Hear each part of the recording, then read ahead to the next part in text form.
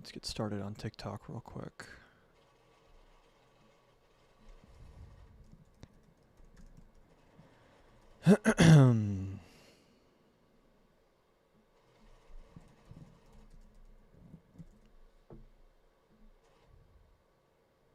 Okay.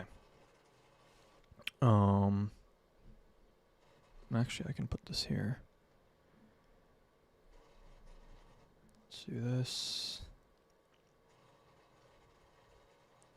There we go. Okay. I think we're live now. Hold on. Let me just get the chat up on my screen.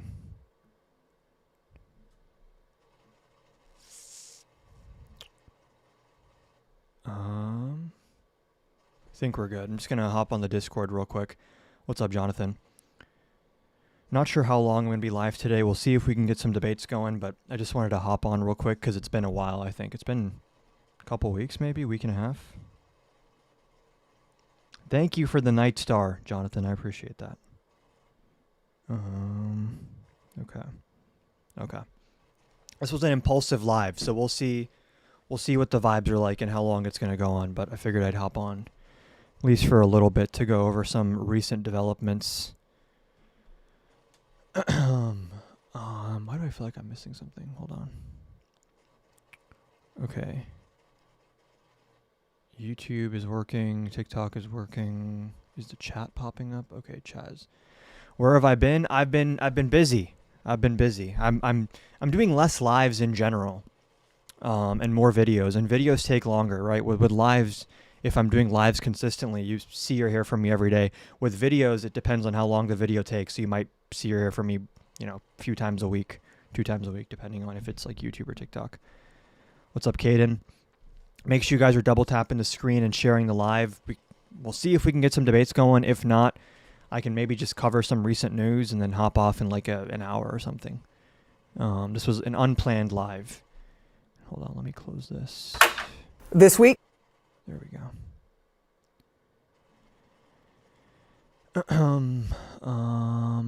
Let's see.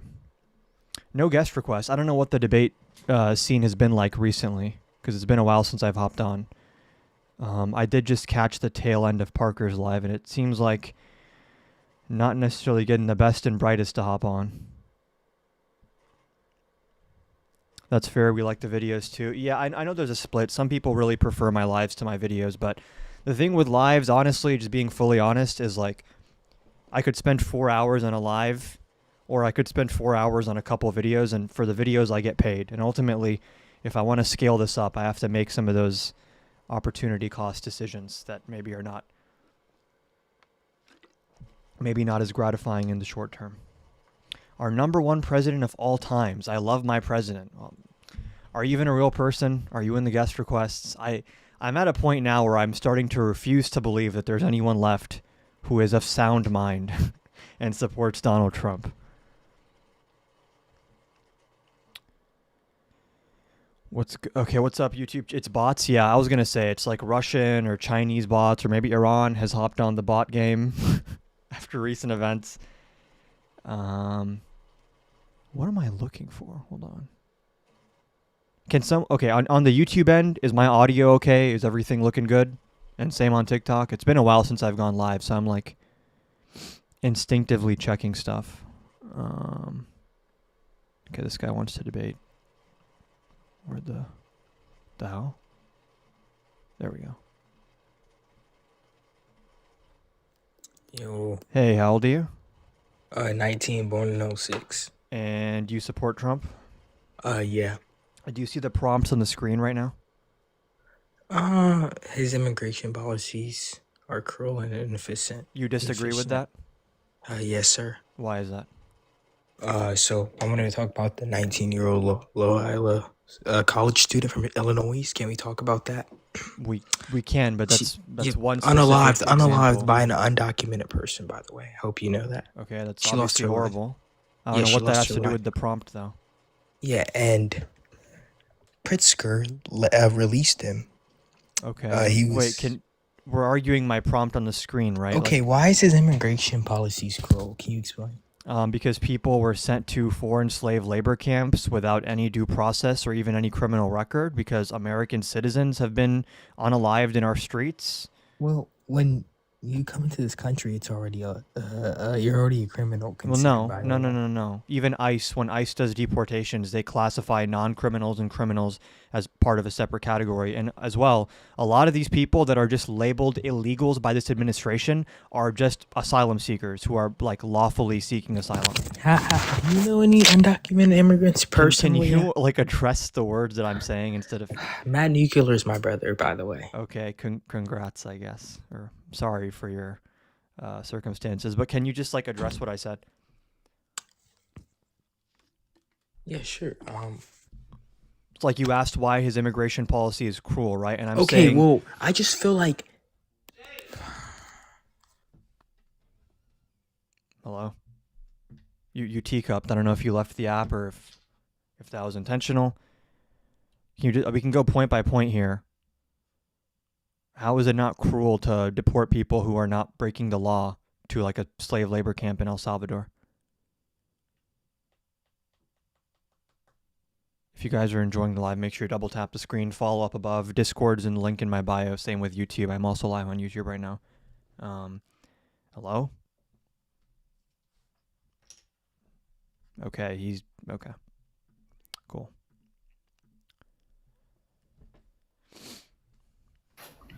Hey, how old are you? Hello? 51. 51. And do you disagree with any of the prompts on the screen right now? Well, you just went like small screen, so What do you mean? your layout. You don't see the thing above me with the 3 sentences or the 3 points? No, because you're like the same size as I am, the box. You got to change your layout. Can chat confirm that? Is my layout messed up? It looks fine on my end.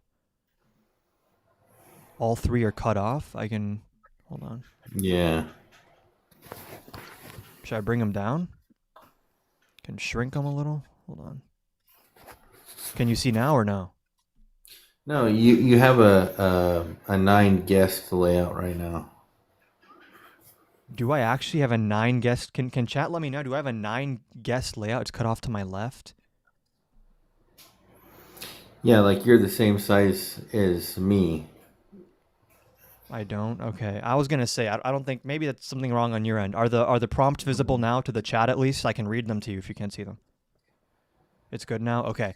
The first prompt is Trump is a threat to this country. Do you disagree with that? Yeah, why would he be a threat to this country? He's the president of it. Well, you think if someone's president, they couldn't be a threat?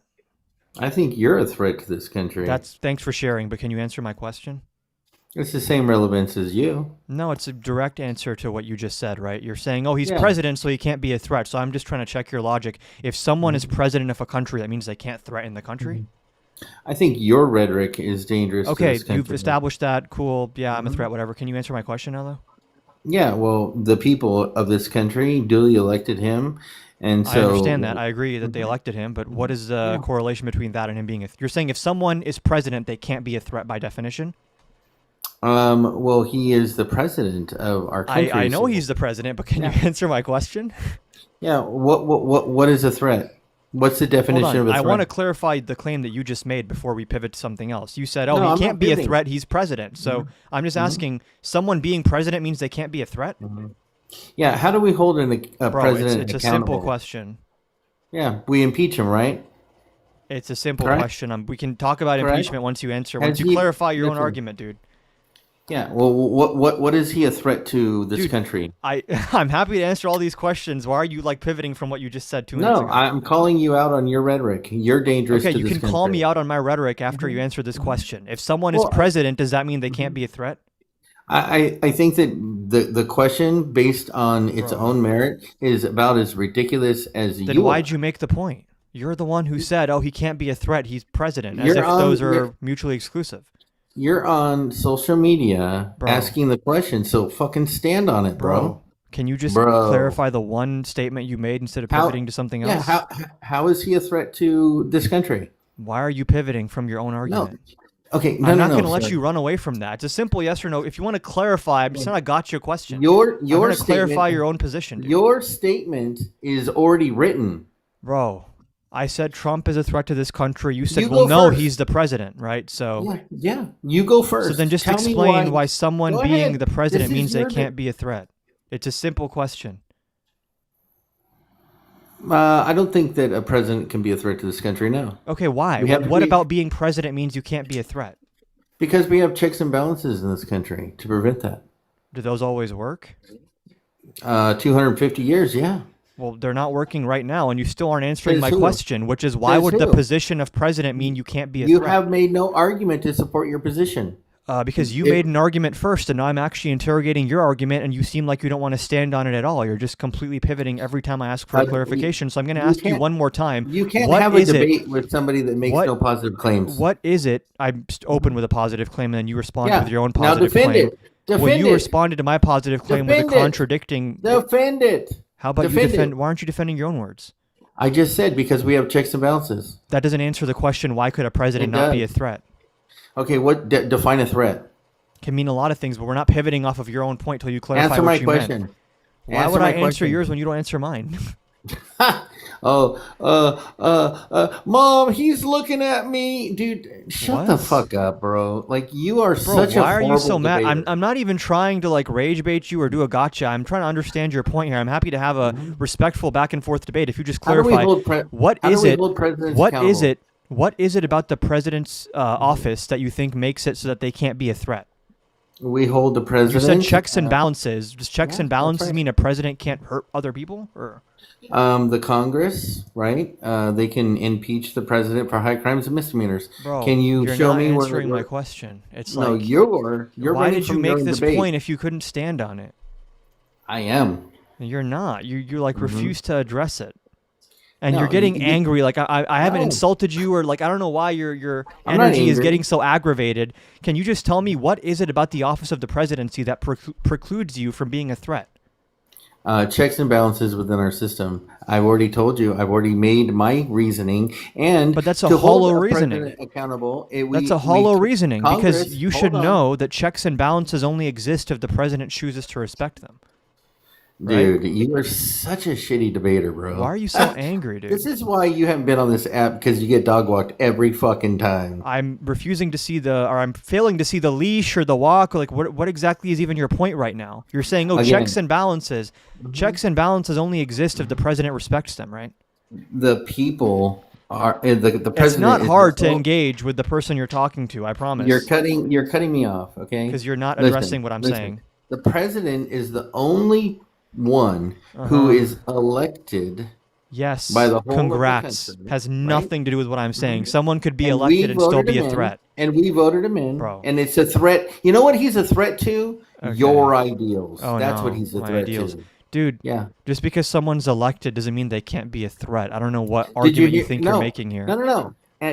Answer my What do you mean, no, point. no? Why aren't you answering what I'm saying? He is a threat to your ideals. Okay, cool. And You you're got the your fucking talking point. You're Congrats. the minority, bro. You are a minority. You're arguing that checks and balances means that he can't be a threat. way But that you you should think- understand. Dude, just calm down. You're arguing that checks and balances mean he can't be a threat. Checks and balances only exist if the president chooses to respect them, right? Checks and balances are 90% norms. The president. So which is checks a and threat balances? to your Bro, ideals? what are you even talking about right now? I understand that, but you know what? America has voted, and we don't think about Okay. things the same way Who's you do. we? Are you America?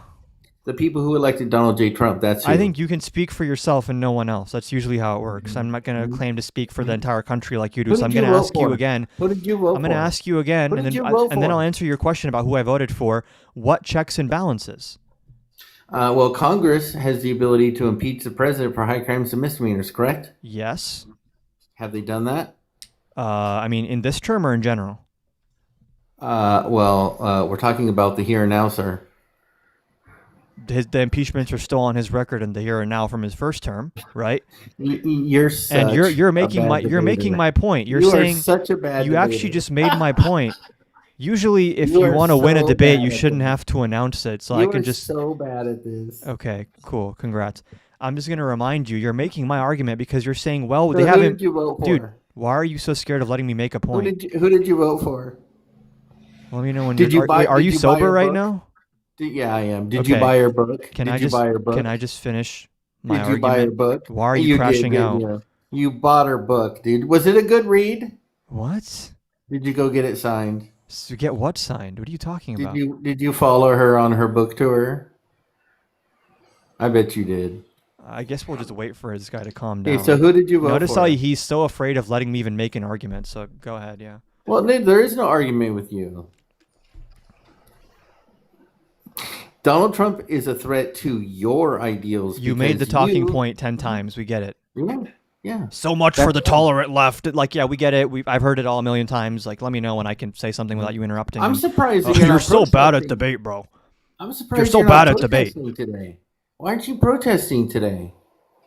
Just let me know when you're done yapping. I refuse to believe you're just sober wanna at this know, point. Why aren't you protesting? Well, isn't it like what No Kings protest today?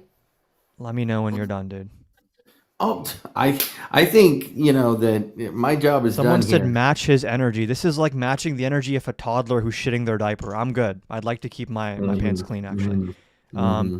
So I'm going to So ask you again. Donald Trump is a threat See, to your ideals. This guy is just okay? here to crash out. These people don't want to have a debate because they know they can't have an actual normal debate. So they just You can't- scream about, oh, I'm you- checks you and can't balances. do- You've already lost, liberal. You can't defend any of your positions because you know That tends to that happen when you don't let someone speak, right? And if you want to just crash out, the floor is yours. Go ahead. I'm not going to waste my time. Yeah, I think that the left wants to pander to the maybe 15% of people that aren't successful. Radical left, in Dr. this Fauci, country. WEF, Hillary Clinton. Yeah, bro, thanks for the talking points. Let me know when you want to engage on the substance. Yeah. Well, Why are you so afraid of Donald Trump? I'm terrified of him, dude. I see him under my bed every night. I try to go to sleep. Now, are you done? Well, Did you that's get what your- you act like. I don't even know what the point of this is, but... That's what you act like. So this guy says the president can't be a threat to the country because impeachment power exists. And I say, well, those checks and balances are only real if they're respected and upheld. And he proved my point because while impeachment power does exist, if the president has capture of his own party and he's not held accountable, those impeachment powers and checks and balances can exist on paper, but they don't actually exist in practice, which you have now. Trump has engaged in multiple impeachable offenses, but Republicans are never going to impeach him What's because an it's a cult of impeachable personality, and you What's an refuse to impeachable engage offense? with that. Yeah, you made a positive claim. What's an impeachable Yeah, offense? and we can get to my positive claim once you actually defend yours. You can't Okay, just so- make claims and refuse to defend them and then just interrogate me the whole time like you've been doing. Well, no, right? you I'm just happy to go said- back and forth. So No, my no, affirmative claim is a response to the claim that you initially made. So Yeah, again, your position is that Donald Trump has broken a law, right? What law has he broken? he's not just to- broken a law; he's violated the constitutional rights of American citizens. I think every president has done that. Okay, can you tell me when Joe Biden was ruled by a court to have intentionally violated people's First Amendment rights like Trump was? Yeah, the Department of Truth when he directed third-party actors like Facebook, Instagram, Which court Twitter case was that? to.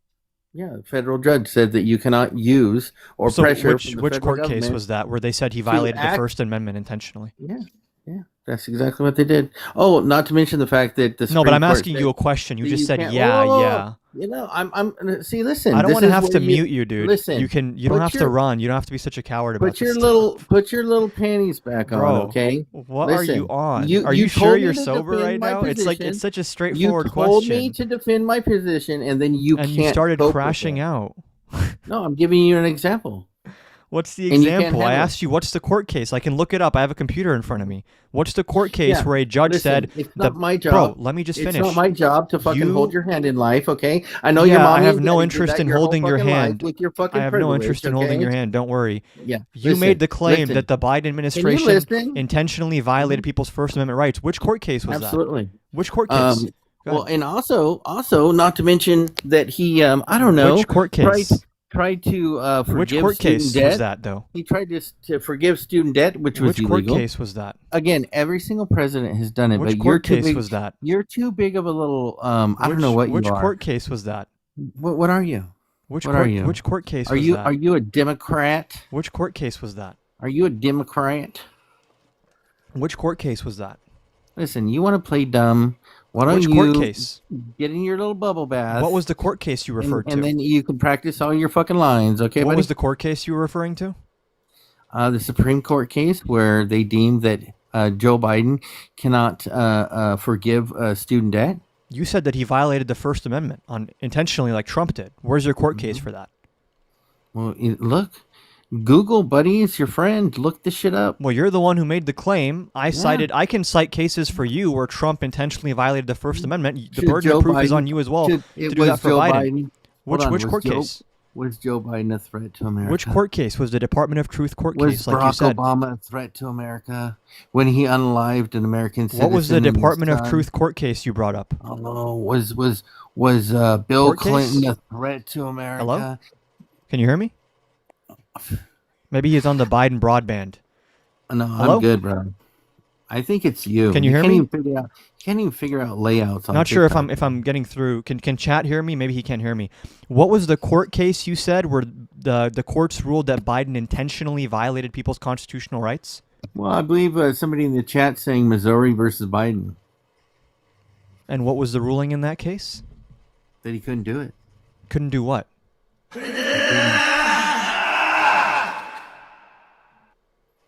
Are you okay? I'm doing great. Are you okay? Yeah. Are you gonna address? Are you gonna? I'm trying to address get the fact- something to address from you. Yeah, I already gave it to you. Yeah, so explain what happened in Missouri versus Biden then. They said he couldn't do it. Couldn't do what? Forgive the debt. That's not what the Missouri case is. You're talking about the student loan case, which is a complete pivot from the claim that you made. Again, You asked I me did- how Trump was a threat. I said he intentionally violated people's This is- constitutional this is- rights. this is- You said Biden did the same thing with the Department of This Truth is on the what First happens. Amendment. This and is what happens. Where's the They Department cannot of Truth defend- court They case? cannot defend their own position. And I hate to break it You're to a little you. bubble boy. I hate to little break it bubble to you. boy. Missouri versus You need to Biden. get out of your mom's basement. I hate to somewhere, break it to okay? you. I really hate to break it to you. Missouri versus Biden. Biden won that case. There was no standing to say that he violated the First Amendment. So I don't know why you. Why did you bring up that case? Was it just because you Well, saw I it in the said- chat? I said somebody in the chat. Mm. Somebody in the chat. So you were grasping at straws because you didn't have any case of your own.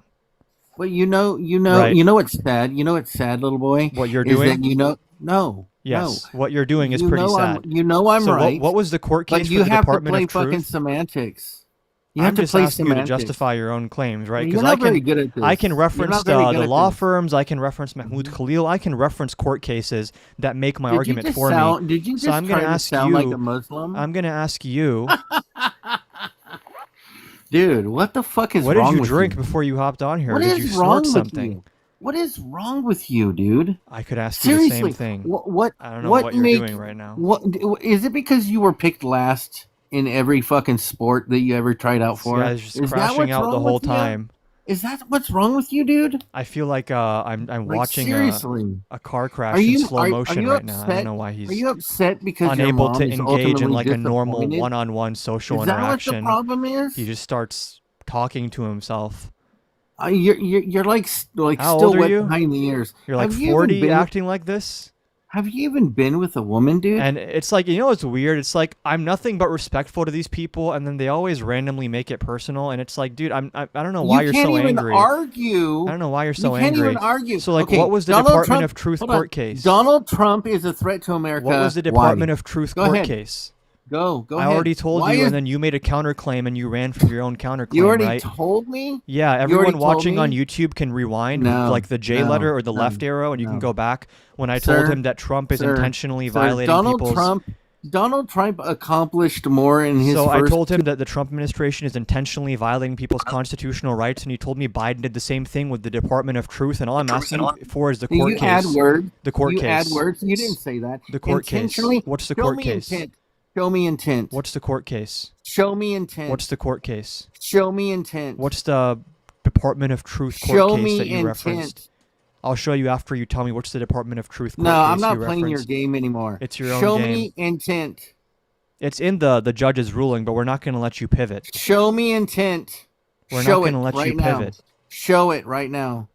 We're not going to let you pivot. You don't get to say whatever you want. It's actually my live, so I could, but I've actually let you say whatever Oh, you want, which dude, maybe was yeah. a mistake. This But is where the rubber meets the road. yep, Show the rubber people meets the road, intent. typical liberal. Show me the proof of the intent. So what's Go the ahead. Department of Truth Show it. court case? Show it. The Department of Truth court case? Show it. Hello? I will listen very carefully. Hello? Young man. Can you hear me, sir? I can hear you just fine. You can hear me? Yes. Can So you- what's the Department of Truth and- court case? Show the evidence of intent. What's the Department of Truth court case? Show me the evidence of intent. What's the Department of Truth court case? Show me the evidence of intent It's right in, now. It's in AAUP versus Rubio. You're free to read Bring the it up. decision if you'd Bring like. it up. I'll bring Bring it it up up. after you justify Bring it your up. claim that you Bring made it up. first. Bring it up. Bring it up. Bring it up. Bring it up. Are you okay? I'm fine, bro. Okay, so what's the Department of Truth court case? You made a statement. Yeah, and I just justified it. Notice how I named the case? You can name your case, and then Bring we'll it go up. through mine first, then yours. Bring it up. That seems fair, right? Bring it up. I'll bring up AAUP versus Rubio, it up. and then after that I want to bring up your Bring it case, up. but the issue is Bring it I up. named the case I'm referencing, and you're not naming one yourself, so I'm just confused. You referenced Yeah. Biden versus Missouri, which is the opposite of your point, so... Yeah. Bring it up. You made a claim. Right, I want to that the bring it up. I want to bring up my administration is case doing and these your things case. I'm just against waiting each for your other. case so I can bring them both up, right? Because you're saying it's analogous. This whole conversation is you go first and then I'll go. No, I'll go first. You go first and then I'll go. I'm happy to go first. You need to answer my questions first and I don't know then why you you're- can answer me. Oh, you're moaning like that. Oh, you need to do that first and then I'll go. My candidate lost and I'm mad. So I'm going to make accusations that the sky is falling. Hello? Oh my gosh. The sky is Are falling. you okay? Donald Trump is president. What am I going to do? Are you okay, dude? Oh, he's a threat to America. Oh my God, what am I gonna do? I'm gonna go protest. He's not a king. I don't care about all of the horrible people that supported Donald Trump because they're just all dumb and racist because they don't agree with me. Dude, that's what you sound like, bro. Well, that's literally what you sound like. You just spent like a minute no, of everyone's I- time I- moaning into your microphone hope, for no reason. I hope everyone You asked enjoyed me. the performance of my version of you, bro. I don't know if enjoy is the word. I'm sure some people laughed, others were disgusted. So I'm going to ask you again. I referenced my court case, AAUP versus Rubio, where intent is established for violating someone's constitutional rights. You said there was an analogous case under Joe Biden, because apparently every president does this, where it was about the Department of Truth. So I'll pull up my court case first. I'm happy to do that. So I'm pulling up AAUP versus Rubio, and then what's your court case for the Department of Truth again? So I can pull them both up and compare them.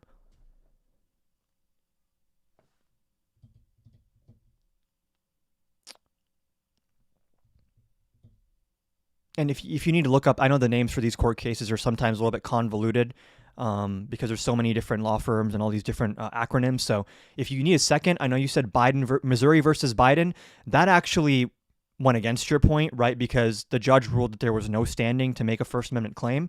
So what is the situation where a federal judge ruled that Trump, or rather Biden, intentionally violated someone's constitutional rights the way that a judge ruled in AAUP versus Rubio?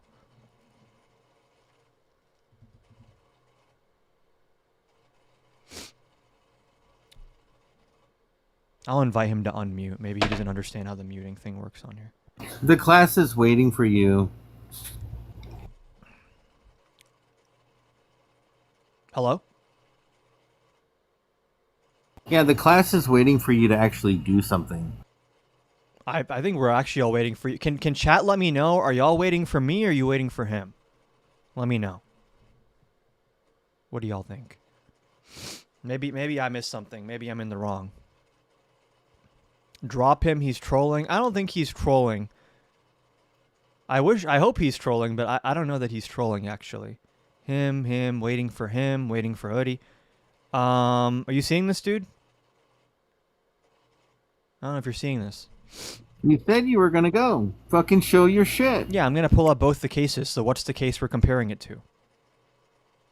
Because you're saying you have a case that's identical to mine, right? We're not comparing anything, bro. Yeah, we You're are. showing your You said evidence yourself. of intent. Go ahead.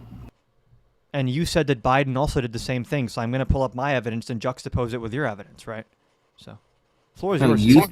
You had a lot to say 2 seconds ago, so go ahead. You said you could pull up a case where Donald Trump And I told you the case. administration had intent. So I told you the fucking case. Prove it. I told you the Prove case, it. right? Yeah, prove it. Wait, so did I or did I not name the case? Yeah, and I can say Fruit Right. Loops, but it doesn't And make it that I'm you're right. happy to pull up the case next to the case that you referenced so we can actually see if both of our points stand up to scrutiny, right? And yeah, I think he went to look it up maybe. Just to remind anyone who's just hopping on right now, he made the claim that when I said that Trump intentionally violated people's constitutional rights, he said every president did that. Biden did that as well with the Department of Truth and the First Amendment.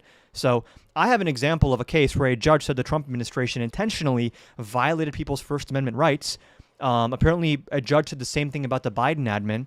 And what I want to do is pull up my case, AAUP versus Rubio, next to the case that he's referencing, and then we can see if in both cases a judge said that this president intentionally violated the Constitution. So I guess we're just waiting on him to provide the case to us, and then we can pull up side-by-side view and see if, in both cases there was intent established. I'm a bit concerned for him because he said Missouri versus Biden first.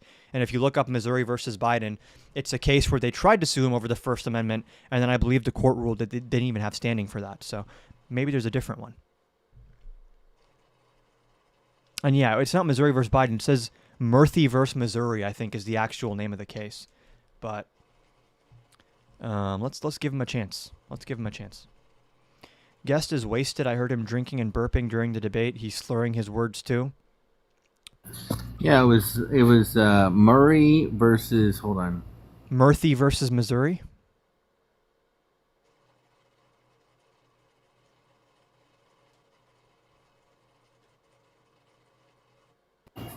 Yeah, that's one of them.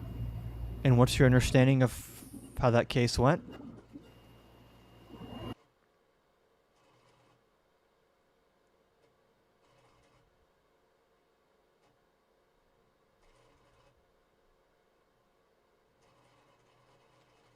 Because my understanding is the Supreme Court said that they couldn't prove injury, so there was no standing to actually bring the case. And just to be clear, that's the same thing as what you were saying in Missouri versus Biden. That's maybe how it's colloquially understood, but that case is Murphy versus Missouri. So you just referenced the same case that earlier you said was not the case you wanted to reference. So I'm a little confused. But let's see. If you guys are enjoying the live, make sure you double tap the screen and follow up above. So could I say, based on the fact that the White House and the federal government, specifically three-letter agencies, were working with social media companies to silence America's free speech, that then Biden is a threat to America? Was a judge actually able to rule that they intentionally violated the First Amendment? Because it's a pretty high standard to make that accusation, right? The DOJ settled on suits against the 242 deprivation of rights under the color of law. The Trump DOJ settled. Yeah. So you were talking about Biden, though, so I'm confused. Yeah, the DOJ under the Biden administration, yeah.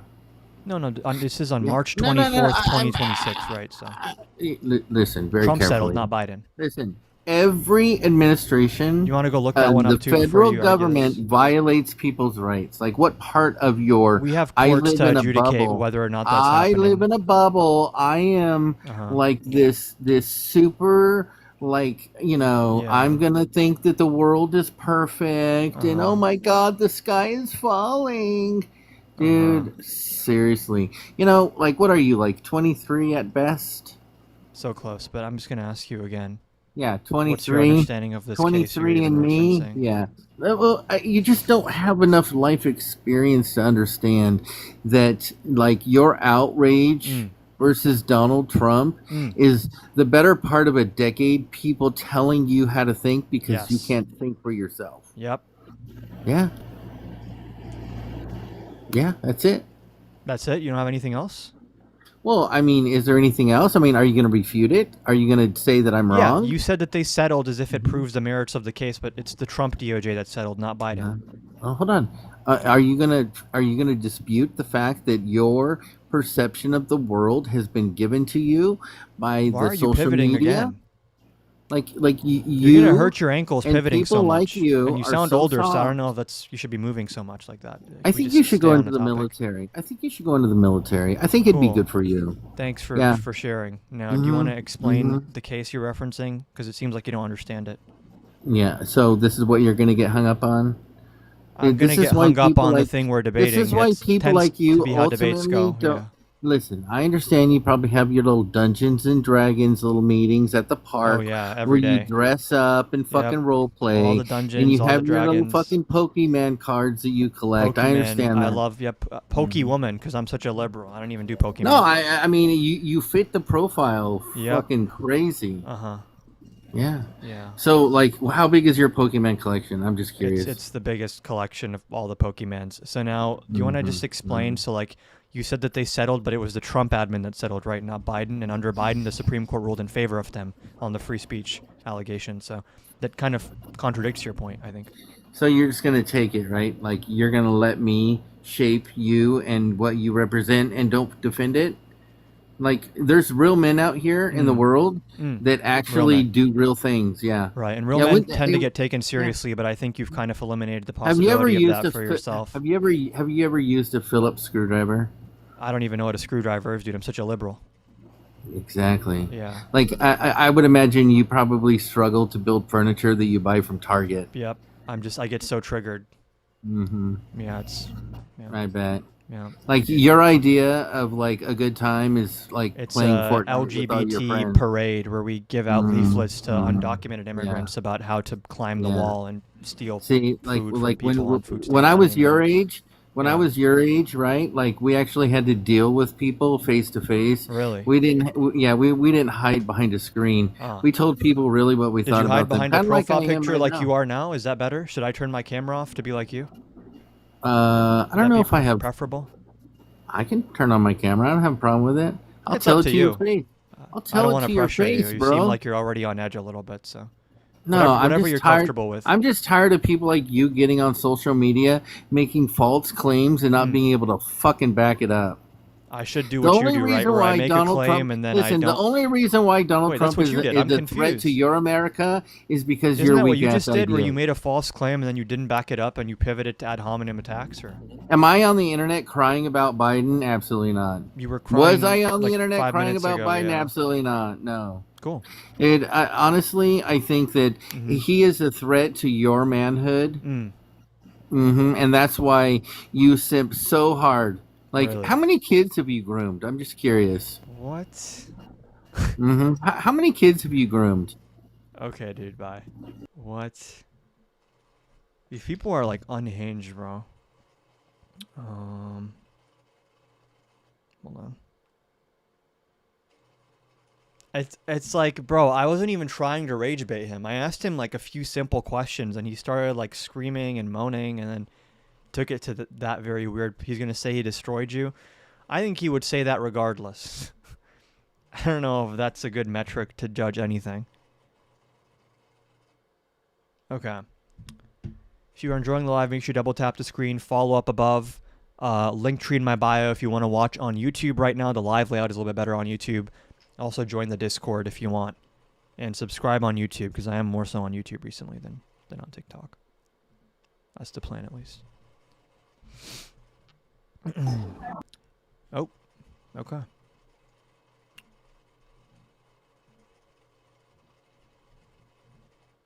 Strange people. Hey, how old are you? 30. And you disagree with any of the prompts on the screen right now? I mean, I don't. I think his immigration policy is good. You don't think it's cruel and inefficient? No. No. Do you want me to explain why I think it is first, or did you have something you wanted to open with?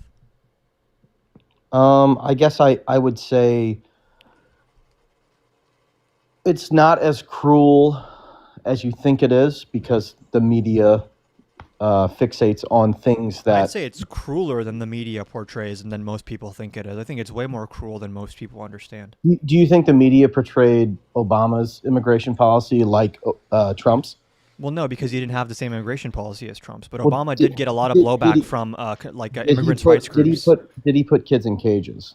Yeah, there was a lot of issues with detention under So, Obama, do you which is think if- which do you is think why if- let me can just you let me respond. finish? Which is why Obama got criticized from the left, right, by immigrants' rights groups constantly. Not Same thing with nearly Biden, as bad as it would have been today. You would agree with because that, Obama right? didn't do anything near what Trump is doing, right?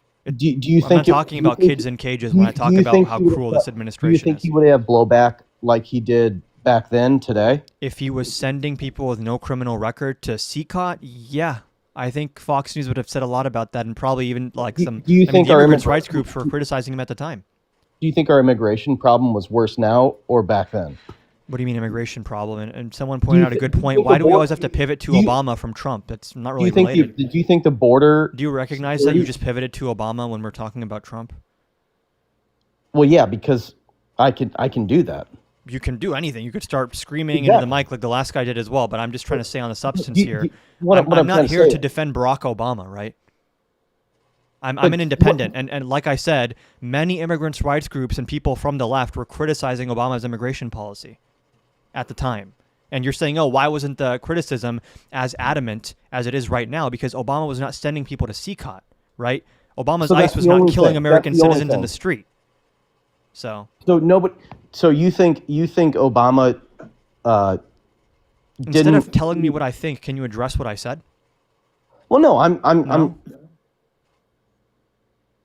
What I'm saying is, you don't think Obama did I anything understand what wrong. you're saying, but what you're saying has nothing to do with the thing we're supposed to be debating. And even then, I'm entertaining it to some extent by talking about it, but we Not can't just really. completely pivot from Trump. Well, I think Trump, what he's doing, he's in a rock and a hard place. I think he's between a rock and a hard place. What I was think the rock and the hard place for like sending people with no criminal record who were lawfully seeking asylum to CCOT? Like what forced him to do that? Against, you I mean, think- violating a judge's order, by the Can you- way. So do you think? Dude, whenever can I you make let a me- point, can you let me no, respond to whenever you I or make what? a point, you ask me, "Do you think?" Or you talk about Obama What's instead wrong of with, addressing what's wrong what I'm with saying. saying that? It's that Why you are you pivot. getting It's triggered? it's a pivot. So what I'm saying is, Uh huh. you don't think he came into a poor immigration situation. You don't think that's true? You're pivoting again. So can you answer my It question? doesn't matter whether or not he came into a poor or good immigration situation. That has no correlation with him How so? choosing. How so? Because whether or not it was poor or not has nothing to do with whether he would send non-criminal asylum seekers to like a slave labor camp in a different country. Like what was that necessity that he had to do that against the orders of a judge as well? By the way, where they Like, who are intentionally you defied a referencing? judge's order. What are you referencing? Luis Munoz Pinto, I believe is his name. No criminal record, came to United States port of entry at the southern border, filled out all the paperwork to legally seek asylum, and then he was detained with no due process and sent to CCOT in El Salvador, which is a slave labor camp where people are tortured. So was that a rock and a hard place where Trump had to send him there? I know no, you just said he came seeking asylum. Yes, lawfully, legally, filled out the paperwork, had no criminal record. So there's nothing else to that story. They told him he looked suspicious and sent him to CCOT. I'd have to And hundreds of others were put in the same situation where they were given no due process and they were sent to CCOT. And by the way, when a federal judge told the Trump administration, hey, you guys can't just kick these people out without due process, they defied the judge's order. After the judge gave the ruling, they sent the plane off anyways. So this is an example of not just them being cruel, but them violating the Constitution to do so. So my question is, do you think this is because he's just, he's a crazy person, or do you think it's because there is an issue with immigration in our country? I can tell you why I think they did it. Can you let me finish, man? I mean, like, God, you keep interrupting me. Please, if we can just stay on topic, you're free to talk as much as you want. Are we not talking about immigration? We're talking about Trump's policies being cruel and inefficient, which is the prompt you picked. Is it immigration? It's related to immigration, but it's not just yeah, a vague exactly. noun, right? It's specifically the policies, So- the nature of the policies. So do you think he took office and can you answer this question? Please. Was there a problem with people coming into our country illegally? Obviously, by definition, if someone's coming in illegally, it's a problem. So I mean, But you don't are solve a problem. Are you not? You are don't just not solve being- every are you problem by not putting being people in jail. Disingenuous there by like, do you think there was a problem? I think you're being with our disingenuous by implying that because there's a problem, it means we should, be extremely harsh and put people in slave labor camps. How many people have gone to that? Like, hold on. If Hold there's on. a paperwork, how many people have gone? Quote hundreds, unquote, that hundreds. Who are they? Many of them were people who were given no due process and have no criminal record. Like who? Like who? Like Luis Munoz Pinto. Okay, like name- Kilmar name- Abrego Garcia. Well, we can already know that guy was not a good person. Hold on. Is that the metric for when the government can take away your freedom? Is if some dude on TikTok thinks you're not a good person, you don't get due process?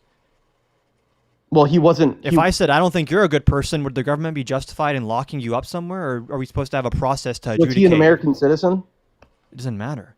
Was he an American citizen? No, but that's not relevant. How so? Due process does not only apply to American citizens. So any random person should deserve due process. Anyone subject to the jurisdiction of the United States government gets some kind of due process. Now, the extent of the due process is going to vary based on what their position is.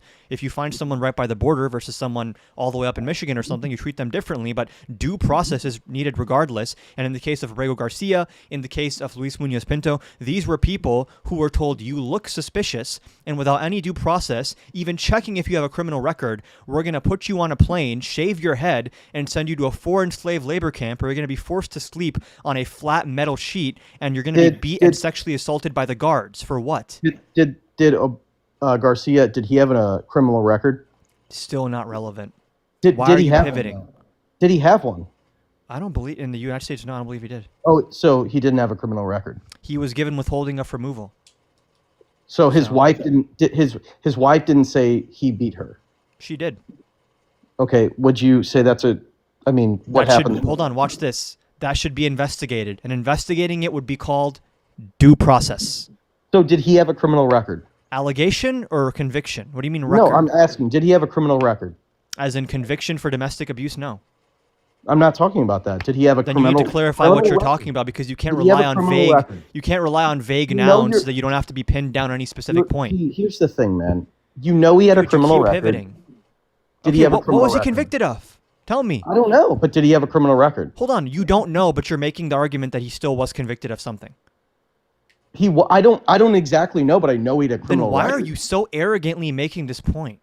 Did he have a criminal record? I don't know. You don't know, right? No one knows, I guess. Right, I'm exactly. going to take your position. If you So don't know, you I don't don't know either. What I do know is that he had legal status in the United States. That's what I do know. He was given withholding of removal from a judge. And by the way, withholding of removal is harder to get than asylum. Is a higher standard for that. Now, you can say there's allegations, and what I would say, well, let me just finish. What I would say, as I say with every allegation, is if there's an allegation of criminality, it should be investigated. And you can't just send someone to a slave labor camp because you don't like the vibes. That's not how this works. Right. So, Now, listen, I have addressed your points multiple times. You have yet to address a single point I've made. Okay. So What justifies sending Luis Munoz Pinto, and dozens of others with no criminal record who are trying to follow the rules to a foreign slave labor camp without even due process? And by the way, the conservative Supreme Court unanimously ruled that they were violating due process. Even Clarence Thomas, I'm pretty sure, ruled against Trump on this one for Abrego Garcia. And then Trump proceeded to defy the Supreme Court for like 2 or 3 months. So these instances are not just them being cruel, it's them being cruel in an extrajudicial, illegal, authoritarian way. And then instead of addressing that, they're not only being cruel and oppressive, they are violating our Constitution and acting in an authoritarian manner. And all I get back from you is, well, was he a criminal liberal? Well, what about Obama? What about Obama? And it's like, dude, we can talk about those questions, but it starts to that's seem a fair extremely question, bad though. faith. Those It's questions a fair start to seem question. bad faith when they're asked to obfuscate and change the topic from what's actually the subject at hand right now. all I'm saying is, I mean, sure, I'll give you this. I'll concede this. Maybe he's not doing, maybe he's not handling, you know, the deportation perfectly. Oh, I will. hold on. This is a great point. Not handling it perfectly would be like, okay, he should put in more effort so people are So, like, treated. are you Hold on, gonna let me just interrupt finish. me when I Let me try just and make finish. a point, Well, because you or can't what? make, if you make 5 points, how am I supposed to address 1, 2, 3, and 4? Because the last thing you say is 5. Then we talk about 5, and you just You got away just with points interrupted 1 me through when I 4. was trying to make Because one you made point. 1 point. Now let me address that point. Then you can make points 2, 3, 4, and 5 instead of making all of them at the same time. And now I have to pick and choose which one I'm going to address. I mean, When you say this I is just understand not what you're perfect or saying. you could do better, I that was still in the implies middle of my one you're point. implying incompetence. I'm saying no, it's not incompetence. They do this on purpose. The DOJ was told when the judge tells you no, tell the judge fuck you. This is what they were told. And then what happens? The judge says, hey, you can't just randomly send 200 people to a slave labor camp with no due process. And they told the judge, fuck you. And the plane took off regardless. That is not a mistake. That's not, oh, Trump was between a rock and a hard place. He had to do what he had to do. This is not like Obama where it's like, hey, man, you should be putting in more effort and more care to make sure people are treated humanely. This is none of that. This is intentional. This is malice. This is trying to hurt people, trying to make an example out of people, making propaganda videos on Twitter showing random people being put in shackles and having their heads shaved and sent to this weird pseudo concentration camp.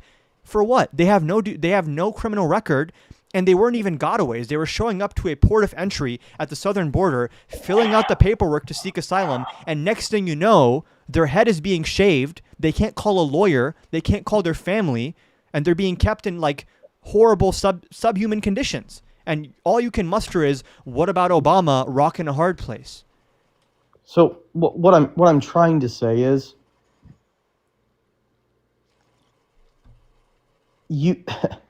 what I'm trying to say is, I do believe Obama. Like you can cut me off by bringing up Obama, but it is true that his deportation project was arguably worse than No. Trump. How can you say no? You can argue that Obama's deportation policies and his immigration policy had problems, as immigration rights groups pointed out at the time, and people from the left criticized him. But those were not Obama saying, yes, let's hurt the kids, let's hurt the immigrants. In the case of Trump and Stephen Miller, Hold on. In the case of Trump and Hold on, Stephen no, Miller, no. you have displayed Can you intent just of repeat what you malice. said? Let's hurt the kids. Huh? Can you repeat what you said about that? Under Obama, what you had was an immigration policy that did not put sufficient emphasis on humane treatment and comfort. What you have under Trump is an immigration policy that is meant to make an example out of people, to scare them away from coming to the border and even scare them away from seeking asylum, which is why they tweet these propaganda videos making fun of people who, again, the people that were sent to CCOT, they made a propaganda video of this where they're all in shackles, they're all guided off the plane, and then all of their heads are shaved and they're shoved into the corner. They're roughed up by these guards in Who were those CCOT. people on those planes? Many of them were just asylum seekers with no criminal record. Can you prove that? Luis Munoz Pinto. That's one dude. Okay, so now you need at least 2 dudes. And if I say 2, you're going to say, that's 2 dudes. So now I have to give you 100 individual names? No, but see you how the don't- goalposts but keep What shifting? you're doing, The what you're doing, goalposts keep shifting. you're referencing a video and you have no idea who is in that video. I referenced this is the same flight Tell me- that tell was me- that tell me who are the- Boasberg. Hold on. tell me who are the and you people don't get on to that- ask me for all these specifics for when I give you the specifics instead of engaging you with don't- it. you don't know Hold the on. specifics. When I give you, You a don't know specific, the- when you're I naming give you one person, you're when naming I two give you a people. specific, you're like, don't- that's you not only enough. named I two want more. people. Hold on. I give you a specific, and you say, that's not enough. I need more specifics, actually. And then I give you another specific. Oh, well, what about the other specifics? What about Obama? It's like you can't engage with anything I say because But it here's seems the like thing. it Here's seems the like thing. you're You've working named two backwards people. from I have to defend Trump some way. You've named 2 illegal immigrants and that's it.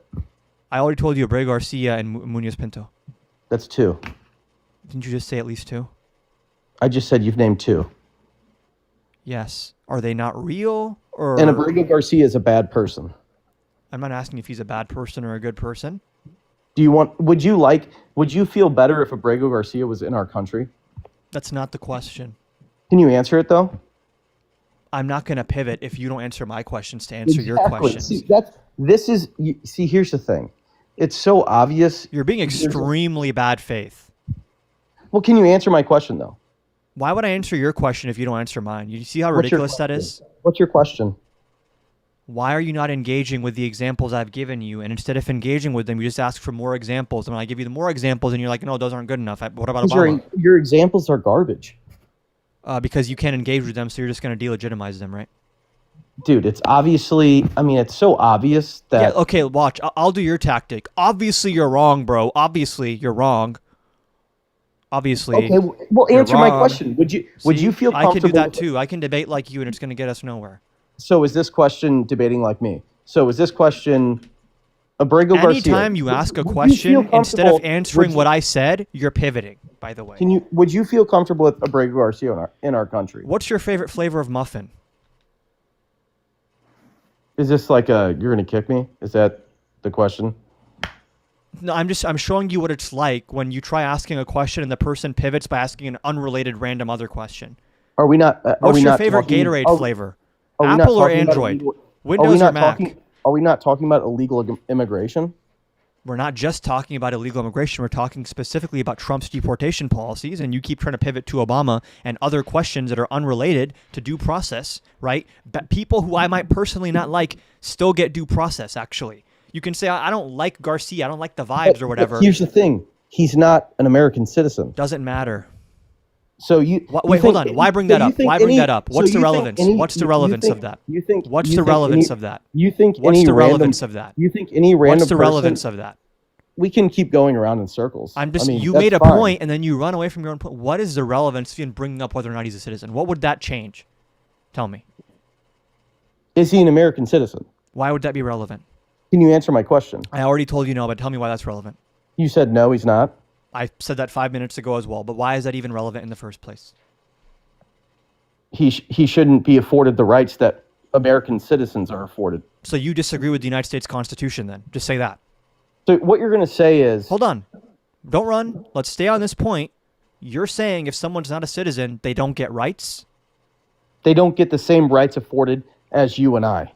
They don't get the rights afforded to only citizens. Thankfully, due process is not one of those rights. Those would be things like voting, right? Non-citizens don't have the right to vote because the Constitution explicitly says citizens can vote. Who's But when talking we're- about voting? Hold on. I'm showing you that some rights only apply to citizens. Due process is not one of those. Everyone gets due process. So for you to reference his citizenship status in a conversation about due process is not relevant. And I'm asking you, why even bring that up? What would that he's not an change? American- He's not an American citizen. By the way, even if he was a serial killer, undocumented mass rapist, he would still get due process. I mean, do you hear how stupid you sound?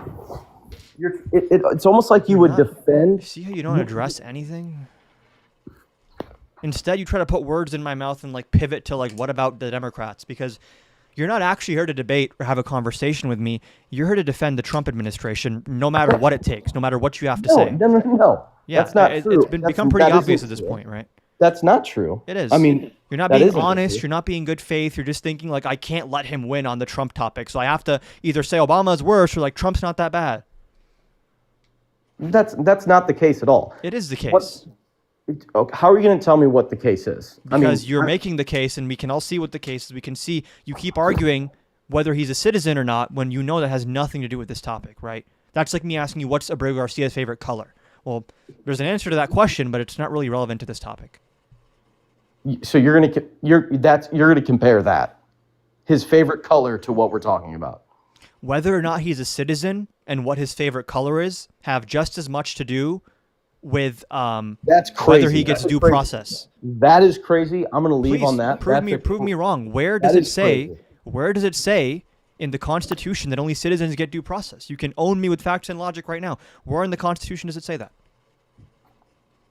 Because there are rights. I know in the Constitution it says anybody is Persons. afforded. All persons, Anybody right? is afforded due process. I know Yes. that. So then why ask if he's a citizen? Has he broken the law? You see how I asked a very legitimate question, and then look what you said in response. You've already done that. I've asked you multiple questions. I've and had to did the ask you to same say. thing. You asked me multiple questions. I've asked you just one or two questions over and over because you can't engage with them. I've asked you multiple questions and you do the same thing. This Yeah, is the notice how problem. you've We're had to gonna ask keep me doing this. multiple We're gonna go questions, around and I've with only it. asked you one or two questions because I'm actually sticking on topic, and you're throwing everything at the wall to see what sticks. So are you. No, I've only asked you one or two questions. You've asked me like 30 Really? questions. You've only asked me one or two questions. Yeah, why is him being a citizen relevant? I've been asking that for 5 minutes now. So you don't think it's relevant? See how it's like this is why I have to keep asking you. Is you answer my question with a different question to pivot. So? What's wrong with that? You can do it if you want, but then you're not debating. You're just defending Trump. You're just here to run cover for them, which is fine. If you want to be a victim of their propaganda, Okay, like so how an about this? unpaid What foot if, what if soldier I for just told MAGA. you I do not like Trump and I'm doing the same thing? What? What if I'm saying the same thing but I don't like Trump? You'd be defending Trump, but you don't like Trump? No, I'm defending conservative policies. Don't conservatives, aren't they supposed to care about the Constitution? Yes, But you don't, right? I do. I do. No, but then you wouldn't bring up his citizenship status for his due process because it's unrelated.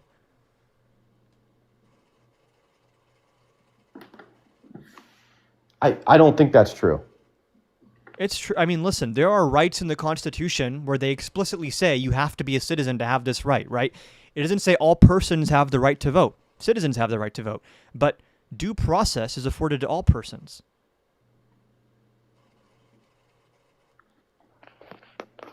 And you seem to be saying, well, listen, man, that Garcia guy, I don't think he was such a good guy, and because the vibes are not great, I think he doesn't get due process. And by the way, I never he was said a that. citizen. I never said that. More or less what you were saying. I mean, if you're didn't free say to that, but clarify, I mean- but you've only doubled down on this point, so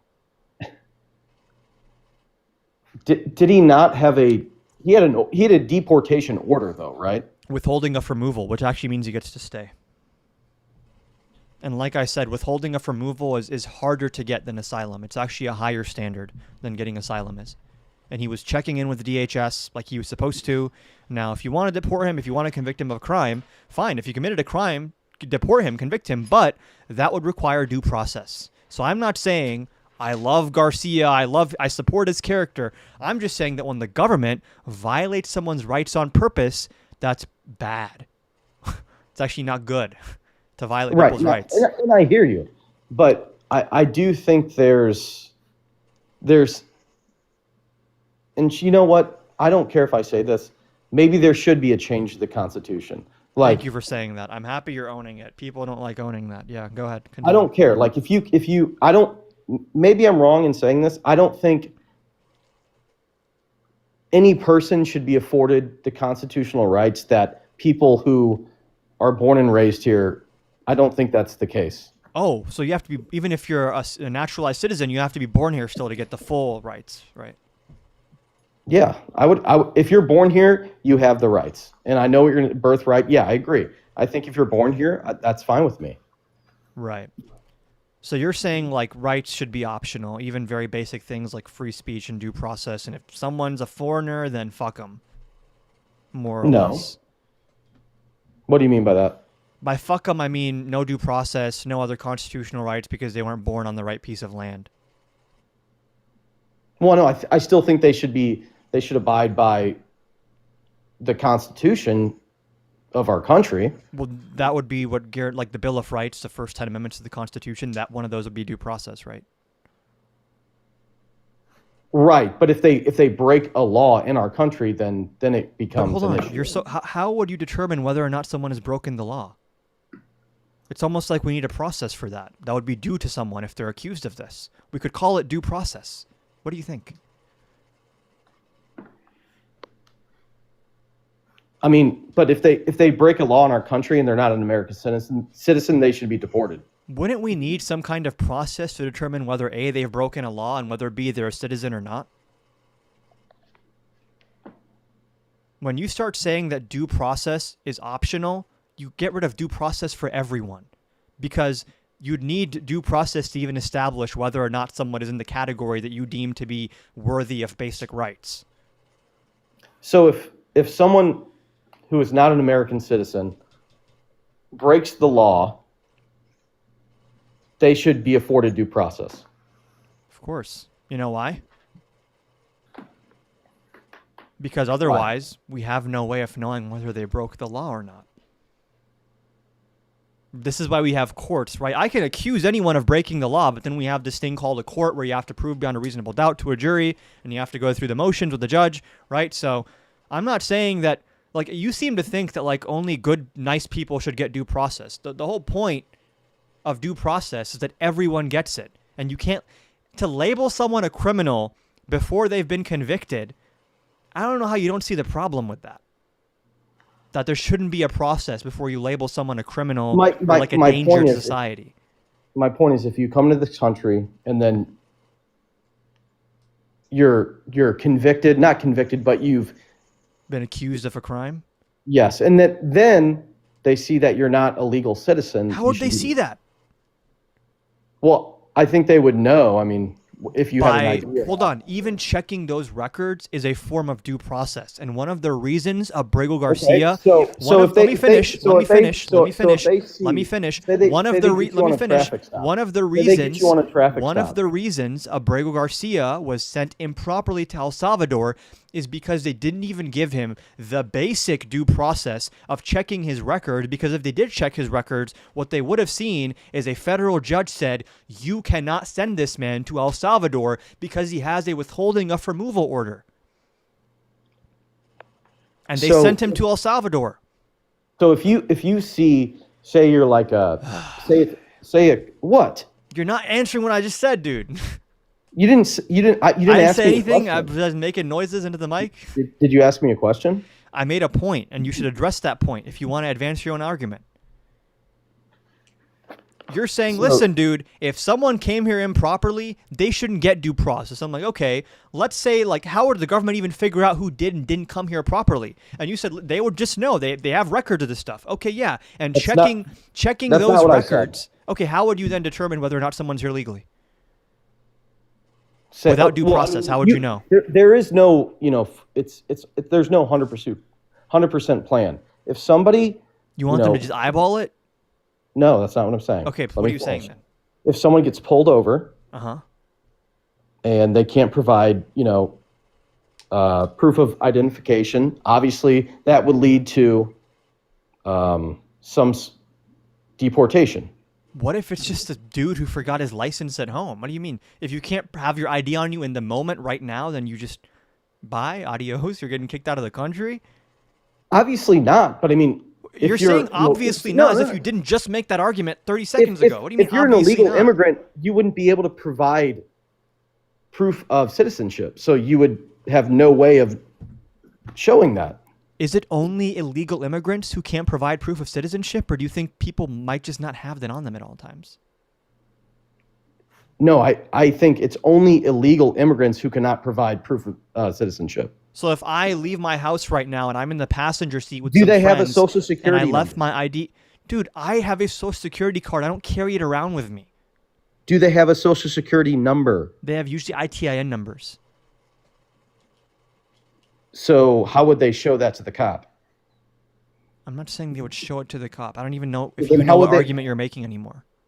What I'm saying is they would have no proof of identification. I'm saying whatever metric you would like to use to determine whether or not someone is a citizen, that metric, using it to make that determination, would be a form of due process. And that was a basic form of due process that was not afforded to Garcia, which is why he was deported to the one country a judge said you cannot deport this guy to. So he got due process then? No. Well, how do you think they what I just said? How did they figure out who he was then? Because after they sent him, and after he was in shackles and being abused in a foreign slave labor camp... You just said that would be a form of due process. What is due process? It's before the government acts again. Oh, under your logic, the government can lock you up, and 10 years later, they're like, oh, wait, sorry, this guy doesn't belong here. We'll let him out now after 10 years.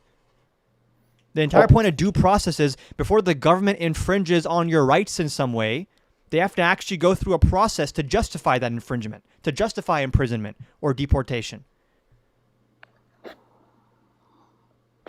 And it's like you're arguing points that it's like, I guess you said you don't really like the Constitution, so that's fine. You're just arguing again. I I guess never said I didn't like the you said parts of it should be changed, like due process applying to everyone. I mean, I do find it like weird that people who aren't from this country get Or afforded the treated same. with basic fairness. You find that weird? Are you putting words in my mouth, or are you not? I'm just explaining your own logic to you because you seem to be unable to grapple with the implications of what you're saying. So you think someone who commits a crime in this country who isn't from here and doesn't have citizenship should be afforded the same rights as someone who is from here? It's not what I said. That's what I'm saying. You said that we have to first determine whether or not they're from here, right? That would be implied in the entire hypothetical you gave me, right? What I'm saying is someone who Right. commits a crime here and is not from here should not be afforded the same rights as someone would who is we from know whether or not they're from here? How would we know that? here. Proof of citizenship. And analyzing that proof would be a form of what?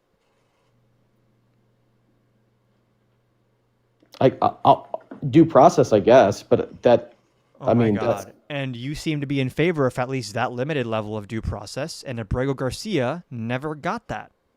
but did they not? Munoz Pinto never did they got not that. analyze who he was? No.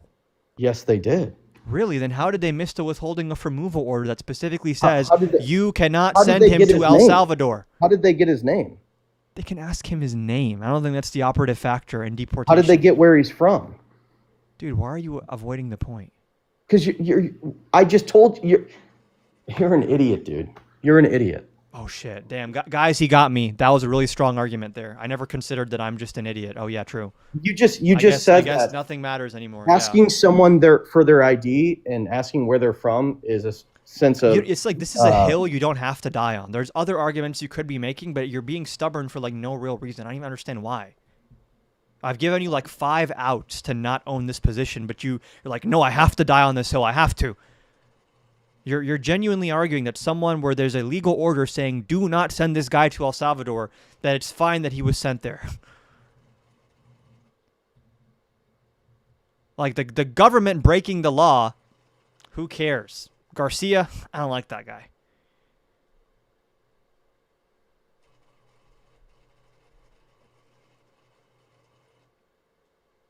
And it's like, dude, they don't even make the strong. You could make the argument like, well, I think we should have a different asylum process, and like it's too easy to get in and wait to. Okay, he just left. Okay, yeah. It's never the semi-sensible where I think our system should be reformed because the wait times before you see an immigration judge are too long, and in the meantime you put too much burden on infrastructure.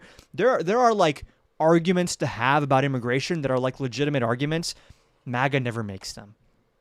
They never actually talk about what's like a more maybe centrist or center-right reform. It's always just brown people, fuck them. Send them to fucking CCOT. And they'll never say it that way, right? That some of them will. Some of them will. But even this guy, how long did it take to finally get it out of him that he doesn't really like the Constitution, right? He spent 10 minutes thrashing around, refusing to come to terms with his own argument. Eventually he goes, you know what?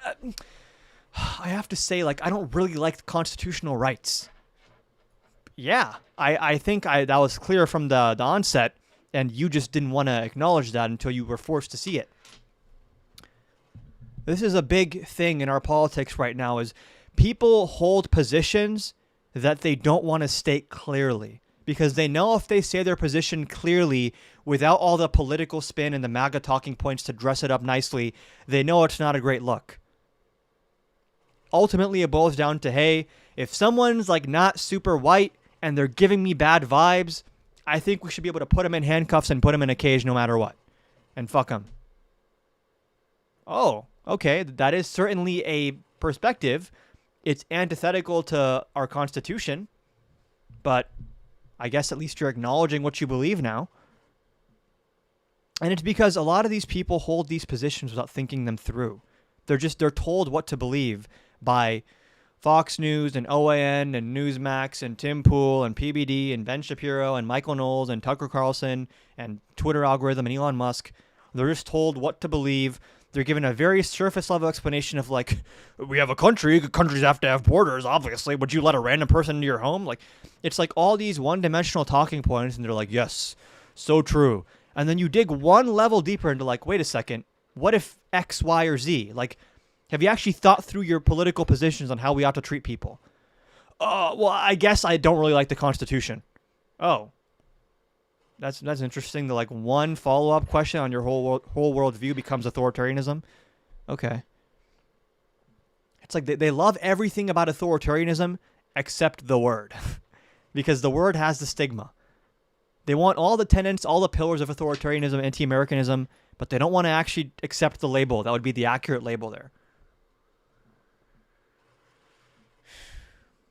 And in both cases now, I haven't insulted these people. Maybe I've been like a little bit cheeky and kind of like laughing at them, but I haven't ad homed anyone. I haven't insulted anyone. And without fail, you're just stupid, bro. You're just a typical liberal. Oh, okay. I guess, yeah, true. You just won with facts and logic, I guess. So true.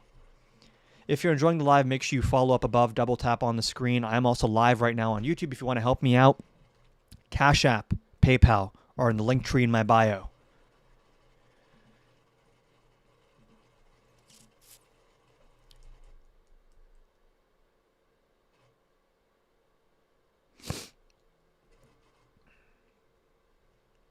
Thank y'all for the gifts, by the way, for the hat and mustache and all the pinch faces.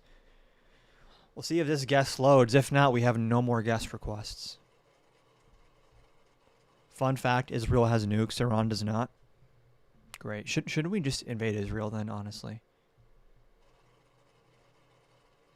I understand, but like, man, I haven't talked a lot about Iran on live, but it's getting to a point where I'm like, what the fuck are we even doing, bro? The Strait of Hormuz is open. If it would be open if it was open, guys. Listen, it's pretty much open except for the fact that it's closed.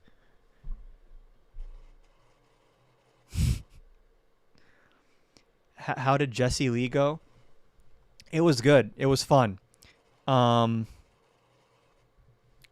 into it, I was like, I'm going to plan the perfect talking points and all these things to say.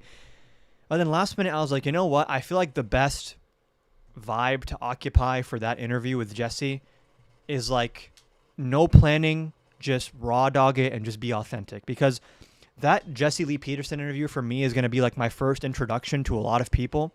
So it's not just that I want to be like, oh, Jesse, I'm perfect banter. I'm also like, in some sense, introducing myself to like a certain audience. So honestly, I scrapped a lot of my very like meticulous planning of like, I'm going to say this if he says this. And I was like, I'm just going to go in and be like super authentic and just see what happens. And like, he's ridiculous enough on his own face that even if I'm not trying to like be funny, it'll just end up being funny because he believes some crazy shit. So I think I was able to do something unique with him, which is like push back on some of his claims without getting aggravated and kind of being like incredulous while doing so. It's hard to explain, but the cool thing about Jesse Lee Peterson is it's like a choose your own adventure game. There are like 30 different strategies you could take talking to someone like that, and all 30 of them are like amazing in their own way. Like he asks me at one point, "You want to hear about my dream team?" I was like, "What's your dream team?" The Great White Hope, Trump, Netanyahu, and Putin. And I was like, "That's your dream team?" And he's like, "Yep, it's a dream." And I was like, "I don't know, man. That sounds more like the nightmare team." And then he does this thing where he like laughs as if he knows what he said is ridiculous. And my favorite thing that he did is like mid-debate, mid-conversation, he'd ask me a totally unrelated question, and I'd be like, yes. He'd be like, I rest my case. Middle of the argument, I rest my case. What case? We're halfway through the conversation. He's trying to rage bait? Nah. If he was, it didn't work. I had a splendid time. I treated it just like I'm at some social gathering and there's like someone's really weird uncle or like really like Looney Tunes grandpa is there and he wants to strike up a conversation with me where it's like, I'll be earnest enough to stand on my beliefs and argue for what I believe in, but I'm not going to be so earnest that I let you get away with some crazy shit. I wonder if he knows he's being ridiculous and knows it gets him an audience. Dude, here's another really funny thing, right? He opens by asking me the first or second question, do you love the Jews? And I was like, I love the Jews. I love everyone, right? He always loved asking me, black people, white people, the Jews. I'm like, Jesse, I love everyone. I love all people. And then 15, 20 minutes later, he gets me. You love everyone? Really? Do you love Benjamin Netanyahu? I was like, shit, Jesse, you kind of got me there, actually. I don't know about that one. That's a good question. I don't know if I can say that I love Benjamin Netanyahu. And then he goes, well, you said you love everyone. Clearly not Netanyahu. And I was like, you know what, Jesse? I concede. You're right. I love everyone except genocidal, authoritarian warmongers. Everyone except authoritarian, genocidal people, I love them. But yeah, not those, not that group. You're right. You're right. I don't love everyone necessarily. Do you have any other big things lined up? Not right now, but we'll see. We'll see. The Jesse interview, I think, will be a good first introduction to me for a lot of, like, I'm more excited for people to watch that who don't know who I am than people who watch my stuff. Because what's the word I'm looking for? Preaching to the choir, or no. Like, one thing that I could have done going into this is just a full performance for my audience. Like, just all memes, all jokes, just mocking him the whole time. But I was like, if I do that, then it's like, I lose like my authenticity to an extent because I'm so focused. It's pandering, and it's also like I'm not in the conversation. I'm like making calculations and rhetorical strategies. And I was like, you know what? Let me just go into this as like no preconceived notions, just fully earnest and honest, and let's just see where it goes. When does it air? I think he said end of April, early May, maybe? Honesty alert. I think it worked well because there was one point where, what did he ask me, bro? He said so much weird stuff, bro. He was like, do you believe in civil rights? And I was like, yeah, I think civil rights are good. Do you believe it was a mistake to give women the right to vote? No. Why not? Because I believe like everyone should have equal rights under the Constitution, like the right to vote, free speech, due process, whether they're black or they're a woman or whatever. You know, civil rights isn't real, right? Huh? I'm quoting him, okay? I used to live on a plantation picking cotton, and life was way better back then, during Jim Crow. I was like, no, there were like a lot of institutional roadblocks to black people like living in certain places or getting certain types of loans. In fact, one of Trump's first entries into the public sphere was his family being sued for discriminating in housing. He goes, redlining wasn't real. It was a conspiracy. Huh? I'm like, then what was the point of the Civil Rights Act? Like, wasn't the whole point of that to stop having unfair treatment? And then he goes, civil rights wasn't real. It never happened. And I was like, no, there's a piece of legislation called the Civil Rights Act that was like signed into law. And I think he just said amazing. And then we changed the topic.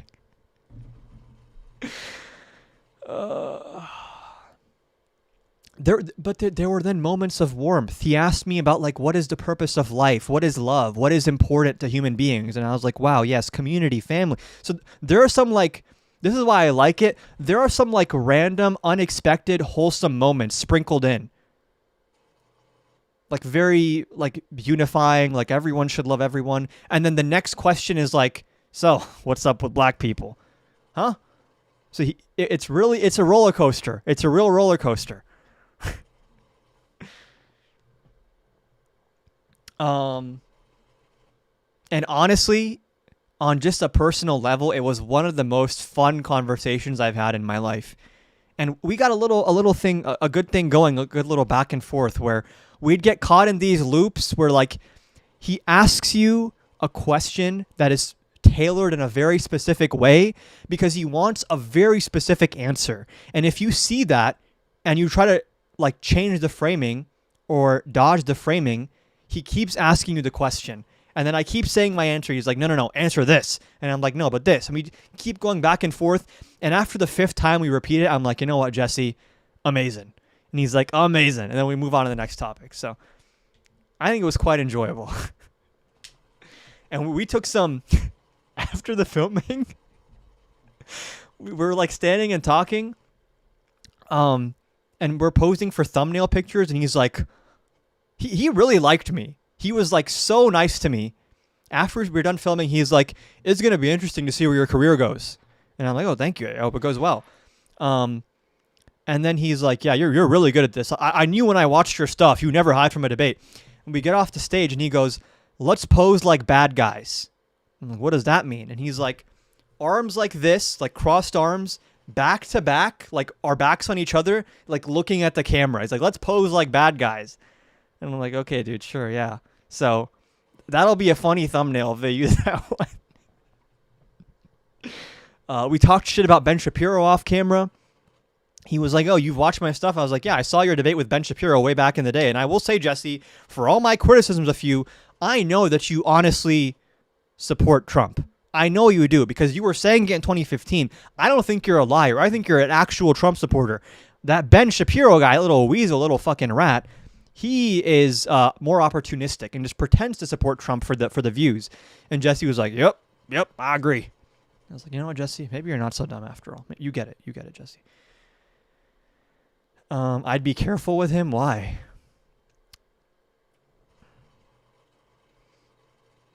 Hold on. I gotta go soon, by the way.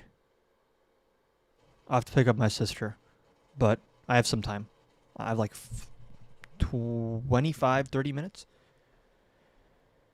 You pulled a Mamdani on him. Nice. Low key, I did. I think maybe I channeled a little bit of Mamdani energy. What? Your live contains themes that some may find uncomfortable and has been restricted for harassment and bullying. This is why I don't go live, bro. Oh, another restriction. 2 back-to-back. This is why I don't go live. Number one, I'm just being real. Lives do not pay for shit, bro. They just don't. And unless you want to every 2 seconds be like, guys, cash app and bio, cash app and bio. If you don't push that enough and you don't go live every single day, it's just not viable income-wise. And I'm like, dude, anytime I'm going to do something work-wise, I'm like, should I go on live or should I just make a video? Because if I go on live, number one, there's no monetary gain. Number two, just being honest, I'm going to get flagged in 10 minutes for nothing. For literally nothing. So, to everyone asking, like, oh, why are you going live after so long? It's just, I don't know. I don't know how worth it is to be going live, dude. You could do both. Yeah, but opportunity cost exists with my time commitments. Especially with videos. They take a long time. And I am monetized on TikTok again, yeah. And on YouTube as well, so. It's just more worth my time. Econ term alert, yeah. Ask Dean Withers for what? We enjoy seeing you. And listen, I enjoy lives too. But it's just like, it's the opportunity cost. Like, it's not that I won't go live. It's that I'm just going to go live less often. Like, I'm going to be real. Daily lives are just, they don't make economic sense. It's not efficient for me to do daily lives. Just grift more. That's the thing. Santana told this to me too. He's like, dude, you need to get better at grifting. You need to like plug your pay links more. And he's right. That's like a skill, but it's like it doesn't come natural. It feels weird. Like, and there's nothing wrong with it. Like, I think if you're gonna go live, it's smart to do that. You're putting in time to something and effort. But it's like, I don't know. I have a tough time doing that. I'll mention it like once or twice, and then it's like, listen, if you think I'm that good that you want to send me money, then you'll find that yourself without me telling you. You know? What's your college major? I have an economics degree. You could have moderators promote gifting you, tapping, etc. This is the thing. I know there's like a way to do it, but it's like, I don't know. You're doing it for the people / future, not the money. No. You misunderstand. And I'm honest about this. I think most creators are honest about this. If I was doing this just for the love of the game and my convictions, I, as a practical matter, could not put as much time into it as I do. Because you have to make money to like live in the world, right? So if I want to justify putting more time into this and scaling up my content and going on more shows and posting more on YouTube, that means I'm taking time away from, grad school or a job or whatever. Meaning that when I make a decision on what to do or what to post or what to say, not what to say, but what to focus on, right? It's not just what do I believe in. It's also like what makes sense. Like what do people want to talk about? What do people want to see? So that's just like the honest. You're going to grad. I mean, like law school specifically, right? I like push that forward a little bit. You're the only political content creator that I've ever donated to. You should definitely grift more. I know. I need to grift more. Big law in the chat. I mean, the thing is, my LSAT score is like valid for like 5 years. So, debate the anime fan again. I don't know where he is, dude. See Attorney General Okra in the chat. What's your YouTube? A link tree in my bio. Everyone who's watching, the 300 who are still here, link tree in my bio has everything. My pay links, my other socials. So yeah. What's up? How's it going? How's it going? It's been so long. Wow, it was It has. I think yeah, it's been it like felt a week or surreal. two since I've gone live last. That's 10 years on here, bud. It honestly is. Yeah, it feels like it is. I feel like I'm in an alien environment right now. Yeah, everyone, Griff, yes, everyone send this guy $7 trillion, True. please. That'd be so great. What's your LSAT score? It's like not related to what I'm My going to talk most recent about. one was 171. We got Mike Ross on the line, bro. What the? Oh, wait, never took it. Sorry, fucking. What's his name, bro? What's his name? Lewis Litt, bro. We got Lewis Litt in the chat, bro. Holy hell is shit. that? 178. You know who Lewis Litt is, bro? No. From Suits? I've never seen Suits. Oh my god. I've heard it's good. Oh, it's pretty good, yeah. Damn. Yeah, really I don't good. get any law references other than like a Supreme Court precedent that relates to like rights being violated. Wow, that's so fucking badass. This guy's really cool and not watching shows all the time. Sure. No, I'm watching Invincible right now, and I'm watching House of Cards. Was episode 4 dog shit? A lot of people are saying it. I haven't watched that yet. I need to watch it. Wow, so he's not. So he's trying to relate, guys. This guy's a fucking lizard. Episode 2 though of season 4 was one of the best of the show. That show was amazing. I was so hyped for my episode God, 5. What do you think about the EO to pay TSA workers? I'm very conflicted. Is it even? There's no way it's legal. There's Yeah, no I way was it's gonna fucking say legal. like, bro just writes an EO where he's like, "This is my decree, and you must obey this," as if that's how EOs work. It makes me think. I think he treats executive orders as another tool, or another one of his cards playing this game of political theater, because he knows this shit's gonna. He knows he can't do this, right? He can't just automatically be like, "We're gonna give him money," but he knows that if a judge shoots it down, oh, it's another instance of fucking crazy judges or the Democrats. I will say though, I think he's fully tweaking at this point. Like the shred of like brain power that maybe he even had 2 months ago. This guy is like in a vegetative state. I'm not even exaggerating. I don't know if he's like sentient right now. The speech he just gave where he was like, I hang around losers because I feel way better about myself. It's like, bro. Wait, when did he give that? What the fuck? You didn't see this? Bro. Was it the Miami like Future Investment Initiative conference? I don't know where it was. I just saw a clip of it on Twitter where he was like, I love hanging around losers because losers love to hear your stories of winning. I hate hanging around winners because all they do is talk about their own achievements. I think it might be the Future Investment Initiative. That's like the big landmark speech, one of the big speeches he gave recently. Hold on. Here's the clip, yeah. What is missing in leadership? Well, it's winning. You got to win. You know, I've watched a lot of people, leaders, great leaders. And, you know, the one thing about sports is you break it down into you know, a 2-hour period, something nice. You don't have to wait a lifetime to find out is somebody a winner or a loser. You got a lot of losers, mostly losers, fortunately. How does that press? They have a lot of losers. I always like to hang around with losers, actually, because it makes me feel better. I hate guys that are very, very successful, and you have to listen to their success stories. I like people that like to listen to my success. This is I feel And the like, fact that people fucking laugh too, egging them on. yeah, he's it's so calling good. them losers to their face. He's like, I love giving speeches at loser conferences. They're like, yes, love that. And I was actually I wanted to mention, because I feel like it's very relevant. In that same speech, I don't know if you saw, but Donald Trump admitted that he was not briefed on possible retaliation by Iran. Have you seen that? No, but I'm not. He was asked, "Sir, were you briefed at all on possible retaliation against Gulf?" He's like, "Oh no, I was so surprised. Nobody." It seems like nobody." he cut out his entire NatSec team and just was listening to like Yes. Lindsey Graham and Benjamin Netanyahu, and they Yes. were the ones. Like that's what that guy. I know Joe Kent is like low key crazy, but I do believe when he says that like Even he left, bro. Tulsi Gabbard and him and even JD Vance, who are like ostensibly more anti-war, these people were not even consulted before the decision was made. Netanyahu just got to him too soon, I think.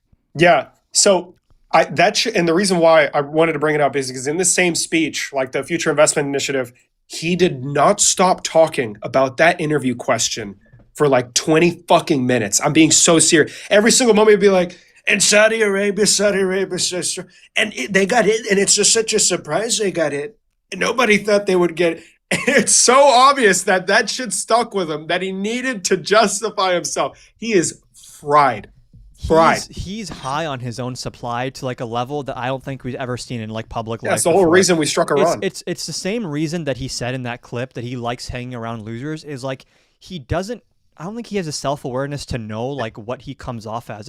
And I think the thing that people don't talk about enough that is actually like such an indictment on his cognitive state is the orange face paint. I feel like any sentient person would be so embarrassed that there's this obvious like line of demarcation where he goes from like bright orange to extremely pale, and he makes no attempt to cover it up, which he could do if he wanted. When he puts foundation on his bruises, it's not even blended. They don't even try to blend it. And it's like, does this guy think that like no one can see this? Does he genuinely think like no one can see the foundation or the fucking really weird face paint? And I'm starting to think that like, yeah, he doesn't. He thinks that like everyone sees him through the lens that he wants them to see him through. He's a smooth operator. What can I say? And oh, wow, guys, look at the left. Hating on men using cosmetic products. Absolutely disgusting. Wow, bigoted alert. Bro, it's actually that just seeing how he's degraded. And I don't even know if it's like evidence of cognitive decline. I think he's just so fucked, and he recognizes that he's so fucked that he's just letting it all hang out. Pause. Yeah, I think because it's the same Trump. He's the same fucking guy. Really, but he's just saying crazy shit. So maybe he is crazy. I'm not well acquainted with cognitive decline, what it looks like, but. Dude, I think it just seems to me like that a certain filter that he had that with age, the filter has just atrophied away. So that he probably still thinks a lot of the same stuff he used to think.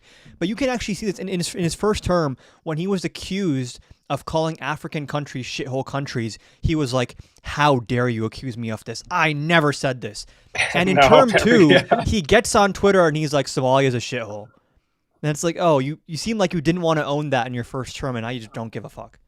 Yeah, well, I mean, like in the short term, from I don't know, from Venezuela to now, I don't know. Maybe it's just some real, or it could be that Venezuela and Midnight Hammer definitely made him think that he was like he's able to do anything, king of the world or something. Yeah, and he was playing with media essentially when he called the Strait of Hormuz the Strait of Trump, and it was on God that shit was on the what are they called? The teleprompter, on God, it was there. Like they planned to have this crazy moment, and even then after, he's like, "You see, they're gonna run with it. You know, they're gonna absolutely run." Like it's so crazy. It seems like now they're getting I don't know ballsy. if they're gonna try to invade. I think it's called like Karg Island Cuba. or something. Oh, or Cuba is what? Dude, he said Cuba. What they're doing in Cuba and like what he threatened with Iran, it's so crazy how it's like all the discussion in the mainstream news is about like, what are the strategic goals of CENTCOM here? It's like, Bro. dude, this is like the craziest war crime I feel like we've seen in decades from like a major world power, where he's actively saying, hey, if you don't do everything I want, I'm going to bomb civilian infrastructure. That's Yep. like a fucking terrorist threat. Like, I want people to understand, if they go and start bombing power plants in Iran, you understand that like ventilators in hospitals have no more power, right? And like schools have no more air conditioning. And like babies in incubators also fucking die immediately. Bro. It's like, what is this? But they fucking, dude, in 1776, Iran actually kidnapped True. one fucking USA citizen, and they said death to America. I'm sold. Exactly. I've noticed that a lot. Like they have no justification whatsoever, so they're going to try and paint this picture that we've been in constant conflict with Iran since the revolution in '79. Yeah, that's what he said during his announcement speech. But for me, it's like, it's one thing for him to do the whole neocon, we're waging war on Iran, it's about time we get these fucking, they're funding our proxies. But it's like, the thing that bothers me the most is like the way in which he engages in war, which is like, there's no understanding of norms or like trying to avoid civilian deaths. I think there's reporting that the reason they hit the school is because they used fucking AI for the targeting. So like it didn't have the most updated schematics of like what was in that area or location. I Yeah, don't know they how true that is, use AI a lot. It's really bad. but it's like, can you imagine Obama or like Biden or maybe even Bush, maybe Bush would have done something similar to this, saying like, oh, if this country doesn't play ball with us, we're going to go bomb their power plants so that all the civilians are like starving and desolate in the span of a week. It's like that is such a barbarian war tactic. It's like so uncivilized. And these are the same people saying we have to fight to protect Western civilization. No, and yes, and it's so bad. And P. Hegseth quite literally says this. He declares it so everyone can see. He's like, Maximum legality. Not tepid exactly, legality. bro. Violent lethality, not tepid legality. He went to ChatGPT to write the speech, but even then, like, dude, that shit is crazy. They're just openly declaring we don't give a fuck about laws. Israel's or doing rules. it. Israel has bombed. Yes. Like actual civilian infrastructure, like the South Pars LNG field, and like I think they've even fucked with like some other sites that are like related to energy. And it's like people, I feel like the average person doesn't know, and I'm learning about this too, like how war is supposed to work. And there's supposed to be this understanding that like you only go after military targets. I know this is maybe like now crazy because of the genocide in Gaza, where like now we're using the Gaza tactics everywhere, where it's like, oh, if the government doesn't play ball, we're just going to punish the civilians until they force the government out, which is like, it's almost like they're trying to force the civilians to fight the war for them by destroying their like material safety. Oh, and Israel thinks that this is like a green light to just take fucking everybody over. They're quote unquote launching a war against Hezbollah in Lebanon, but bro, it's Jesse asked me this question. He was like, "Do you think America is the big Satan?" And I was like, "Well, no, I don't think so." And then he's like, "Do you think Israel is a little Satan?" And I was like, yeah, probably on that one I'm gonna have to think, yeah, I think they are the little Satan." But it's like, bro, it's just so fucked. I was also looking at this poll the other day where it was like the majority of even civilians in Israel support the genocide in Gaza. And I'm like, bro, it's so crazy how this one country has like thrown the whole world into, and I don't want to absolve the Trump admin of like agency because they chose to do this, but it's like Netanyahu is going to go down the history books as just like one of the most fucking evil operators of this era. What do you mean? He's just saving Israel from greater Israel. Yeah, he's saving Israel greater again. Oh God, they're gonna take back the Sinai. They're gonna fucking destroy everything. It's so amazing. It's so amazing. It's kind of whack. I mean, I do feel like the cracks are starting to show though. I found it really interesting when was it Kennedy was one of these Republican senators who was like, we went to Trump and we said we're willing to fund DHS except, and he said no negotiating with the Democrats. And the fact that Republicans kind of blamed him for that publicly is like a sign that like they know it's time to jump ship. Yeah, but then he also mixed in. He's like, "Oh, but that's his right as well." Yeah. Yeah. So it's, I guess, I don't know. Same thing that Tulsi did, where she like kind of threw him under the bus where she said like, yeah, we didn't have evidence of this, but the president gets to decide what's an imminent threat at the end of the day. And it's like, it wasn't Pam Bondi levels of glazing, but they're still too scared to take that final step of just like, no, Trump is responsible actually. I don't know why they don't. I mean, they've already lied under oath like a million fucking times. It's not like they can absolve themselves. Tulsi seemed really scared to me of like, she was like Yes. very careful with her language of like, I want to have plausible deniability for my lies, where she That's kind of true. admitted like, yeah, we had no real substantive proof of any of these threats. Yeah, it was in a written statement, but then she decided to omit that information. Which I see what you. Yeah, I see And what then you're saying. she also like stopped short of saying there was no proof of imminent threat, even though she gave all the substantive proof that there was no imminent threat. I think Ossoff asked her like, okay, but was there imminent threat? And she's like, well, the president gets to decide President's that. job. It's like, no, that's a actual What is the DNI, objective bro? question based on like your analysis. What is the DNI's job if not to determine what is a threat? Do and then not relay the interfere information? with what Trump does. That's what the DNI stands Amen. for. That's it. Says it. It says it right there. Every single time they walk in, it's just in a big bronze plaque next One to of a these hate people needs message against to Biden. become like, they're not going to become a hero, but I think the Democrats should say, anyone who's running for president, listen, the first person from the Trump admin to jump ship and expose them all, I promise I'll pardon you. And then Who will be the Mike Pence? whoever it is then, as soon as you win, don't pardon them. They're the first one to get indicted. Get fucked. Get fucked. That'd be fucking fun. Yeah, I mean, they will never match Mike Pence in terms of greatness because Mike Pence is the greatest vice president. Mike in American Pence is a history. cuck, bro. Nah, bro. He was great on He Jan saved America. 6, but since then he's like, I think President Trump has been very brave and standing up for our.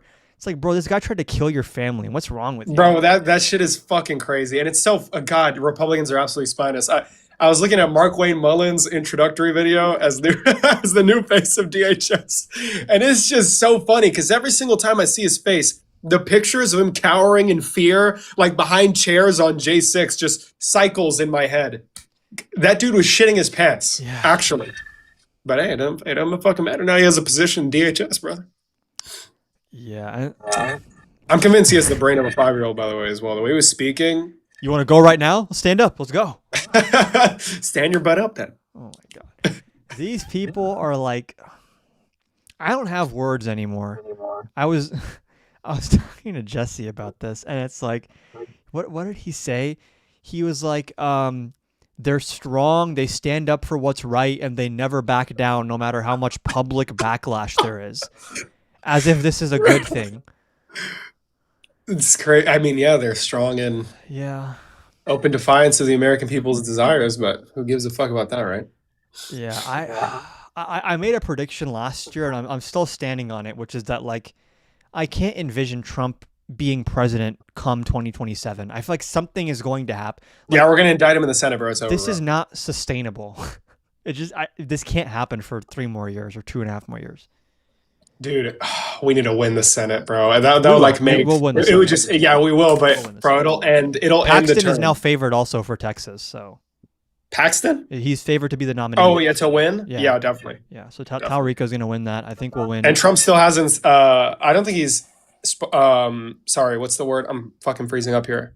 I don't think he's endorsing. you know when they're like yeah, there you go, endorsing either one of the candidates. He hasn't done that yet. He said he was going to, and I haven't heard. Yeah, I don't think he is, and I think it's like, I think it's gonna make 2008 look like Child's Play. How big of a fucking, what is it called? Blue wave alert, bro. Blue It's wave not just alert, bro. blue. Here's my theory of this. I think that the disapproval rating for Trump is like misleading because it doesn't capture the intensity of the disapproval, right? So like Yeah. if you have Biden with like 55% disapproval and Trump with 55% disapproval, but the Biden disapproval is like, this old fart is like kind of slow and inflation's too Yeah, high. bad pull out of Afghanistan. And with yeah. Trump, it's like, this guy is trying to kill people and he's fucking evil. On paper, those are both 55%, but the latter is like way more motivating in an election for turnout. Yes, and we're seeing it. Like his Yeah. I think it was the election he participated in, right? He gave the mail-in ballot. It was like a local election. The Florida one where a Democrat won the district, including like Mar-a-Lago for like a Yes. Florida, I think state house or state Senate seat. And other deep red places as well. A lot of people are showing out for the No Kings Day rally. And it's really funny. I wanted to mention something. they are doing the exact same thing that they said was detrimental to Joe Biden, the Democrats' success. Where, Mr. President, everything sucks in America. This is the best economy. Yeah, exactly. You know, they're doing where I was seeing the White House spokesperson. Nobody's talking about this. They probably should be. She said that the No Kings Day protest should be disregarded because it's just a leftist. This is why I think these people are like so stupid. Is like this is the same logic. I don't want to call it logic of like sending ICE to airports when lines are long. Are you asking for people to like associate the long lines with you and like hate you more? It's like imagine being in a line. Was it like the Atlanta airport that had like 5-hour lines? Yes. And you're like, I wonder who I should blame this for. Is that a fucking ICE agent? It's like he tried to stamp his name on something so unpopular. And it gets to a point where it's like there was that one quote from like a few months ago that was like Trump was asking Republicans, I don't know why people aren't liking this so much. I'm doing such a good job. I think it's like the emperor has no clothes. I think all his advisors are telling him like, oh, sir, everyone loves you. And they're showing him like a fucking Twitter poll where he has like 70% approval. Well, I didn't say what the spokesperson said, but to that specifically, I don't know if it was, everybody loves ICE thing.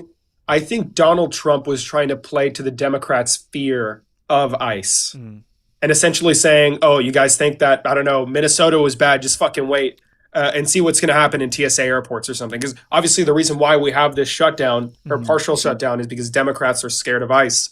And he was asked about in Air Force One. He's like, oh, the Democrats are going to go so crazy. They're going to go so crazy. I think that part of it was he thought this would be good PR for ICE because he thought ICE would genuinely be able to help somehow, which is why he also told them, like, he said, I don't want ICE to wear masks at the airport, only when doing deportations in public. Bro. And it seems like this was supposed to be like their PR makeover, like, here we are, you can see our face, and like, we're helping shorten the lines.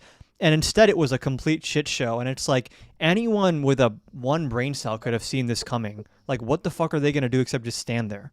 Maybe I'm just a little brain fried, but based on the video I saw of them detaining that one lady, I think the reason why they wear plain clothes is so they can fucking arrest people. Might be. I don't know. I just think that this move is sadistic. Stephen Miller probably was like, this was his wet dream. And Trump probably was like, oh yes, the American people are going to love me for sending ICE to shorten their lines. Yeah, Lord knows there's a lot of freaky people in the cabinet. Kash Patel! Oh my God, bro. How do you hear about that account? I did. I don't know how he actually got hacked, right? Yeah, I think so, yeah. Spider Cash, was that the... Bro, why does he even have an account, bro? Like, and this guy's wasn't a the beast. account created on like January 6th or something? I don't know if that was real. No way. It was like last active today. Kash Patel, hold on. Let me see this account name. Wait. Bro, imagine going on Reuters and you see that bullshit. Oh my God, bro. I hope it's not fucking real. There's no way. At this point... SpiderCash at yahoo.com. Oh my God. Who puts what a fucking beast. Why is his real name in that, bro? Who was that one? Was it like something Robinson in like North Carolina who got exposed for watching some crazy shit? I think I've only heard, was it Ted Cruz that liked some stuff on Twitter? No. It was so much worse than that. Oh my God. It's the something Robinson who ran in 2024. Anyone know what I'm talking about? What's his name? He got caught in some like a chat room saying like I'm a black Nazi and like I hate black people. Oh yes, wait, hold on. And he was black himself, which is yes. Honestly, he basically just pulled the Jesse Lee Peterson. Mark Robinson. Yeah. There you go. Yes.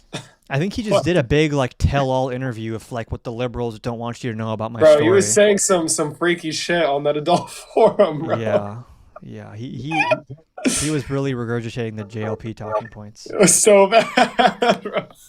But I really want to get this across because the White House spokesperson said that the No Kings Day protests are simply just created by leftist funding groups, and the only people that care, I shit you not, they said this. Her name is Abigail Jackson. The only people that care about these Trump derangement syndrome group therapy sessions are the reporters that are paid to cover them. True. Could you fucking imagine any White House press person, spokesperson ever saying some shit that stupid. And that's what I mean. They're doing the Biden thing. They're doing the Yeah. everything's fine. I wouldn't do anything different thing. And it's gonna blow up in their fucking Except face. it's like what they're trying to cover up is so much worse than what Biden was trying to cover up. Exactly. And it's like, did you see that Trump, his disapproval rating on the economy is now It's now higher worse. than Biden had in his entire term, Yeah. which is, and I want people to remember, like when Biden was the presumptive nominee, the internal polling was showing Trump winning like around 400 electoral votes. Like to put into perspective, that's bigger than Obama 08. So now the shoe's on the other foot. Oh my God, I don't know If what we I would have do. elections, which again, big if, and I think that because they're so fucked, they're gonna fuck with the elections. But if we have elections, I think it's gonna be like a historic fucking like Reagan style landslide, like where Democrats are winning states like Alaska and Florida and Texas and fucking Iowa and Indiana and Ohio. Because every yeah, they're- special election and off-year election, even in red states, Democrats, I think the average outperformance from Harris in 2024 is like plus 13 points. If you extrapolate that nationally, this is like a bloodbath election coming up. Especially if we coalesce around a face to the Yeah. party. Because I feel a lot of people right now are kind of just voting blue because fucking Republicans are just that bad. If there's like okay, let's say even if it's Gavin Newsom, just simply having a name and a face that you can stick the Democratic message on, I think is going to Yeah. give a lot of voters security and result in even greater, like it'll greatly exaggerate the fucking Not shithole that Trump's in right now. Not Gavin Newsom, please. I want John Ossoff, if I'm being honest. I'm kind of sold on him. Ossoff would be good. I'm sold. Yeah, there's a good bench. There's a decent bench out there, but it's like, There's a really good bench. man, Newsom is really pissing me off with the whole Gaza stuff. He flip flops. I don't know if you've seen how much he's flip flopped, though.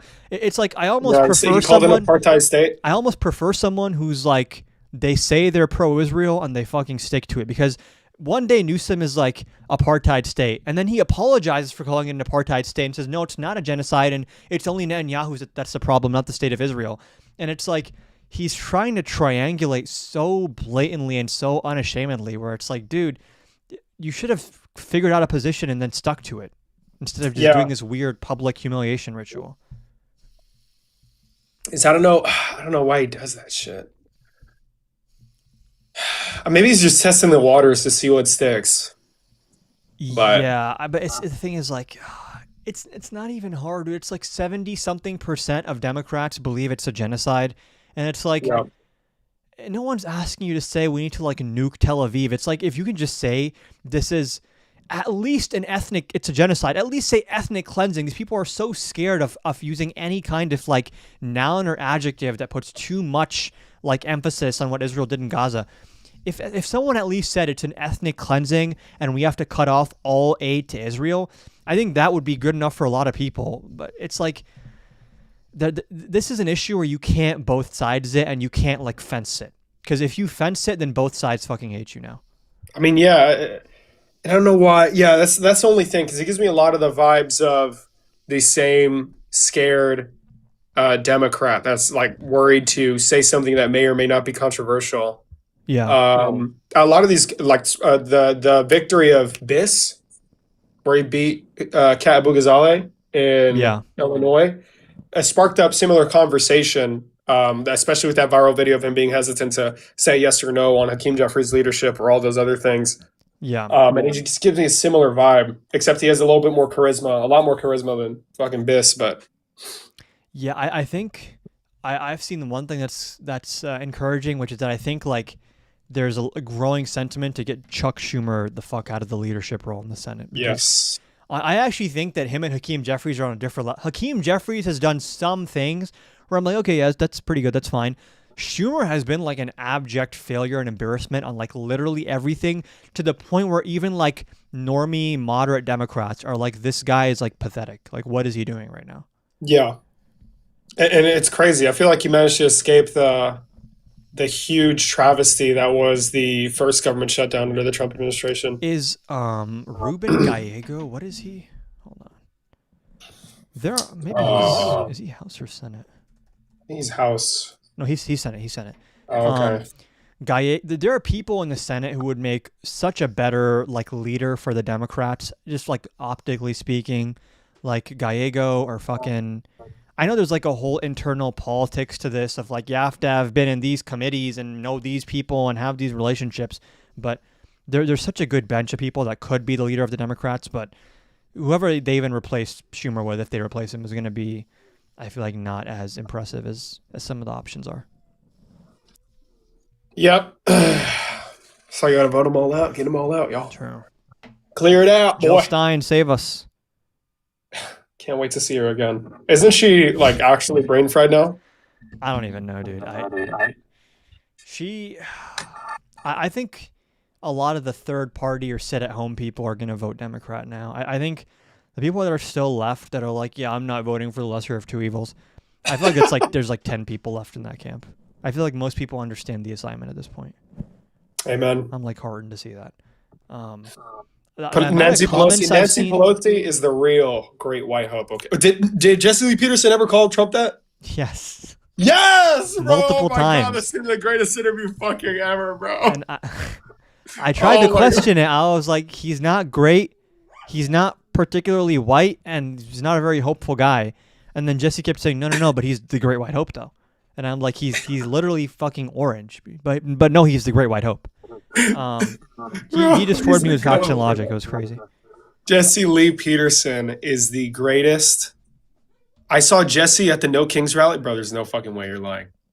And you don't have a picture? You better have a picture, bro. You need to send me Jesse's information, okay? I'll get you on Michael Knowles' show, bro. God, we can make it happen. Hell yeah. Dude, if I get listen, we're making moves, fam. We're making moves. Hell yeah. Maybe in the summer. If I can get a spot on that show, I will try. Bro, would you be down to do it together? Would that not be a fucking banger? That actually would be a banger. That would be a fucking banger. He told me to let him know next time I'm in the area, so I think that's an open invitation to come back. I need to talk to. I haven't asked these questions, but there's some big news, big shit coming, basically. Really? And I would love. Yes, really big stuff. Is it Jubilee? No. What is it? I'd like to say bigger. Really? Hold on. Yes. I gotta let my dog in. Hold on. Yeah. Okay. I don't know if I can announce these things. That's the only issue, y'all. Get asked this question. A lot of people are saying that they have silenced this guy. They called me. They said there's this family in Iowa. They said at this guy AJ Agora, they silenced him. You know. I think is my dog fucking tweaking? Holy shit! Just say it real quick. So, bro, my dog is tweaking. Wait, give me 1 second. Get the shock collar. Yeah. Give me a second. Yo! Oh my god. Charlie Kirk debate is crazy. What the fuck, bro? He's fighting with my cat. They're going crazy. This is my cat's real sassy. Listen, just know we're gonna be making big moves, bro. We're gonna be the Joe Rogan to the left. Oh yeah. The Charlie Kirk of the left. Do we get a hint on the moves? Moves coming up? UCLA? Oh, are you joining on F America? Yeah, but the role is what's like significant. Oh, so you're gonna be on the front lines yapping? Bro. Hell yeah. Hey, just be ready, y'all. Just be ready. Yeah. Just be ready. That's all I'm gonna say. I'm only reveal it here. That's fine. But yeah, so it's gonna get real. And there's hopefully there's this idea that we're going to get really active in the summer. And Michael Knowles was brought up in the conversation. So if I can make it happen, I'm going to try and make it happen. Bro, we're going to try and bring in the con, bro, the big con, bro. Yeah, I might have burned that bridge. With Michael Knowles? No, with on F America. I don't think. Oh, okay. Well, I'm talking about just the what's the name of his stupid fucking show? Bar fight? Bar fight, there you go. Oh hell yeah! You want a bar fight? Yes, I'm saying, dude. We need it. It's not confirmed as of this moment, but it's gonna be. We're gonna attempt. I'm assuming. That's fire. And bro, if we could do Adam Khan and AG Okra, that actually would be a bar fight. Yeah. That'd be I feel like it's like a war banger. crime a little bit. That's like not fair. It'd be such a banger. It would be. It'd be such a banger. Because he'll keep it grounded while I just troll the fuck out of him, and it's the greatest duo in American history, essentially. So. Yeah, with someone like Knowles, I feel like trolling is the right strategy. If you want to have a real thoughtful, substantive convo, that's what like JLP is for. But different strokes for different folks. He's the fucking goat, dude. Hell yeah, He's the goat. We love Jesse Lee Peterson around here, y'all. we do. One thing I'll say it was a bit of a letdown is I don't think he said the word beta even once.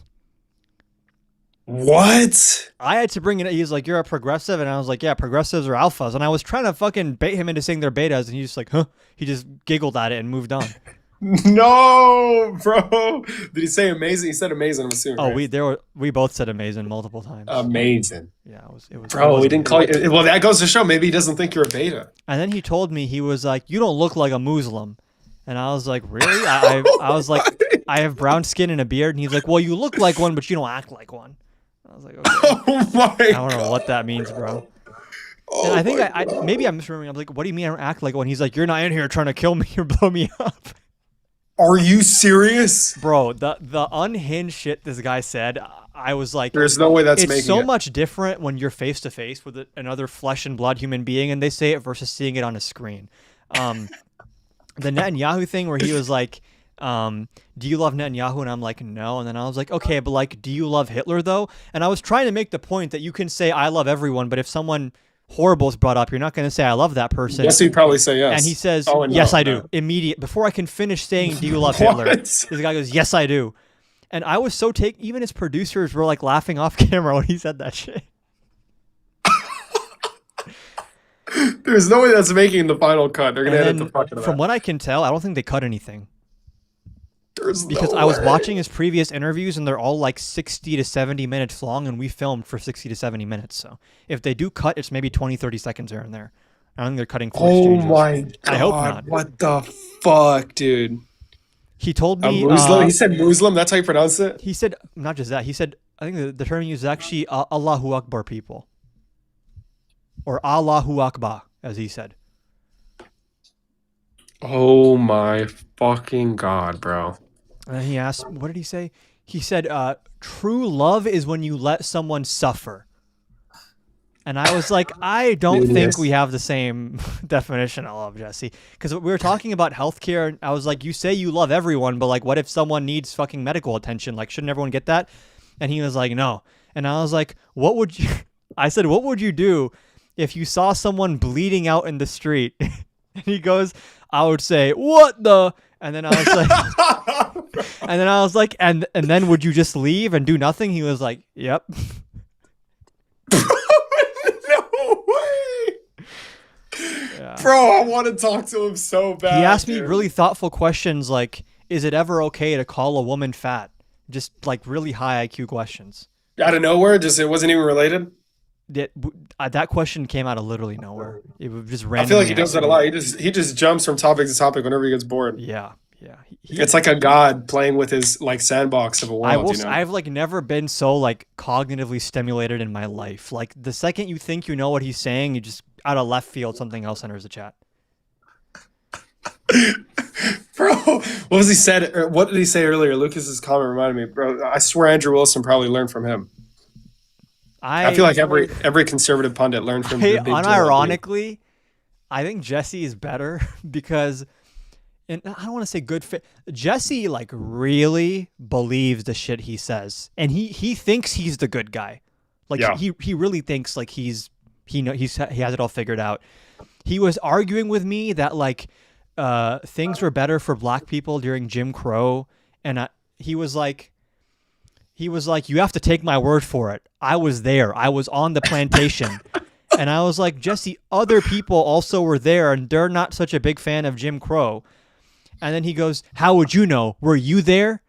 And then I was like, Bruh. and then I was like, you don't know that I wasn't. And he's like, were you on the plantation? I was like, okay, no, I wasn't. But it's like he was making arguments that were like, even for him, I was like, really? You're pro-slavery, pro-segregation, like pro-Hitler? This is something new. Christian pastor, bro. He's the goat. Yeah, he loves Hitler, but the Allahu Akbar people are too dangerous. Oh, I completely forgot that he said he loves Hitler. What the fuck, He bro? said, whose fault do you think it was that Alex Preddy and Renee Good were killed? And I was like, the Trump administration. And he was like, no, but what happens if you get in the way of the law? And I was like, what does that even mean, to get in the way of the law? And he's like, they can't get in the way of the law. And I was like, they weren't.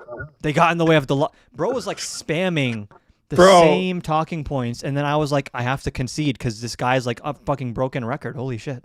But the way you're acting it out, I feel like it's too attentive, too focused. I feel like Jesse's He's more absent-minded. Yeah. You know what I It's mean? like 1,000-yard stare while he says Right. it. Yeah. Bro, how was that? Were you able to keep eye contact with Jesse Lee Peterson? Dude, I was really confused because I think he wears like bright blue contacts. Are you fucking serious? Yeah. He definitely, I don't think he naturally has bright blue eyes, but he appeared to have bright blue eyes when I saw him. God, he's so fucking cool, bro. He's the GOAT, bro. And I don't know. To me, no, he doesn't have bright blue eyes. They're brown. He was wearing fucking contacts. He What was, the yeah. fuck? What the? Well, maybe it's like the deterioration of the eye that gave it that blue color. It's like the diamond in the rough. It's like as he gets older, the blue starts to reveal itself. Yeah, He told me. He kept asking me, and I quote, "What's wrong with the blacks?" And I was like, What? I don't even know what that means. And he's like, what's wrong with them? And I'm like, nothing. The blacks are amazing.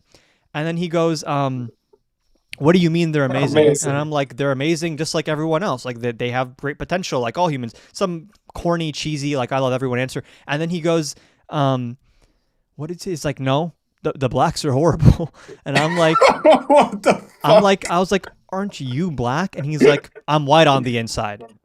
Immediately, Maybe I'm that's white what's on the happening, inside. bro. Oh my god. Yeah, it's like a disease. He's starting to turn into fucking Aryan or something. A disease. He'd call that the cure. He'd call it evolution or something. The yeah. great white cure. Bro. Yeah, he's really he has a way of asking questions that are more so just statements. He's the fucking GOAT, bro. It was love very Justin fun. Peterson. It was very fun. Amazing. And I don't think like he said something that was so crazy. He kept trying to ask me like, bro, what did he say? He was like, it was better for black people when they had less rights, like during Jim Crow. Yeah. Like society was better, they owned more businesses. And then I was like, oh really? So like under your logic, you like love white people, right? Shouldn't we take away rights from white people because that would make society better for them? And he's like, no, because this is their country. And I was like, what do you mean this is their country? He's like, who discovered America, huh? What was their color? And I was like, the Native Americans were brown. And he's like, no. Who discovered America?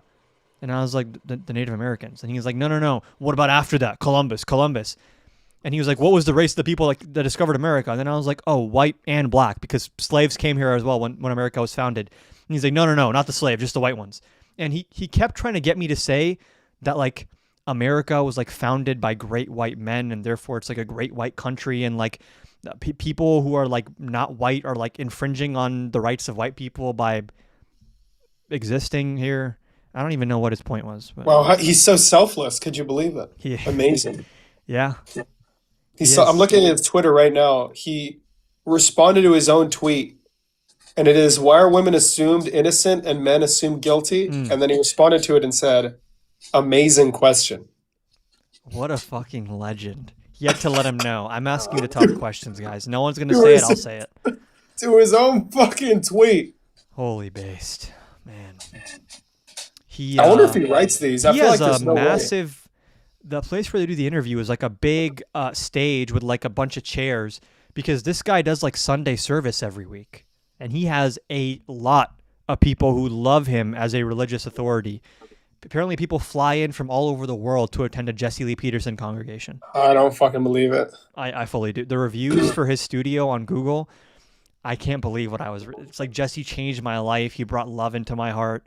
No fucking way, bro. Dude, he's so cool. He's just such a legend. He does have bro. this like this lack of aggression where he could say like on its face the most bigoted, hateful thing ever with like the warmest, most like loving tone of voice. And then you ask him like, did you just say you like hate black people? No, I love them. They're just horrible. And it's like, I don't even know what's going on at that point. Bro, I have to try and get on this show, man. It's That's my dream, dude.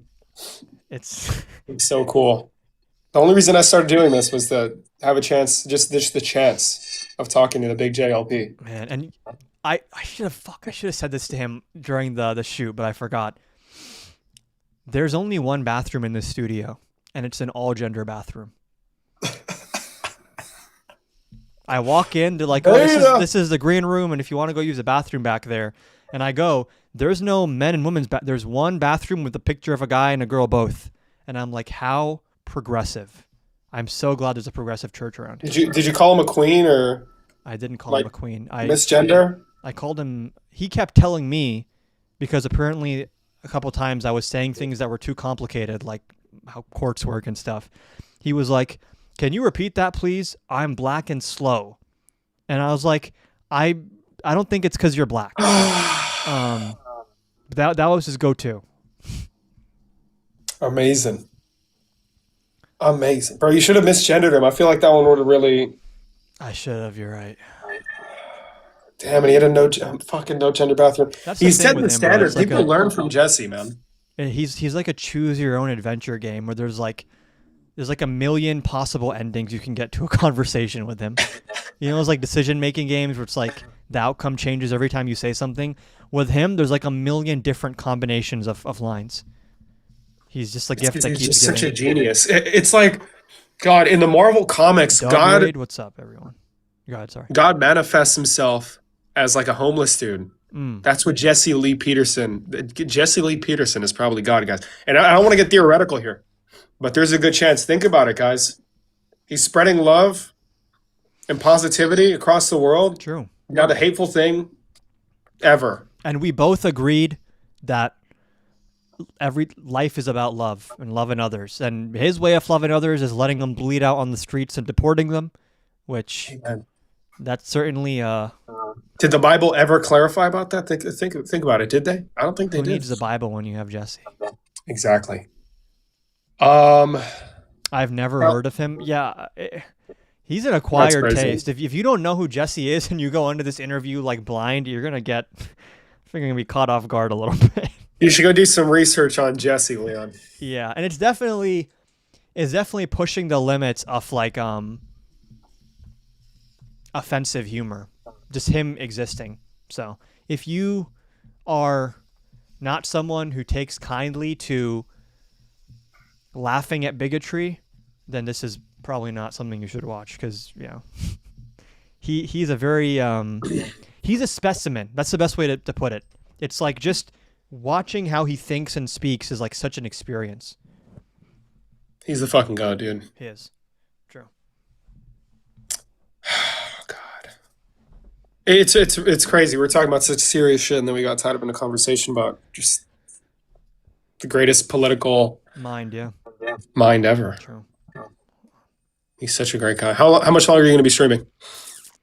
I was supposed to pick up my sister, but now I think my mom is getting her, so Oh although there's no more my debates God. left, so I don't know. Maybe I'm gonna go back to working on my video actually. What video are you making? Give the people a taste. Straight propaganda. Amen, brother. I just dropped some propaganda as well. Did you see JD Vance's interview with Benny Johnson, I saw clips of it, yeah.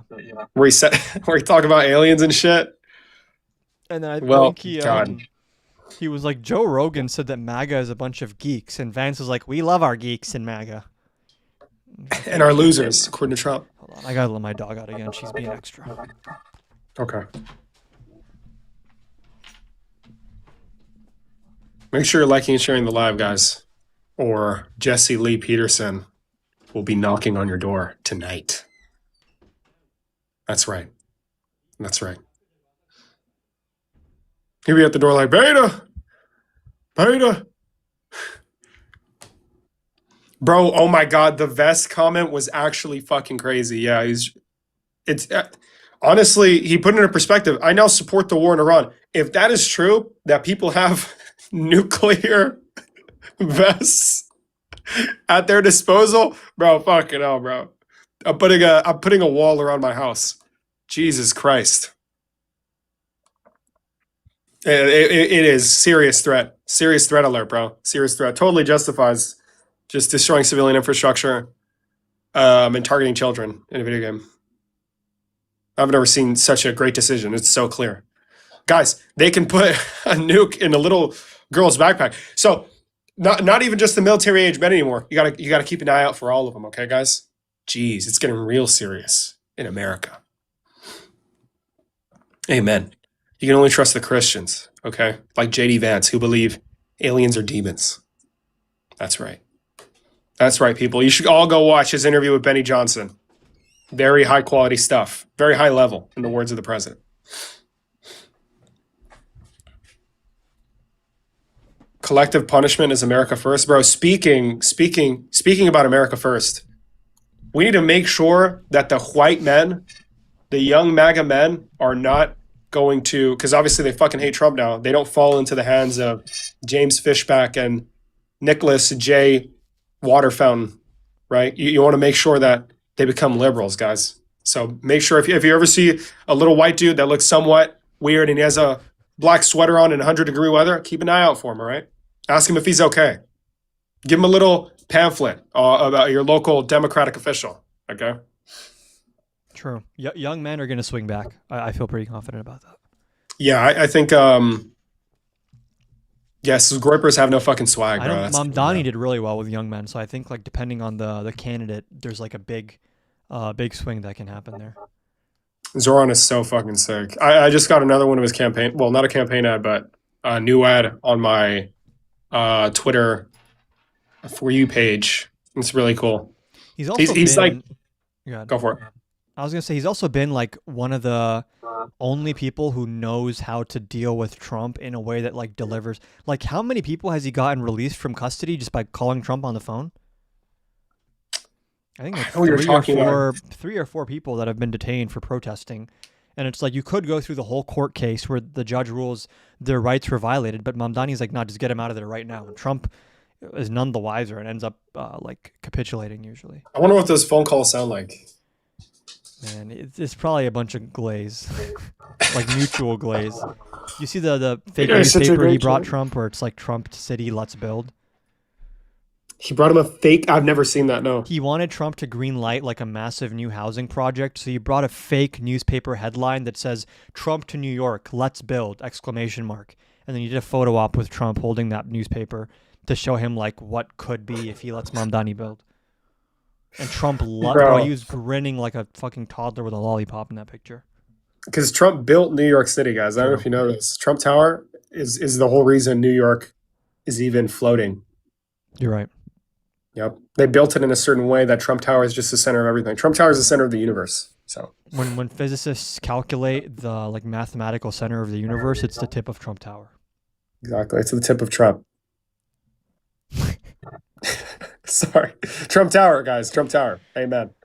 Oh, Amen, brother. How much luck have you been having recently with debates? I feel like I got 2 or 3 and then it was just dead completely after. I had a good run, and for some reason I haven't been getting much engagement on the lives. Like, I was doing pretty good, like solid 300 views a stream, and now it's been, well, obviously it's still pretty good, right? Yeah.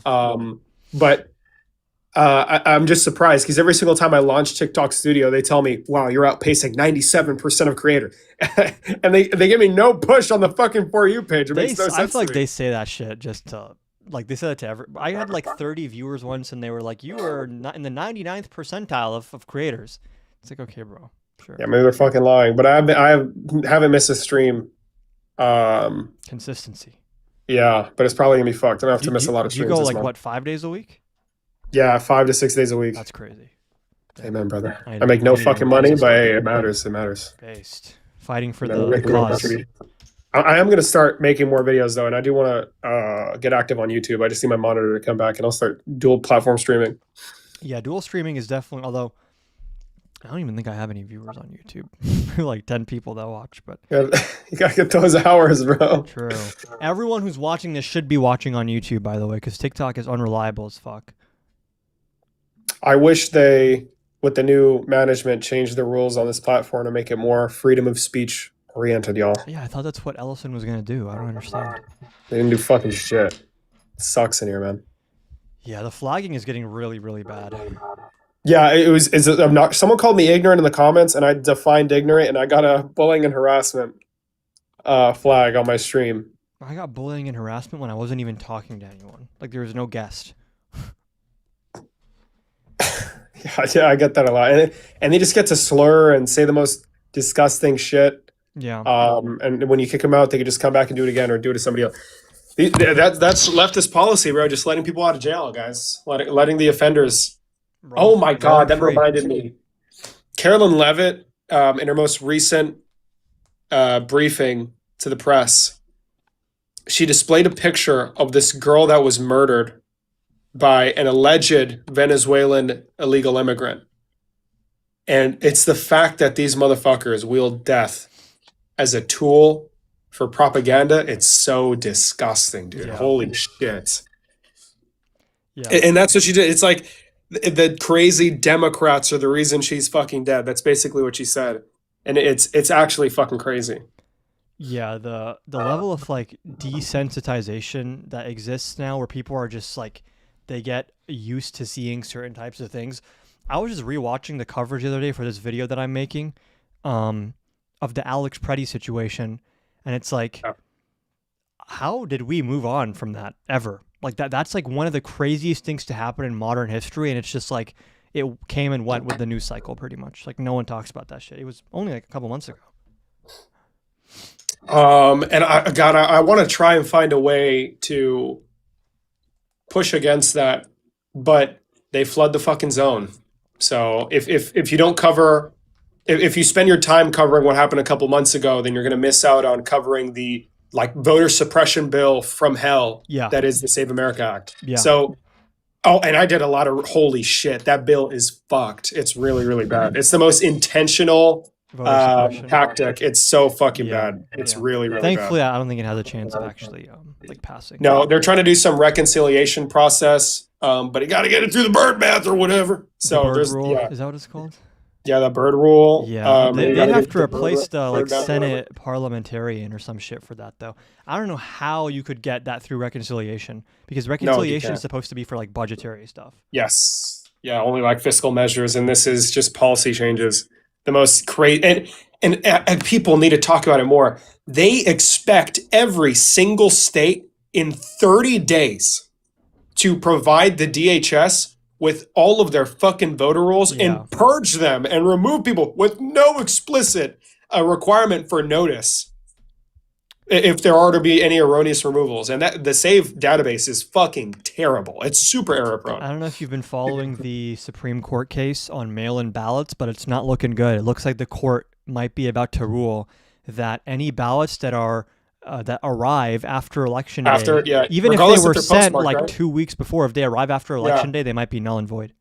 I need to hear the oral arguments because there's some people that said, oh, they look poised to reject, and oh no, never mind, they look poised to like side with obviously the conservatives, but I think they seem poised to. I hope I'm wrong. You don't know for sure because sometimes it's like very misleading how they act, but it seems like they're poised to make it like if it doesn't arrive by election day, the votes don't get counted, and then all they have to do is go to like USPS in like liberal cities and like delay the mail by a week, and like then what? Yeah.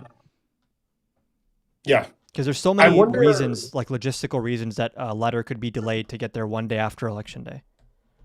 I'm curious to know what you think about. Do you think Trump's going to try the Save America Act just via an executive order?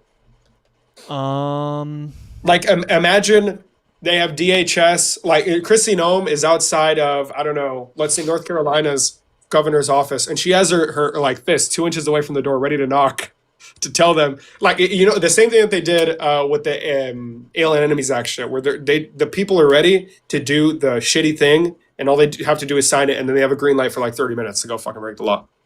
Yeah, I think more than this, I think he's gonna try to. I think if what he does outside of the SAVE Act is gonna be way worse than what the SAVE Act would do in and of itself. Because the thing that bothers me about the election stuff is like, I need to make a YouTube video about this. There's like 5 or 6 different ways in which you could interfere, and it's like only one of them has to work, which is like, it's kind of a big gamble to hope that like all 5 of them are duds and like none of them accomplish what they want to do. And some of them are like very, very like low threshold to pull off, like not particularly hard. Like if you go to like a swing district somewhere where it's like it's very close whether Democrats flip the Senate, like Texas actually would be like an ideal place of this, and you go to like a super swingy city and you say like, oh, in this specific city there was like a sleeper cell from Iran that was like messing with the mail-in ballots, so we have a warrant from a judge, some random fuck ass judge from like Missouri for some They probably reason. lied to as well. Yeah, who They we gave a did fake this, affidavit, and then we can seize those ballots and we have to audit them, and the audit is done, but oops, election day was yesterday, so these get thrown out now. And it's like, I don't know what you do at that point. And yeah, they battle tested just about every single bad faith tactic in the fucking book. Yeah, and that's the thing is like, if all they do is the 2020 tactics, which is legal challenges, if that's all they do and they try nothing new, that would be way more successful this time, because the courts have ruled now that candidates have automatic standing to challenge elections, which was not the case. What was that before. case again? I need to do research on it. Oh, I'm blanking on the case. It was some kind of Supreme Court case like a month or two ago. Oh I'm fuck! blanking It's on I it. remember. God damn it!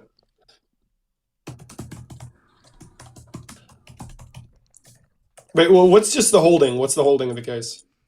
It just finds that candidates have inherent standing because anything having to do with election rulings affects their chances of winning. So there's like a built-in harm.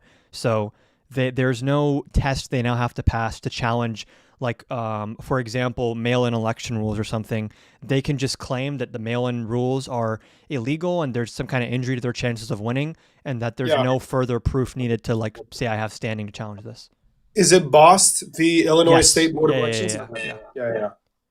Oh, and another thing, isn't there like a doctrine that I forget the fucking word that prevents the court, even if they were to side with the argument, from allowing it from To allowing it interfere with implementation? elections? Yes, because of the This proximity was to elections. brought up in the mail-in arguments recently, and it's not going to be an issue because if at the latest they decide this by like June or July, it would still give states and localities like a few months to change their rules. So that doesn't seem to be a factor here. Is they're saying they have enough time to change the rules if the court rules in their favor. God fucking damn it, y'all! Shit, Yeah, it's and that's gonna clog up voting places so bad, man.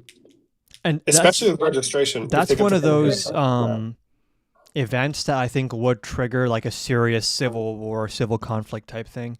If and when they mess with the elections, it's like that's where I feel like it's gonna escalate like really quickly, and people are gonna be like, wait, this was like kind of serious yesterday, and today it's like super serious. Yeah. A God, lot I of would people hate to seem live in that think moment. unless it's very dramatic that Trump isn't interfering, but he is. Yeah, and it's like it is dramatic, but it's like when everything's been dramatic for a year and a half, it starts to seem less dramatic, like relatively speaking to everything else that's happening. Yeah. And they're going to use Iran for sure as like the pretext to justify some like really weird like national security steps.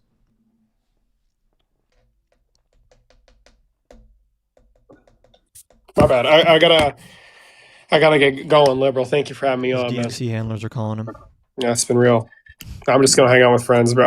But All right. yeah, we're gonna be good, you know what I'm saying? We're making big moves, Mm. you know? So we're gonna be good and we have to hang out with the people, you know? But that's what it Populism, is. man of the people. Amen. Amen. I am a man of the people. Hey, liberal, enjoy the rest of the fucking radical live. All right, man. Well, If make sure you y'all go follow are us. not You know, they following don't- Mr. Okra, make sure you guys shoot him a follow as well. He's a great attorney general.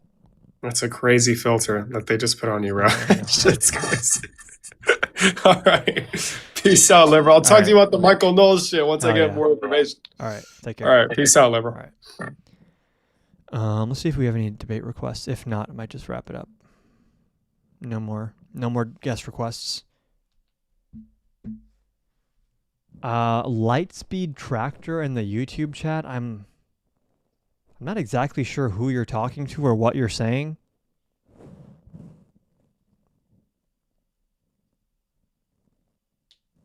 There's just a lot here, and I'm not reading all that, but sorry that happened, or good luck. I don't know what you said, but hold on. shifting our tolerance for pain by keeping the pace so high. Yeah, that's pretty much been the MO. Okay, unless there's any like last minute stuff in the. Okay, is this a debate request? Hey, how old are you? I am 43, and I just want to say thank you for what you're doing. You're a good man. Keep spreading the good word. I just wanted to say that before you wrapped it up, brother. Sure. I'm going to drop down. Thank you. I appreciate you for watching. And to everyone here who's like new, I don't go live very often. So you're better off following me on here, subscribing on YouTube, joining the Discord, and if you want to support, Cash App and PayPal are also in my bio. Everything's in my link tree. My link tree is in my TikTok bio. That has everything. So I'd encourage you to just check that out. Because, yeah, I don't go live that often. Yeah. Let me see if there's any like news I want to cover real quick before I hop off. TDS, yeah, Trump devotion syndrome is getting out of hand, I will say. U.S. Marines arrive in... Isn't it such a pleasure to open up the news and just see a headline that you... I guess it's not unexpected. U.S. Marines arrive in Middle East as Houthis enter war. That's fun. Cool.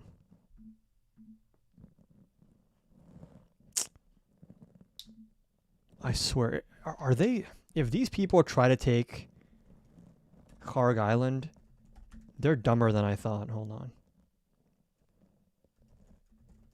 Is this something they're trying? It seems like that's what they're building up for. I don't know if they're going to do a ground invasion of mainland Iran. But even if they just invade Kharg Island, I feel like it's very, very high risk. And the reward is not commensurate with that risk.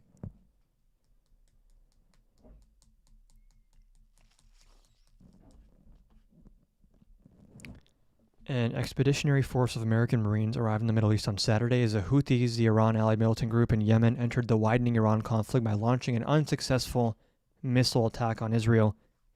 President Trump said there are very strong talks underway. Okay. Sitting ducks, yeah, exactly. And this is the thing. Yes, America has way better military equipment, but that's actually the downside, right? Is like Iran has such a high volume of these drones that cost like $20,000 a piece, and America has to use hundreds of thousands, if not millions of dollars of military equipment to deal with these easily replaceable commercial drones that are like $10,000, $20,000. And it's like the cost is just not worth it. Because what if they even achieve? It's like things are worse. What strategic objective? Like how is America even if you want to accept that this would be allowed if it makes America better off, which I dispute that framing. But even if you want to work within that framing, how is America like better off right now? You've just bolstered all the hardliners in Iran who are like, see, we can't negotiate with the West. They just want to destroy us. Now they're justified in saying that.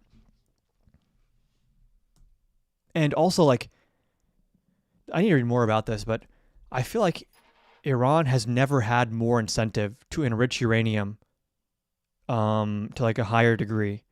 Because my understanding is the whole meme of like Iran is always 2 weeks away from a nuclear weapon, that was like intentional from Iran, where they always kept it around 60, which is like enough for like civilian energy use, but to enrich from like 60 to 90 is way, way, way quicker than to enrich from like 1 to 30, from 0 to 30. Like, I think the more enriched the uranium becomes, the quicker the enrichment timetable becomes. So even if they're hovering just around 60, to go from 60 to like weapons grade would be very, very quick.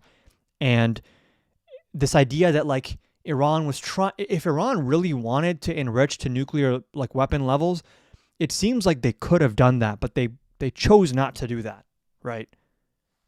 And it was supposed to act as some kind of deterrent, I think, from, but now it seems like all they've learned is like we should just have nuclear. Like this is what the Trump admin is teaching everyone is like you should have nuclear weapons because if you don't, you're going to get bullied by larger powers. And that's always been the case. but the veneer of like the rules-based order and like norms, as fake as you want to say it is or isn't, there was some kind of process requirement there. And there's not even an attempt to engage with that at this point. 2,500 to 5,000 Marines ain't gonna do shit for a country of 90 million with a terrain fortress and uninterceptable missiles. Yeah, they're in over their head, and Trump is like, I don't even know how hands-on Trump is with decision making in this war. I feel like a lot of it is just like Rubio and Netanyahu and those. Because what is Trump gonna say? Like, what does Trump have to contribute to like military logistics? Bomb them? Oh, thank you, sir. Genius idea. Let's bomb them. Let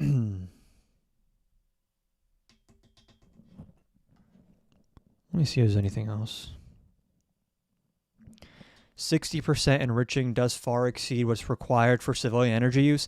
But the thing about 60% is it's in this gray area where it's not explicitly weapons grade, right? I don't think 60% is considered weapons grade. And I think the point of keeping it at 60 is this is not weapons grade enriched. They could have enriched, like in all this time, it seems like if they wanted to, they could have enriched past 60%. But the fact that they chose to stay at 60, I think indicated something that like, this is not like some dogmatic, crazy ideological actor that wants to like bring about the end times, like some people try to pretend.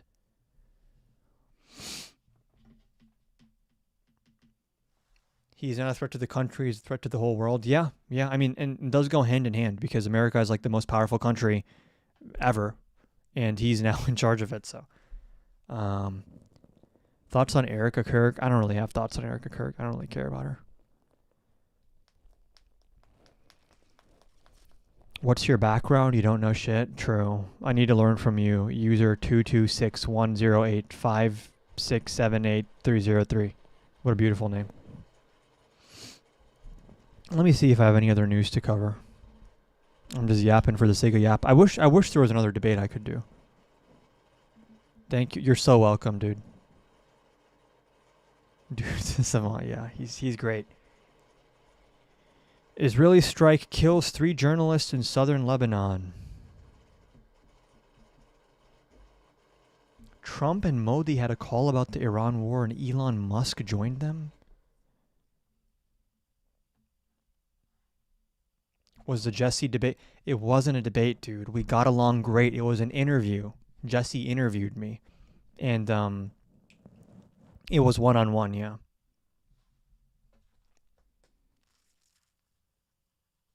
They apparently hit 82% in 2023 after a misconfiguration in the Cascade.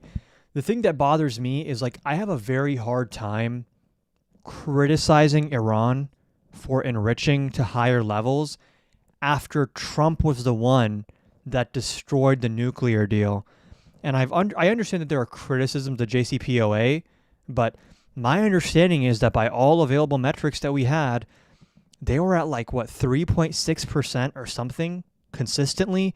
And only after Trump ripped up the JCPOA and then did this maximum pressure campaign did Iran start ramping up enrichment. This might make you go viral as fuck if there's funny clips and sound. There are definitely funny clips and sound bites. I would be surprised if at least 1 or 2 of these clips don't go semi-viral, yeah. But then the hope is that the short form clips develop enough intrigue for someone to seek out the full length YouTube video. And then that I think is like a lot more substantive and like I said, like a good introduction to my content for people who like don't know who I am. It's all the people who say that Trump is great who are never in the guest requests, by the way. Bots and cowards. Bots and cowards. That's who's left.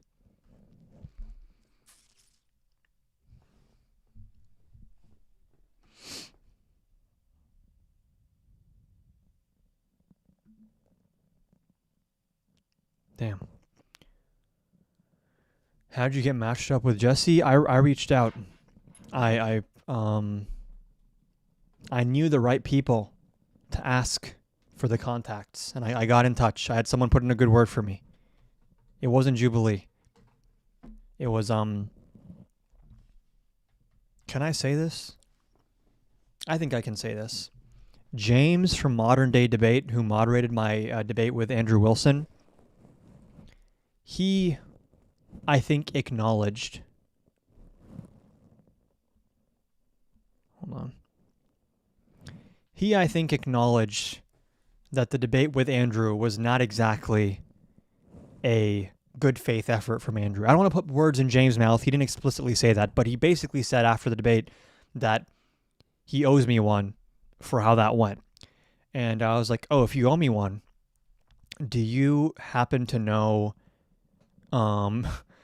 Jesse Lee Peterson or his producers?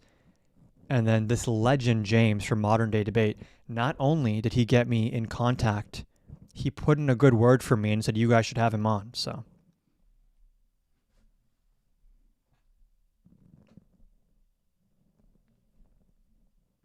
And it is kind of crazy how those connections can be made, because I only know Jesse because I knew James, and I only knew James because I knew Jake Rattlesnake, and I only knew Jake Rattlesnake because I knew Mason and Evan, and I only know Mason and Evan because I went on Jubilee. So I guess in a way, Jubilee was what opened the door to this in a way. And the interview comes out like late April, early May, they told me, but they're going to give me a more specific date when it gets closer to it, I think. So I'll have more information on that in the next couple weeks, I think.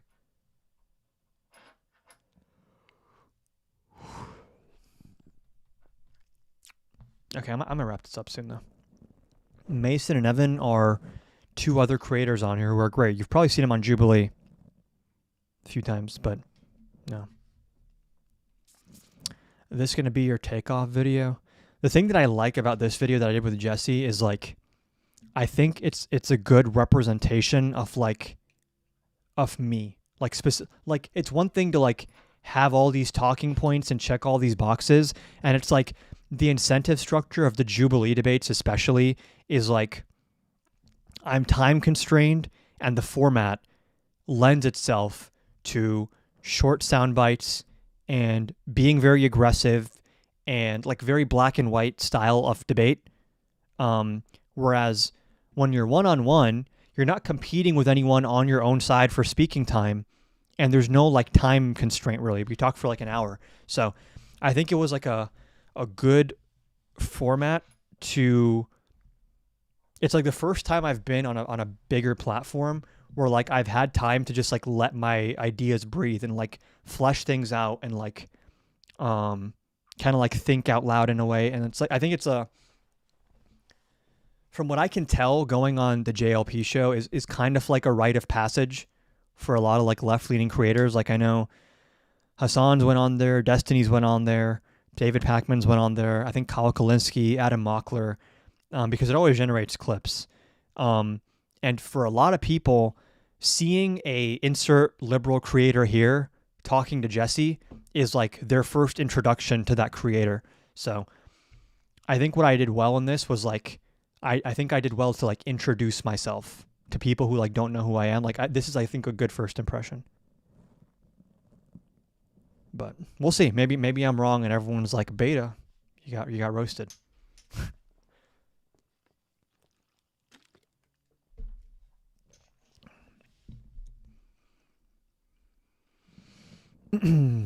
Hold on. I think it actually is something I can cover.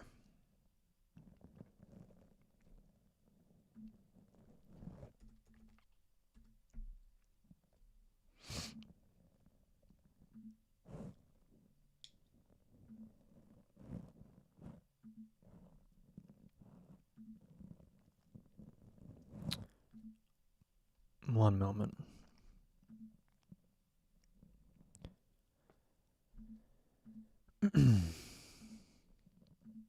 I guess we could do some quick CNN reaction stuff. Is Mason and Evan the ones that did the Charlie Kirk college stuff? Mason was in the Charlie Kirk Surrounded, I think. Yeah. And Evan's been on like the Candace Owens one with me. Right? Yeah. And Lila Rose. Yeah. Lila Rose and Candace Owens.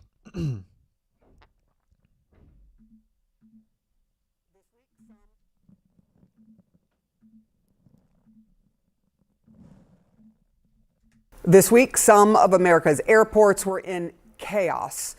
ICE did show up after weeks of a DHS shutdown to try and deal with these lines, at least try to help in some way, but the lines kept growing. TSA agents kept disappearing. Congress kept dragging its feet on a deal before the president declared an emergency and ordered those agents get paid. He ordered ICE agents into the airports.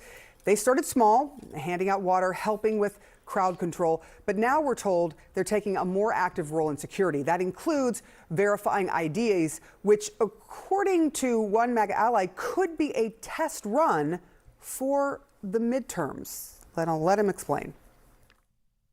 We can use what's happening with these ICE helping out at the airports. We can use this as a test run, as a test case to really perfect ICE's involvement in the 2026 midterm election, sir.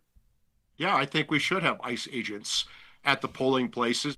I think it's perfect training for the fall of 2026. Look what happened. They moved everybody along. People get there quick. They vote quick. Maybe every now and again they pull somebody line. Hey, yo, ID? Got an ID? Essie, is this a good idea to have ICE there checking IDs or standing there armed as people are trying to vote? First of all, there's no need for that. Our elections in 2024 and 2020 and 2016 were fine. They were secure. They were free and fair. To the stupidity of, imagine you're a TSA agent. You haven't been paid. You haven't been paid because of ICE. Mm-hmm. You're working, and the guy behind you, the ICE agent, is watching you work. He's getting paid, and you're not. The stupidity of this, I couldn't imagine the indignity of being a TSA worker right now with ICE watching you do your job. They're getting paid, you're not. But the big picture problem with this is we should not want a militarized United States with our streets militarized, our voting militarized, our airports militarized. I am so concerned about the North Korea coded stuff that is going on right now. From Pam Bondi unfurling a banner with Trump's face on it on the DOJ building, to Trump putting his signature on our currency and his name on the Kennedy Center, to inviting only friendly media outlets who are going to say exactly what you want into Pentagon briefings. Oh my God. Totally unrelated. Was this the episode I'm thinking of? Stephen A. Smith is, I think Stephen A. Smith is going to run for president. He was on Bill Maher's show with Alyssa Slotkin, and he was talking like he's gonna run, and it was painful. It was really painful. He's doing I think he's trying to do the Trump thing, except for the Democratic Party. Hold on.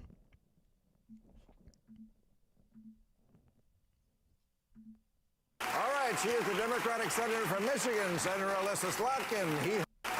He's going I don't think he's going anywhere, but man, he really pissed me off in this video. It's like, hold on. He does the outsider thing, and I feel like people like that, and it's annoying. He does the outsider thing well, where he's like, these politicians, they're not like me. I'm from outside the system. I'm different. What's your favorite Jubilee video you've been in? The Shapiro one, because I don't want to toot my own horn, but I literally predicted the future. All the ones who are, including the two Jews, which wasn't hard to do, in fairness. But have distant. That's where Jews are with the Democratic Party these days. Has it become toxic? Oh my God. And hanged. Yes, and I thought even for him that was too far, and they did his bidding. And I just thank the grand jury of just random citizens who I will never meet, who said that's ridiculous. And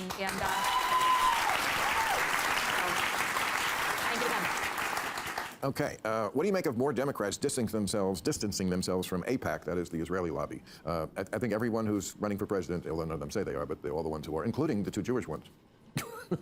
have distanced. That's where Jews are with the Democratic Party these days. Has it become toxic to support Israel? I think it has for the Democrats. I think it has. The question is it right? It's not. I don't think it is. No, it isn't. I don't think it is. And I think Yeah, I've met Shapiro twice. what you're having right now is a lot of people, when we saw what we saw on college campuses, what have you, and a lot of people, engaging in anti-Semitism, let's just call it what it is, that definitely becomes incredibly alarming. But I also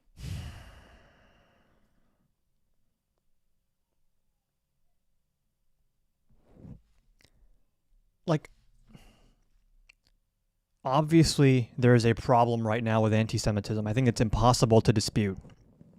But to take advantage of that problem and use it as a tool to delegitimize protest against a genocide by framing everyone who protests Israel as being anti-Semitic is not only doing a disservice to the people in Gaza and Palestinians in general, it's doing a disservice to Jewish people who are facing anti-Semitism, because it's tired. It's like we've heard this line of argumentation, and to see someone who wants to run for the Democratic Party nomination, ostensibly, maybe not, engage in this is it's such a played out trope. It's just boring. I don't think it is. No, it isn't. I don't think it is. And I think that what you're having right now is a lot of people, when we saw what we saw on college campuses, what have you, and a lot of people, engaging in anti-Semitism, let's just call it what it is, that definitely becomes incredibly alarming. But I also think that there's a lot of people out there that got an issue with Benjamin Netanyahu specifically.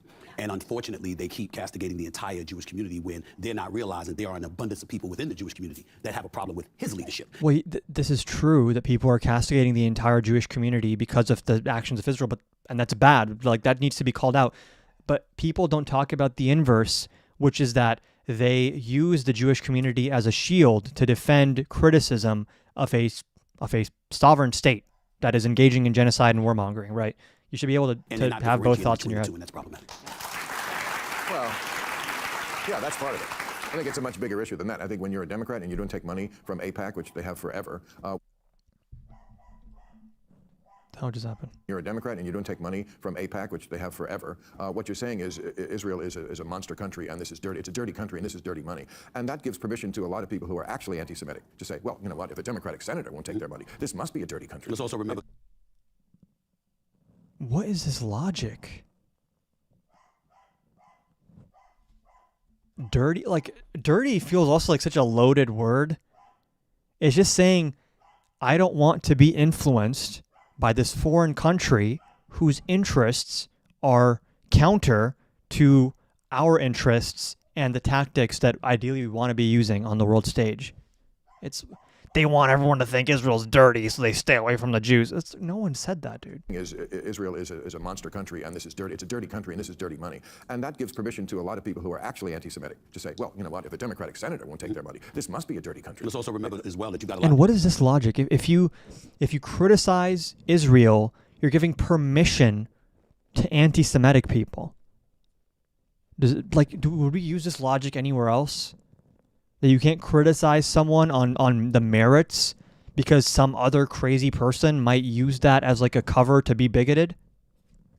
That felt like, they're taking this position that Trump was wrong to go after Iran or what have you, but practically every president before him would complain about Iran and how Iran needed to be dealt with. But then all of a sudden he does it, and it's a big problem. Now, I'm not saying that he's handled it entirely correctly, please don't get me wrong, because he hasn't. But the flip side to it is that you got a lot of damn nerves to be in the face of American people saying for numerous administrations, Iran is a problem. We have to be dealt with. Iran's a problem. They have to be dealt with. And then this guy is such a dumbass. Nothing bothers me more than people who are confident and their confidence does not match their level of your level of conviction should match your level of understanding, which is a lot to ask, especially in the United States. But Iran's been a problem. We have to get Iran. Dude, we had an Iran deal. He's acting like there was no other way. We've all been waiting for it. It's about time we invade or attack Iran. Well, that you got a lot of people that felt like, they're taking this position that Trump was wrong to go after Iran or what have you, but practically every president before him would complain about Iran. And every president before him complained about Iran, so of course he's going to start attacking Iran militarily. Duh. I don't understand what... And he thinks he's hot shit. I can tell the vibe this guy is giving off. He thinks he's him right now. He thinks he's like, I'm cutting through the politician speak with my speaking truth to... I say it like it is. That's the most annoying new brand of politics. Oh, he says it like it is. He says what no one else is going to say. Yeah, because he's a dumbass. Iran needed to be dealt with. But then all of a sudden he doesn't, and it's a big problem. Now, I'm not saying that he's handled it entirely correctly. Please don't get me wrong, because he hasn't. But the flip side to it is that you got a lot of damn nerves to be in the face of American people saying for numerous administrations, Iran is a problem. They have to be dealt with. Iran's a problem. They have to be dealt with. And then this man deals with them, and then all of a sudden you're complaining about him now. What do you mean he deals with them? He's not dealing with anything. What has he dealt with? Do they no longer have the 60% enriched uranium, which it seems like they do still have somewhere underground? No. Or is there an Ayatollah still in charge? Yeah. Are we getting energy? No. What exactly did Trump deal with here? It doesn't really make sense. There's a lack of consistency. And who's clapping for this? Actually, it's interesting. I mean, long before October 7th, I stopped taking AIPAC money, not because of Israel or any other issue like that, but because they were giving money to people who had been participating This in January whole 6th. conversation, maybe I'm losing my mind. Is it just me, or is all of the American discourse on like Middle East foreign policy just pure brain rot? It's pure brain rot. There's like no... Some people will sacrifice conviction in pursuit of like, oh, well, it's complicated, it's nuanced. Let's think about the geopolitical implications. And it's like, dude, that doesn't mean you have to start justifying completely haphazard, unjustified, illegal wars.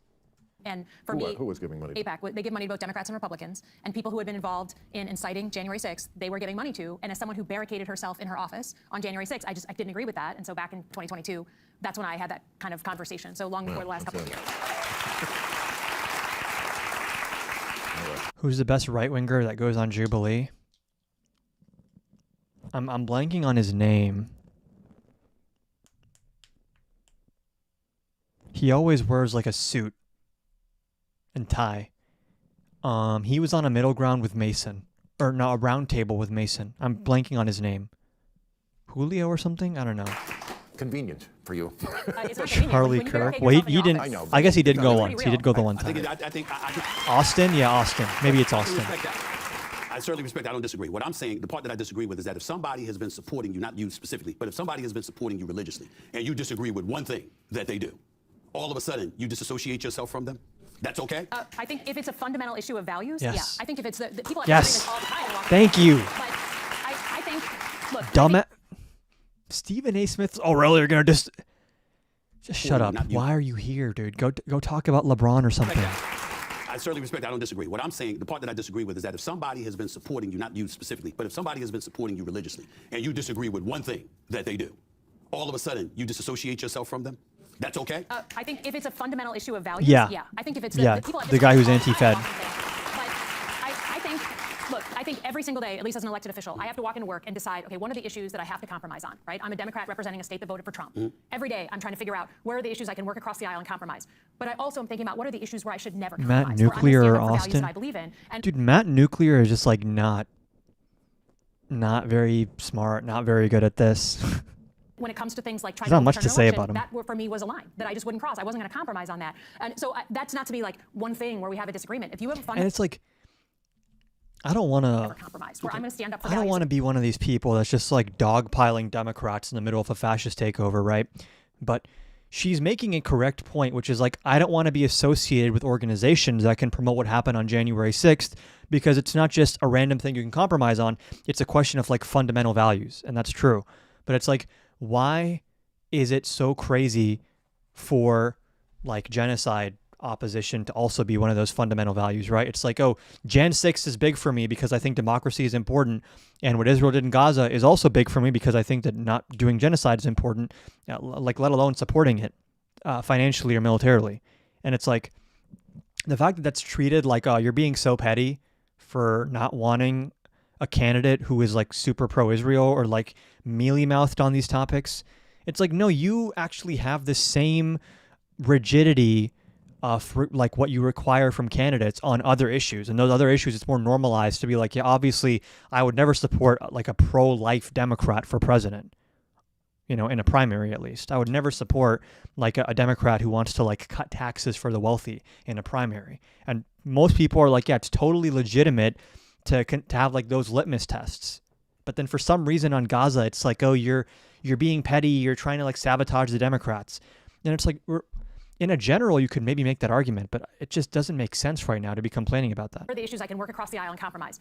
But I also am thinking about what are the issues where I should never compromise, where I'm going to stand up for values that I believe in. And when it comes to things like trying to overturn an election, that for me was a line that I just wouldn't cross. I wasn't going to compromise on that. And so that's not to be like one thing. And where we have she's cooking on this point. I agree. Like on January 6th. If you have a fundamental values disagreement with an organization, then you shouldn't take their money. It's just hard for me to comprehend how we can hear someone on Capitol Hill saying, I have a fundamental disagreement with this one issue. As far as I'm concerned, there should be an abundance of issues that you fundamentally disagree with somebody about.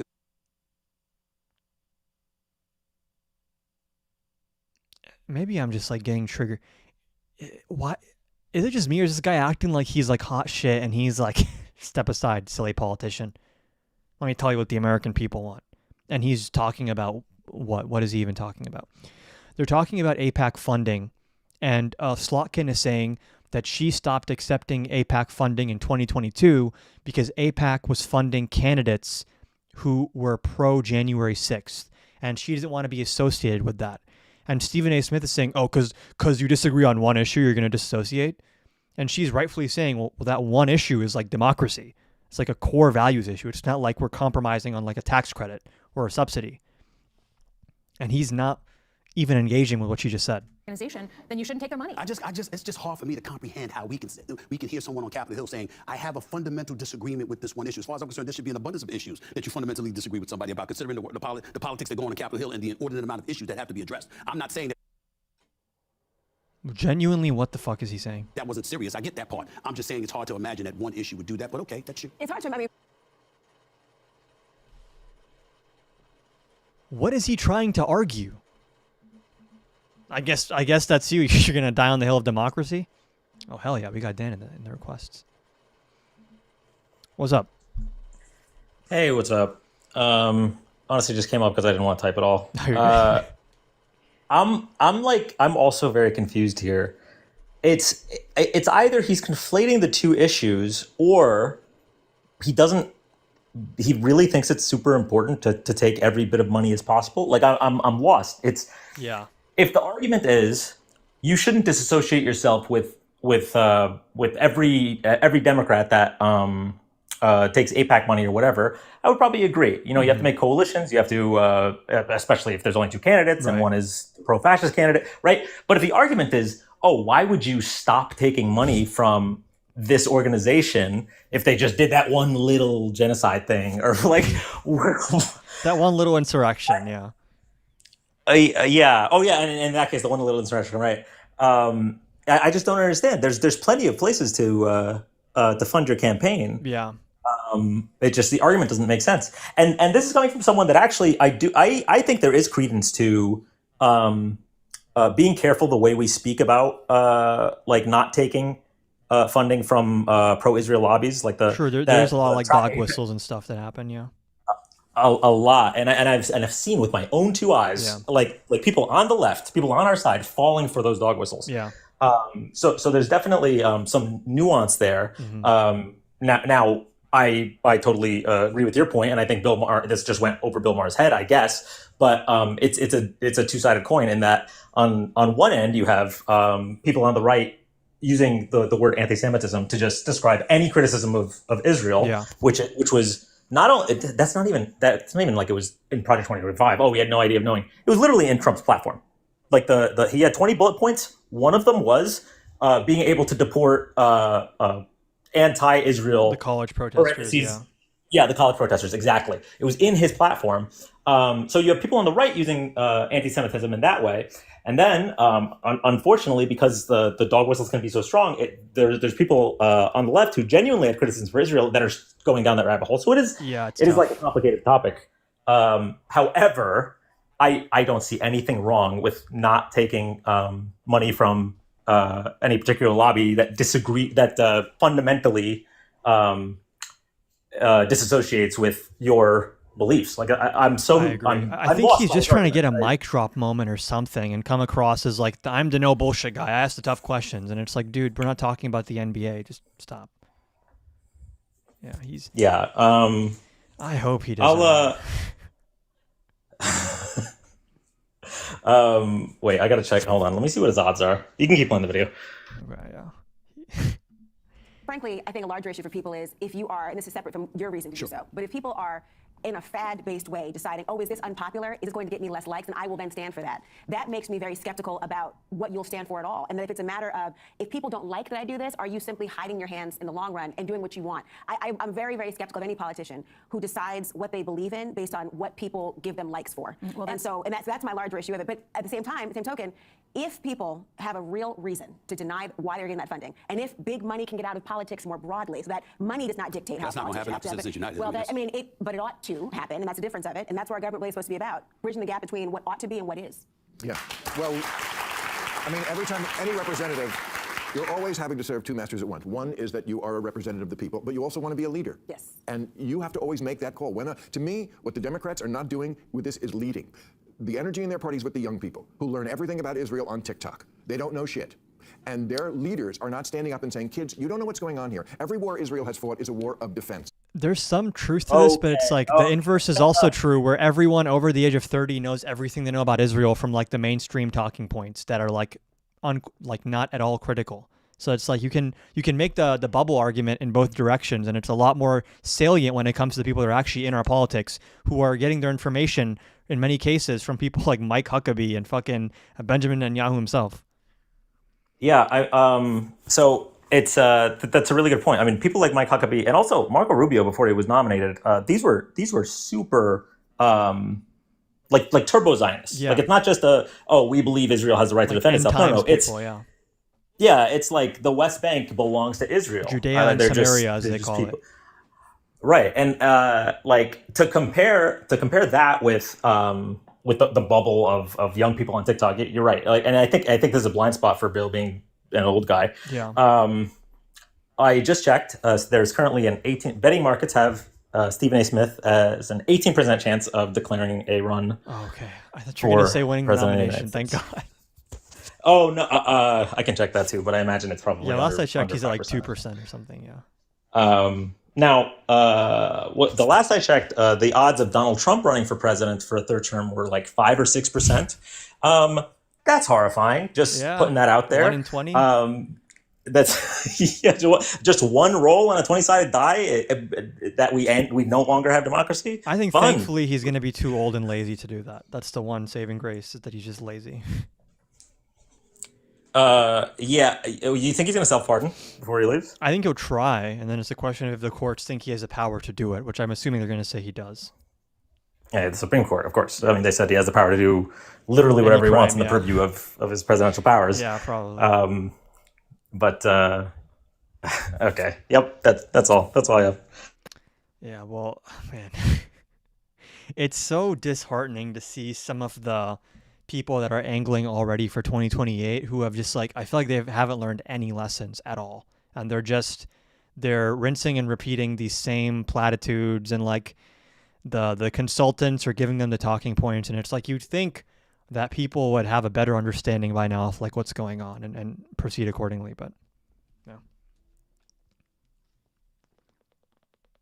Yeah, I agree. These peer-reviewed and focus group tested lines and stuff. Like Donald Trump can literally just get on stage and shit his pants and people will love it. He can literally say, I'm happy Robert Mueller is dead, and by the way, here's a video of Obama as a monkey, and nothing happens to him. So it's like, why are all these Democrats like, let me ask my advisors what I can say here? Yeah. Do you have anyone top of mind for 2028, or you're not thinking that far ahead right now? I'm mostly not thinking that far ahead. It would have been super nice. It would have been super nice if there wasn't this whole rule about the funding thing, where when Biden dropped out, we had an option other than Harris. Yeah. Because who I think would have been perfect in that moment would have been Mark Kelly. I think the fact that he's a veteran, the fact that he's from a swing state, astronaut, the fact that astronaut, yeah, I mean, the astronaut president, that's awesome. And also, this was right after the assassination, I already said it.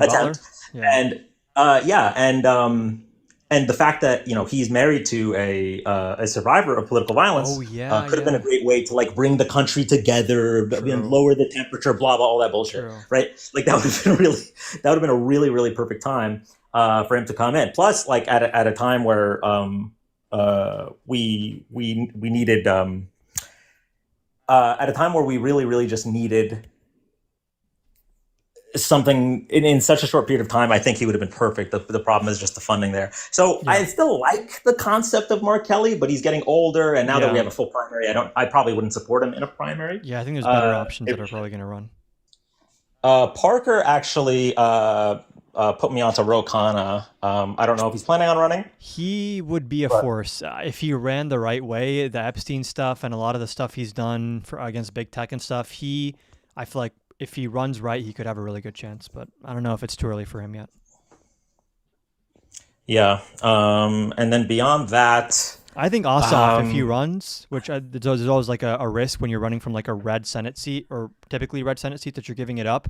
But Ossoff has the like charisma that I think would be needed. He'd be really good, at least electorally, I think. Yeah, I think I honestly think at this point, like we really need a hot president. True. Under the age of 80. No one wants to say it, but it's true. Yeah, no one wants to say it. Yeah. Beyond that, obviously, like if policy wise, like if I could pick and not worry about electability, I would want someone like AOC. To be honest, at this point, I would want somebody more to the left, or just revise Mamdani's birth certificate and get him in there. Honestly, If we can send people to CCOT against the orders of judges, can we just give one guy birthright citizenship, even if he wasn't born here? I feel like it cancels out. Yeah.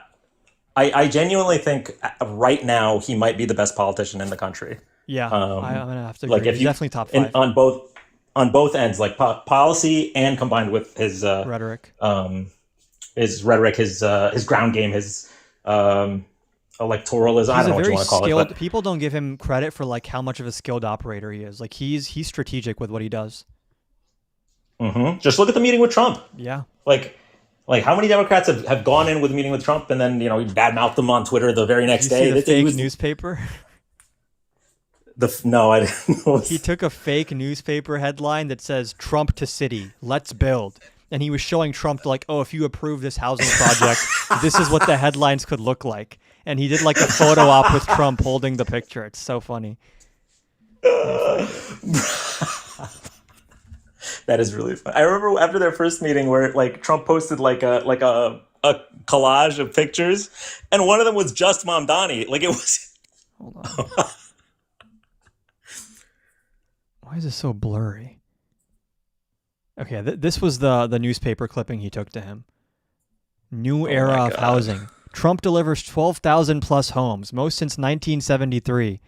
That's all he needed to get him to have a big fucking smile and I think approve supporting the project going forward. Yeah. Honestly, I need to see his birth certificate. I got to confirm that he wasn't born here. Yeah, it's like the reverse Obama. We want to see it so we can prove that he actually is eligible to run. Mm-hmm. Yeah. But yeah, that's my take on 2028. The thing is, like, I'm thinking, like, why even worry about it? We got to see if 2026. We got to see if there's an election this November. Yeah. Exactly. Yeah. Which I'm not feeling too great about, but I don't want to. It's hard to find the balance between being honest with people and like not being too much of like a doomer or like a black pill person. It starts to feel mutually exclusive at a certain point. No, I 100% agree. And the moment that I fully like. I had to commit to either being a little bit dishonest with my audience or not was like literally election night. Yeah. Because everything up until that point, everything I said was 100% how I was feeling. Yeah. Even when I started getting word, I was like, listen, the polling's looking in Trump's favor. Make sure you get out, blah, blah, blah. But that night I was like, guys, tell me what you want. Do you want something inspiring or do you want the truth? How I really feel? Yeah. And I agree. And I'm at that point, if I really am full on doomer, I probably should just stop going live, I suppose. I think if you take doomer to its logical conclusion, it's like maybe we can create a new and better country out of the ashes. That's maybe the silver lining if you look hard enough. But that's what I'm trying to convince myself. some accelerationists just creamed their pants hearing that. So Yeah. I hope Maybe they were right all along. I'm willing to admit, assuming I make it out of the camps, I'm willing to admit that they were right. Yeah. What was the other thing I was going to say before we said about the election 2026? Yeah. So if the Supreme Court rules, which is looking like they're going to rule where no mail-in ballot can get their can count after election day. The election day, Yeah. right? It's literally just a matter of just delay the mail. And I don't know, is there like a law that prevents the federal government from saying, oh, there's actually you know what, we found out that there was Iranian intel being sent through the mail to Michigan. Yeah. So we have to inspect that for a little bit. And in states like Texas, election they'll happened. have the whole state government apparatus helping him to beat Tallarico, for example, if he seems like he's going to win. So it's especially in the red states, so we could flip blue for the Senate. That's where I'm like most very worried about these shenanigans. Yeah, that's a good point too. I mean, if at the end of the day the extent of their attempts keeps Texas's seat red, then I'll probably take it. Like that's where I'm at right now. I'm negotiating with how much cheating I'm okay with. I think if they mess with even one vote, as far as I'm concerned, the Democratic Party needs to be like, okay, the United States is over. We need to like take this to like the next level of like. In GTA, we need to start considering things like secession. Like it is crazy, but it's like once you've derailed elections, we're in a different world. This is no longer like American politics. This is like a hostile takeover of a nation state, and there needs to be internal resistance to like remove the regime. However that happens in a video game. That's where I'm at this point. All right, man. Thank you for having me up. Yeah. I'll be in chat for a little bit. All right, cool. If you guys aren't already following Dan, which I'll be shocked if you aren't, make sure you guys shoot him a follow. One of the most base creators on this app. They already did that, I think, in Ohio. Yeah, the thing is, like, we already saw in Fulton County going live tonight. Hell yeah, make sure y'all tune into that. The thing was, like, in Fulton County, they managed to get a warrant to do an FBI raid on the Fulton County election office and take a bunch of these boxes of ballots. And the affidavit that they used to get the warrant was complete bullshit. It was a claim that had been debunked by Georgia election officials in like 2021. And that same debunked claim was submitted in an affidavit, which somehow was enough for them to get a warrant to go. And now, by the way, break the chain of custody on all those ballots that they took. There's no more chain of custody. So if they just come out and say, oh, we checked the ballots. Trump said this in an interview. Trump did an interview shortly after the ballots were seized, and he said, it's going to be coming out soon who really won Georgia in 2020. I think that kind of gives up the game of what they're doing, right? Once you break the chain of custody, maybe there's like electronic records and stuff, but you can start making claims about vote totals, and there's no real chain of custody there to check your work on that. And it's like, even if the mail stuff doesn't happen, and let's say somehow the court rules in our favor, which I doubt, but let's hope, now they have automatic standing to challenge election results. So all you need to see is, let's say it's Tallarico versus Paxton, and it's starting to look like, wait, I think Tallarico might win Texas by like 0.5 points. And then Paxton can say, I want to challenge XYZ election rules because I think there was foreign interference or there was some kind of issue with counting. And then all you need is like one crazy conservative judge to issue an injunction on the mail-in ballots or issue an injunction on counting the votes. And then once that injunction is issued and if the feds can just take 0.1, like here's the thing is like the scale doesn't have to be big. If the federal government can get its hands on 2,000 ballots in the Texas Senate race, that could be enough in a very close election to completely throw into question who even won. And now what you've done is you've taken the decisive ballots and you've broken the chain of custody on them. They go into a black box, which is the federal government. And now we have to trust that the ballots they return are like real and not modified or some weren't thrown out arbitrarily. And there's a lot of ways they can do this. And it seems like I don't know. There's like 6 different. I said this to David earlier. There's like 6 ways. I know the dog wants in, but the second I let her in, bro, she's gonna want to leave. Watch. I'm gonna let her in, and I give it like 5 minutes before she's trying to leave.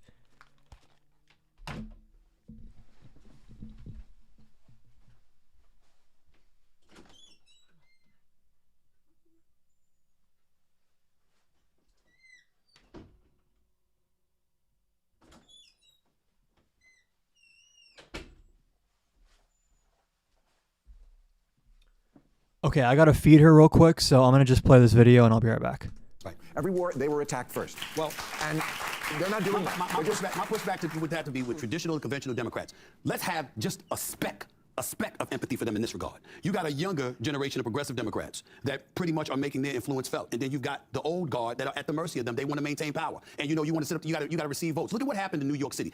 No disrespect, but do we really think that Zohran Mamdani was the most qualified candidate to be mayor of New York City? Come on now, we know better. I'm wishing him well. I'm not being disrespectful. He's smart, he's sharp, he's quick on his feet. I'm not disrespecting him in any way. But he had never done anything. You got a governor, a former governor, who was a 3-term governor, coasting to his fort before the scandal hit. You boot him out of office. He's qualified to get your support for 3 terms, en route to 4, to run the state. But you don't want to run in the city.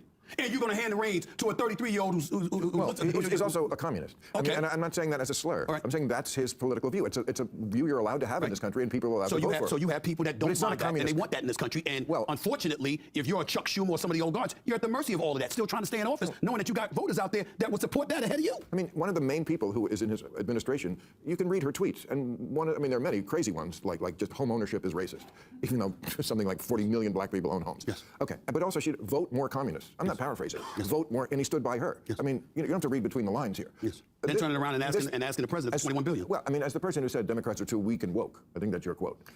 I mean, this has got to be what you're talking about. Well, look, I mean, I think I will just say what happens in New York City does not work in other places of the country, right? Like, it doesn't work there either, by the way. Well, they elected him. But I do think what you're getting at is, and I feel this when I travel, particularly in the middle of the country, like it is hard to miss as an elected leader that people are so desperate for some kind of change. Like and the young people in particular will either like take it from you nicely or they will eventually kick down the door. It's just a matter of figuring out which one is going to come first. And I think the old guard has not yet caught up to the fact that the game that they learned to play is a totally different game now. It is a totally different operation, and they haven't adapted and they haven't left. And so no matter where you go, I think Mamdani is a New York City thing. I don't think that would work in other places. Might work here. But I'd say in the middle of the country, that's a harder sell, I will say, for places like where I'm from. But I don't think, I think it's a symptom of a bigger issue, which is the old guard of politics. It's done. It's over. It doesn't work anymore. And it's certainly, on my side of the aisle, not playing effective offense against Donald Trump. Yeah, there are things to be learned from Mamdani. You can take politics aside, policy aside.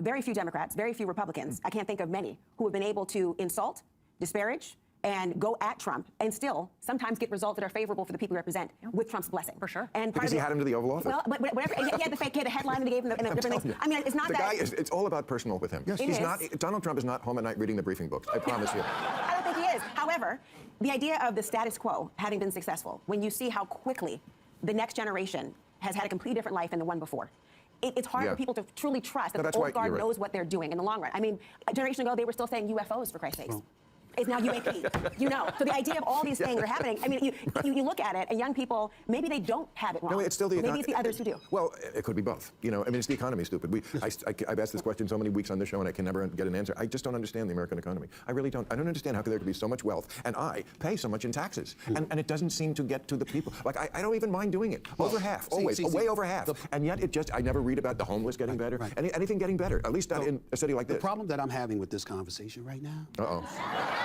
Oh my God, I just came back in time for the rage bait. What is this guy about to say? We're accusing the politicians of not knowing. They know. $39+ trillion in debt. Yeah. You can't pay TSA workers $1 billion over the last month, but you could spend $800 million to $2 billion a day. And somehow, some way, you find that money to finance a war. You knew you had the damn money. You knew where it was. You knew how you wanted to allocate it, and you knew you didn't want it to go to the American people. That ain't ignorance. That's viciousness. That's cruelty. That's not thinking about the American public. You see, when we sit up here and we talk about aspiring politicians and all of that stuff, you know how you win an election right now? All you got to do is look the people in the face, be straight up with them, and let them know you're about them. you got a shot. That's all you got to do, because you look anywhere else. Where's the leadership? Look at the Republican Party right now. It's Trump. You know what I said the other week on my show? I said, y'all do know he's leaving in 2028, right? Unless he circumvents the 22nd Amendment and runs for a third term. The thing that bothers me about Stephen A. Smith, and I don't think he has a chance of winning, but he speaks with a certain conviction, which I think normies like, even if he has no clue what he's talking about, which his criticism of the Trump admin, I think it was a criticism of the Trump admin spending on the war. That was good. That was like a criticism from the left-ish, but is he running? No, but he's been angling for it. So it's not official, but I think it's very possible. And he does talk in a very forceful way with a lot of conviction, which I wish there were more Democrats that spoke like that, so we didn't have to. So this wasn't the only guy who JD does Vance, it. you ain't him. Don't think you are. Marco Rubio, thank God he doesn't try to be. The rest of these people fawning over him in such embarrassing fashion, you ain't gonna be him. And the Democrats, my God, please find somebody who can lead. Gavin Newsom is out here in California. Out here in California. Pulling off in his own way what I think he wants to. He's being known more for trolling Trump on his podcast or with other interviews than what he's actually doing in the state of California. They think that's leadership because they don't have it. They know what they're doing. These politicians know. They know where the money is. They know how to get some of it too. Because Marjorie Taylor Greene came into office, she was worth a couple of $100,000 according to the report. Like this all just sounds like he's testing the waters to run. He's doing the typical, like, I cut through the noise and I say it like it is, and I'm not like these politicians. I know what's really going on. 25 million. Where'd it come from? I work every day. Because that's like it resonates, but it's also become an aesthetic that people wear to be like, I'm a man of the people. I say it like it is. I make a pretty good salary. I ain't making $25 million working on Capitol Hill with a salary that's less than $400,000. By accident, somehow, some way, lobbyists up on Capitol Hill, you vote in one way or another, making sure that you assuage their concerns and appeal to them and all of this other stuff. And in the meantime, you get paid, but the American people ain't. That ain't an accident. That ain't an accident. They know what they're doing. They know what they're doing. They just haven't been called on it. But stay tuned. Stay tuned. Okay. Oh no, he said stay tuned. He thinks he ate. I ain't making And they're acting $25 like he ate, in fairness. $5 million. Where'd it come from? I work every day. I make a pretty good salary. I ain't making $25 million working on Capitol Hill with a salary Like, this is nice and all, but like, do we want this guy in the Situation Room, in the Oval? You want this guy giving a yes or no on like a drone strike, giving the okay on a military operation, or I don't even know what kind of legislation he would believe in. But $400,000 by accident, somehow, some way, lobbyists up on Capitol Hill, you vote in one way or another, making sure that you assuage their concerns and appeal to them and all of this other stuff. And in the meantime, you get paid, but the American people ain't. That ain't an accident. That ain't an accident. They know what they're doing. They know what they're doing. like, I understand there is a truth to obviously like the elites are like really staying great and taking care of themselves, and the average American is suffering. Like, that is descriptively true in many cases, but it's like, I'm very skeptical of people that just run on problems instead of salute. Like, when someone's entire brand of politics is like telling you what's wrong, as legitimate as their diagnosis may seem, it's like, okay, yeah, but then what? What about it? Right? Like, yeah, it's true. You've pointed out a problem, but like, now what? And I don't know what this guy is giving us on that front. Just haven't been called on it. But stay tuned. Stay tuned. Okay. There was something I wanted to argue with 5 minutes ago in there, but I can't remember what it was. Something about the war. I think, I think whether they're fighting this war or not, I think the same amount of money would be going to the people. I don't think it affects it at all. And I think, the first job of government, the reason why governments became into existence is defense. And if a country is like Iran was about to get a nuclear weapon, I don't mind spending that. Neither do I. Okay. I don't mind. You said it was vicious. What I'm saying is somehow, some way you found the money for nuclear weapon, bro. And I need to read more about this. So I'm like hesitant to say it with too much conviction, but this idea that Iran was like foaming at the mouth to get a nuclear weapon and they just wanted to like nuke everyone, I don't see any evidence of that. But could it take it? If you could spend $200 billion a day, like, are we really meant to believe that they just couldn't figure out how to go from like 60% to like 90 whatever percent is needed? Is that the argument, that they didn't know how to do that, and they were about to figure out at some point, but they never did? Like, I don't know.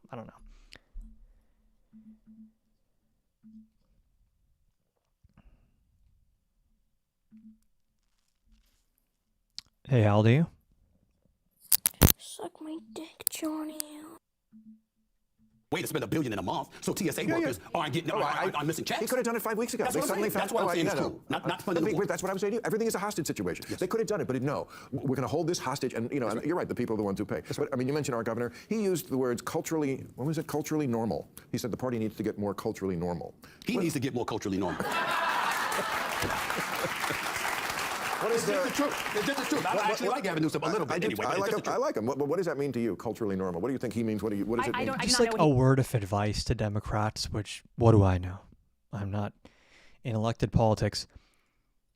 When you start strategizing about how to look normal and how to look authentic, I think you kind of missed the point of why people value those things.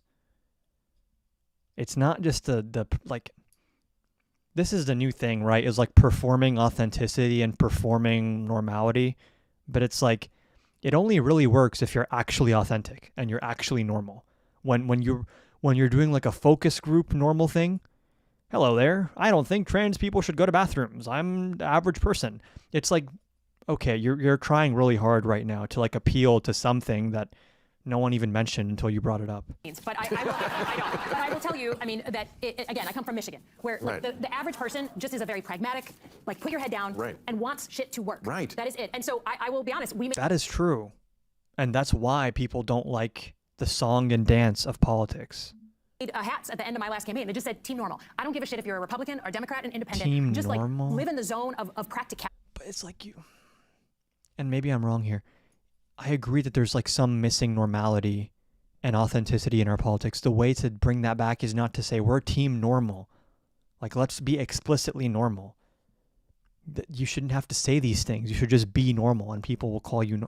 I don't know. Maybe I'm nitpicking. And the far right and the far left live in a different universe, They and really it does do. not represent that middle. And so, to me, I don't know what he meant, but I think the average person understands that, like, sometimes you just take the simple way out, and everyone can agree. 45%, they're saying 45% of folks in America, whether they vote Democrat or Republican, they're really independent, about 45%, which means that you're going to have a chunk of the American population that's going to influence these upcoming elections. And I'm looking forward to it because it needs to be influenced. As far as I'm concerned, not you, not talking about you, but most folks on Capitol Hill, it just needs to be purged. Well, They need to go. as long as they're They need to being go. actual policymakers and not just provocateurs. Yes. Because provocateurs.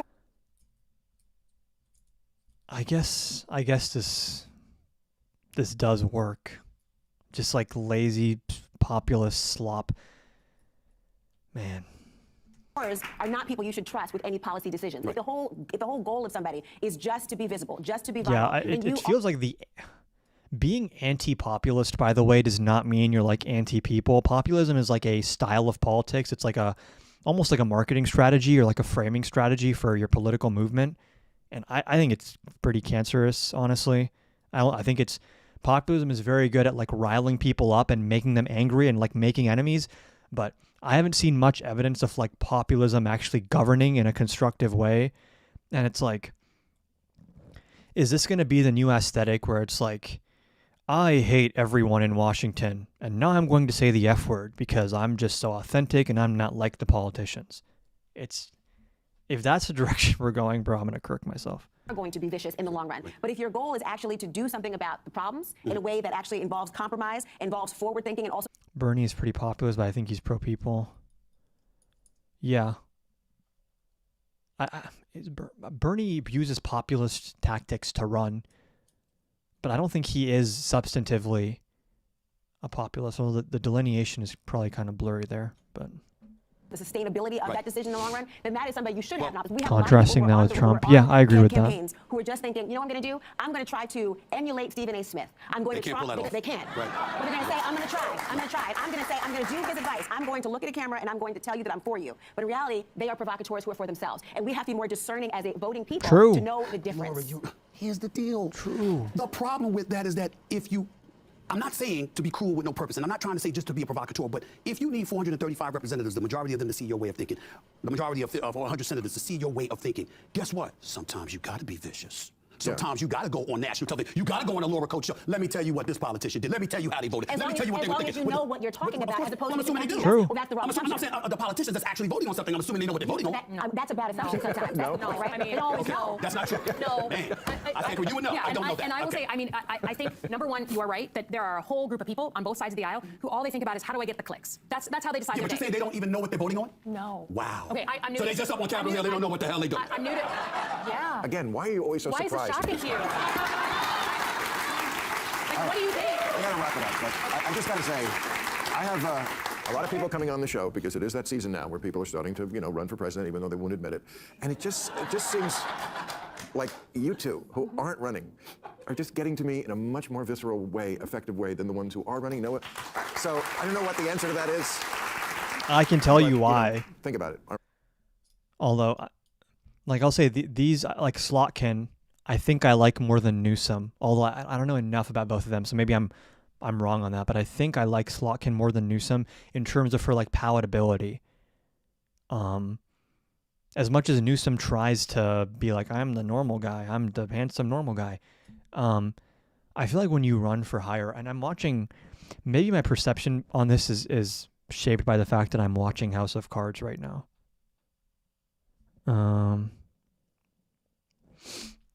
But like the higher office you're running for rather, the more just like naturally hesitant you're going to be to say anything. Like you feel like, oh, I have to double check. I mean, this makes sense. Like even on a smaller scale, right? Like if I'm going on a Jubilee video, I'm going to be way more mindful of what I say and how I say it than I would be just yapping on my own live, because the stakes are higher. The people watching are greater. Hold on.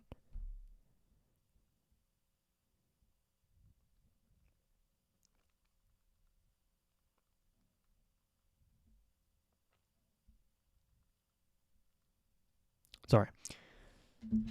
Did you watch Crystal Ball's interview with Slotkin? Yeah, I did.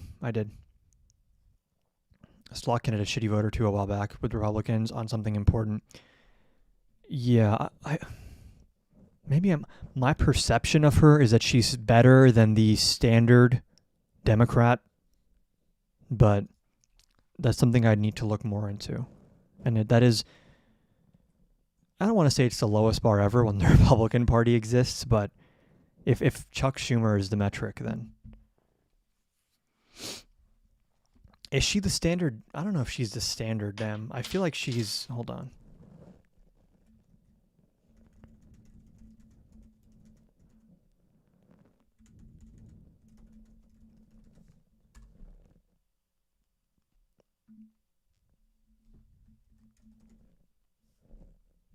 Was she not one of these? Maybe she wasn't.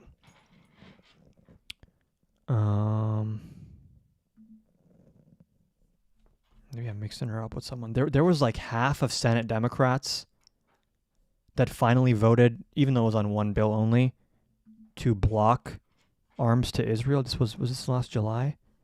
And I will say, I think the Democrats that voted this way, if you want them to go further and keep doing it, these people should get some semblance of credit. But maybe Slotkin wasn't one of them. Maybe I'm mixing her up with someone. Yeah, seems like I am. Also, what kind of name is also Brooks, Baldwin, Rochester, Duckworth, Durbin, Heinrich, Hirono, Kane, Kim, King, Klobuchar. Okay, yeah, she wasn't one of them. I take that back. 3 senators voted for the amendment to block the sale of rifles. Ossoff, Reed. Okay, so Slotkin has voted. Let's watch. Should we just watch her crystal ball thing? Let's watch that. Because it's been a while. I think that was like my last big. Joining us now, Senator. Like the last time I've seen her on something. Joining us now, Senator Elissa Slotkin of Michigan. Senator, thank you very much for joining us. We appreciate your time. Thanks for having me.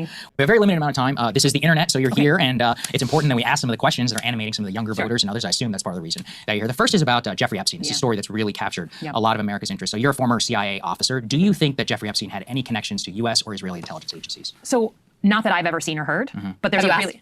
No, I haven't asked. But this is like a solvable question because President Trump's CIA director, John Radcliffe, can answer this question, right? There is no shortage of people in this administration who can answer that question. I would be very surprised. I'm going to be honest. I know your views on it. I would be surprised. Okay.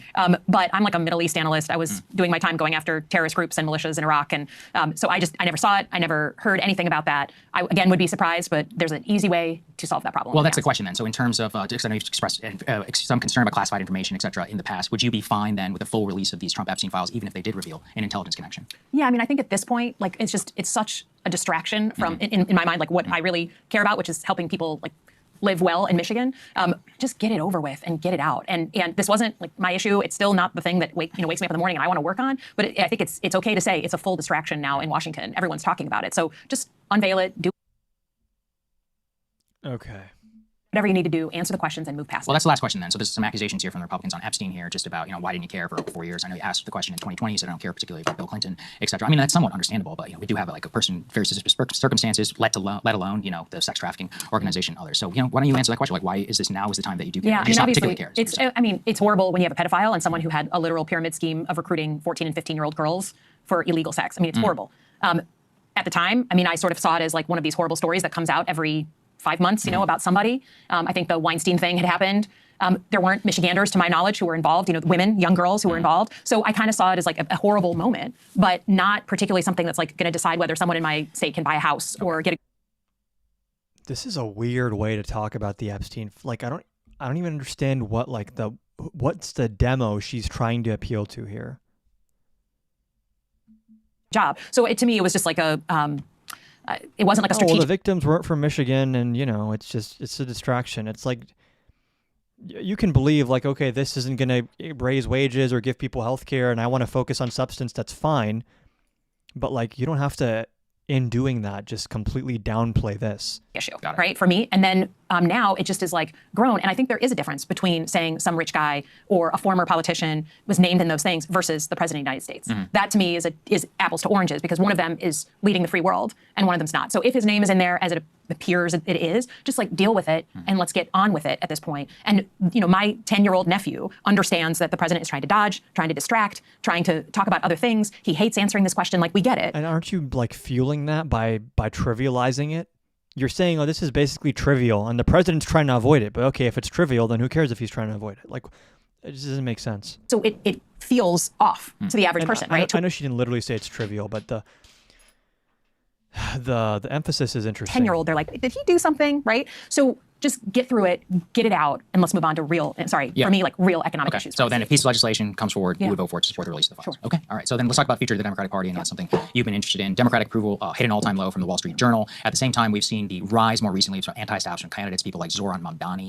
Give us some of your thoughts there about the future of the Democratic Party, and particularly in the context of Mamdani's victory in New York City. Well, I guess as a good Midwesterner and Michigander, I'm never going to say that what happens in New York City represents all of America. Sorry, we're a big country, and I would never pretend to totally understand New York City politics. I didn't particularly understand Eric Adams. I didn't particularly understand, I genuinely, right? But I think the message and the hot take out of that election is actually not terribly dissimilar from what we heard in the November election when Trump won, right? Which is people are still focused on the cost of living and not being able to achieve what they thought they could achieve, right? And then number two, people are looking for a new generation of leadership. I don't think it's hard to miss those hot takes. I can have plenty of disagreements with what I've heard Mr. Mamdani propose, and I do. But that message coming out of that election... What do you disagree with? Just, my family was a fourth generation hot dog business. Like, I am here because we live the American dream through capitalism. Okay. And so, like a lot of free stuff, to me, is not the answer. I don't think it's sustainable. I don't think that it...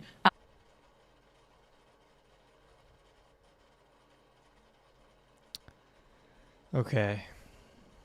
What don't you like about Mamdani? My family, we go back 4 generations in hot dog stands. Okay. Capitalism. Oh, okay. Was a fourth generation hot dog business. Like, I am here because we live the American dream through capitalism. Okay.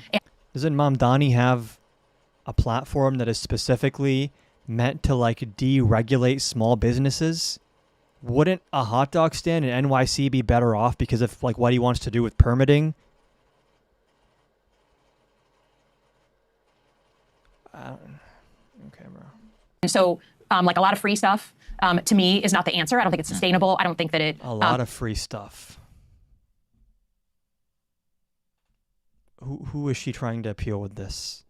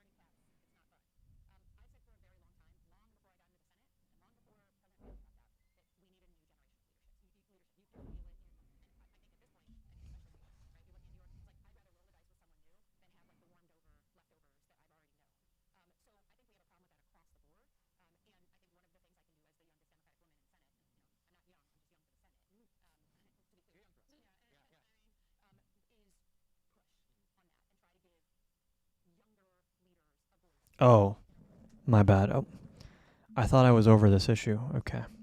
That's great.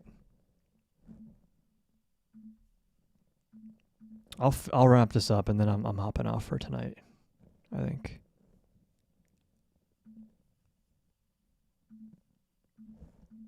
Way. And to me, that's upward pressure. That pressure that you're talking about from the people is good. So then shouldn't they endorse him? I mean, what kind of a message, Schumer and Jeffries, shouldn't they endorse? They're both from New York. Mamdani, they're both New Yorkers. Yeah. And what kind of a message does it send if, like, I mean, this guy won the Democratic primary. Yeah. He's the Democratic nominee. It was overwhelming. If then the centrist leadership of the party said, we can't get behind it. I mean, you just asked me before we started the exact same question about the Michigan Senate primary, and I'm like, Michigan Democrats don't get involved in primaries. We all are friends. So I can't speak to what they're doing. I think, I hope that they're meeting. I mean, if this person is... They did. Yeah, okay, and Hakeem Jeffries still refused to endorse him. I mean... The average person watches this and they can tell that Slotkin is going out of her way to not say something critical of Jeffries and Schumer. And you can talk about we're team normal, but if you do... if people can see in real time that you're making political calculations to defend someone else's reputation, when it's like, she doesn't have to... She can say, I love Schumer and he's always... voting with us, but I don't think he is, young enough or principled enough to be at the forefront. So like, no hate to him. Like there's I understand you have to keep coalitions and like ingratiate yourself with the Democratic Party leadership. You can do that, but it doesn't mean you have to completely cover for them at all times. This is giving me like the Biden defense energy, where people think when they're asked about Biden's age in 2024. That like if they admit that Biden is like lost a step, that this means they're like against the child tax, like they wrap it all into one thing and they defend it with their life. And this is what people, so it's like she's saying I'm team normal, but then she's like, I don't know, she's engaging in a style of politics that just feels like it's prehistoric. Think about it from this context. Like, let's say in 2028, a more moderate figure wins the Democratic primary and a bunch of progressives, AOC or whoever says, we're not backing, we don't agree with you. I feel like you would have a problem with that. Yeah, I mean, I think I will say this. The way that this party works is when there's a coalition that sticks together. That's like a numbers issue. That's a data issue. And so I'm always going to be someone who's trying to find unity. That doesn't mean we all agree with each other. And I think I wasn't in the conversations where they met privately. What they debated, what they talked about, I don't know. But to me, we got to figure out what's common among. How hard would it be for her to say, I think we should endorse every Democrat that gets the nomination? I disagree with Mamdani, but he has my endorsement. I think he should have the endorsement of Schumer and Jeffries, and you'd have to ask them why they haven't endorsed him. Why couldn't she have, like, what would happen to her if she said that? Or like, oh, do you support the leadership of Schumer and Jeffries? Personally, they're great friends. They've led the way on a lot of important causes, but at the end of the day, I think it's time for a new generation of leadership, and I think Schumer should step down, and I think Jeffries needs to step up his game, or maybe someone needs to replace him. Why couldn't she just say that? Like, what would happen to her if she said that? All Democrats right now, and that's why I focus on the economy, because that is, to me, the cost of living and people not being able to achieve what their parents achieved is the existential issue of our time, is the unifying issue of like all the right wing, left wing, like Americans. I don't even think it's a Democratic Party thing. And to me, that's where I spend my time, because I think 80% of my constituents in Michigan, that's where they live, is like, I just want to be able to go to Disneyland and take my kids the way my dad took me. So that's where I focus on. I'm happy to sit down with any leader. I can't speak to their particular decision to endorse or not. I'm not endorsing. Socialists are bad optics for Dems. I'm of two minds on this. I think in a purely electoral sense, if you run someone for president in a general election that self-identifies as a socialist, it's possible that there's some penalty for that. So that's fine. But just being associated with someone who uses the word socialist, I don't buy that that's like this Armageddon situation, because in case we missed it, the president of the United States is an authoritarian who tweeted a video of the Obamas as monkeys, who said he's happy Robert Mueller is dead, who said that this woman on the screen, Alyssa Slotkin, should be hung with Mark Kelly. And it's like, they're saying that, but God forbid you say something nice about Mamdani, that this is beyond the pale for the American. I don't buy it. I don't buy it that like, that even associating with someone who's a socialist nominally is like the end of your political career, when the guy who did January 6th was able to win a general election. This double, like two-sided, two standards of like Democrats have to be so careful to like not be perceived as beyond the pale.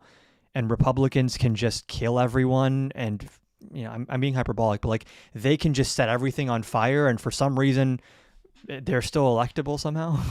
In my own Right, but primary. just last Yeah, question. but he won the primary. Right, that's my question. That's what's different. By They 12, have, I'm by sorry to 12 ask points. you, they have another election though, yeah? The general election. general Yeah, election. he's But the it's- Democratic nominee. I see. I'm sorry. This is why I'm saying I don't follow New York politics, and I think you'd have to ask them. I don't know. I know that for True, but in general, socialists aren't our allies and don't want what we want. I think this statement is like a little bit meaningless because the word socialist is used by so many different people. There are social democrats who say they're a democratic socialist.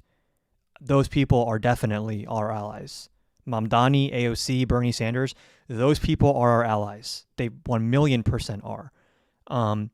Some random like tanky on Twitter or something, I guess, yeah, but like I think in mainstream American politics, especially elected politics, people who are nominally socialists are not these like illiberal authoritarians. They're just social democrats, or maybe even more than a social democrat, but I just mean the online lefties. But even there, I'm careful. I used to say this too, like, oh, the leftists. But like, there are people who identify as leftists and socialists who they voted for Kamala Harris. They'll vote for the Democrat in the general election. They're more progressive in a primary, but they're still going to vote, obviously, against Trump.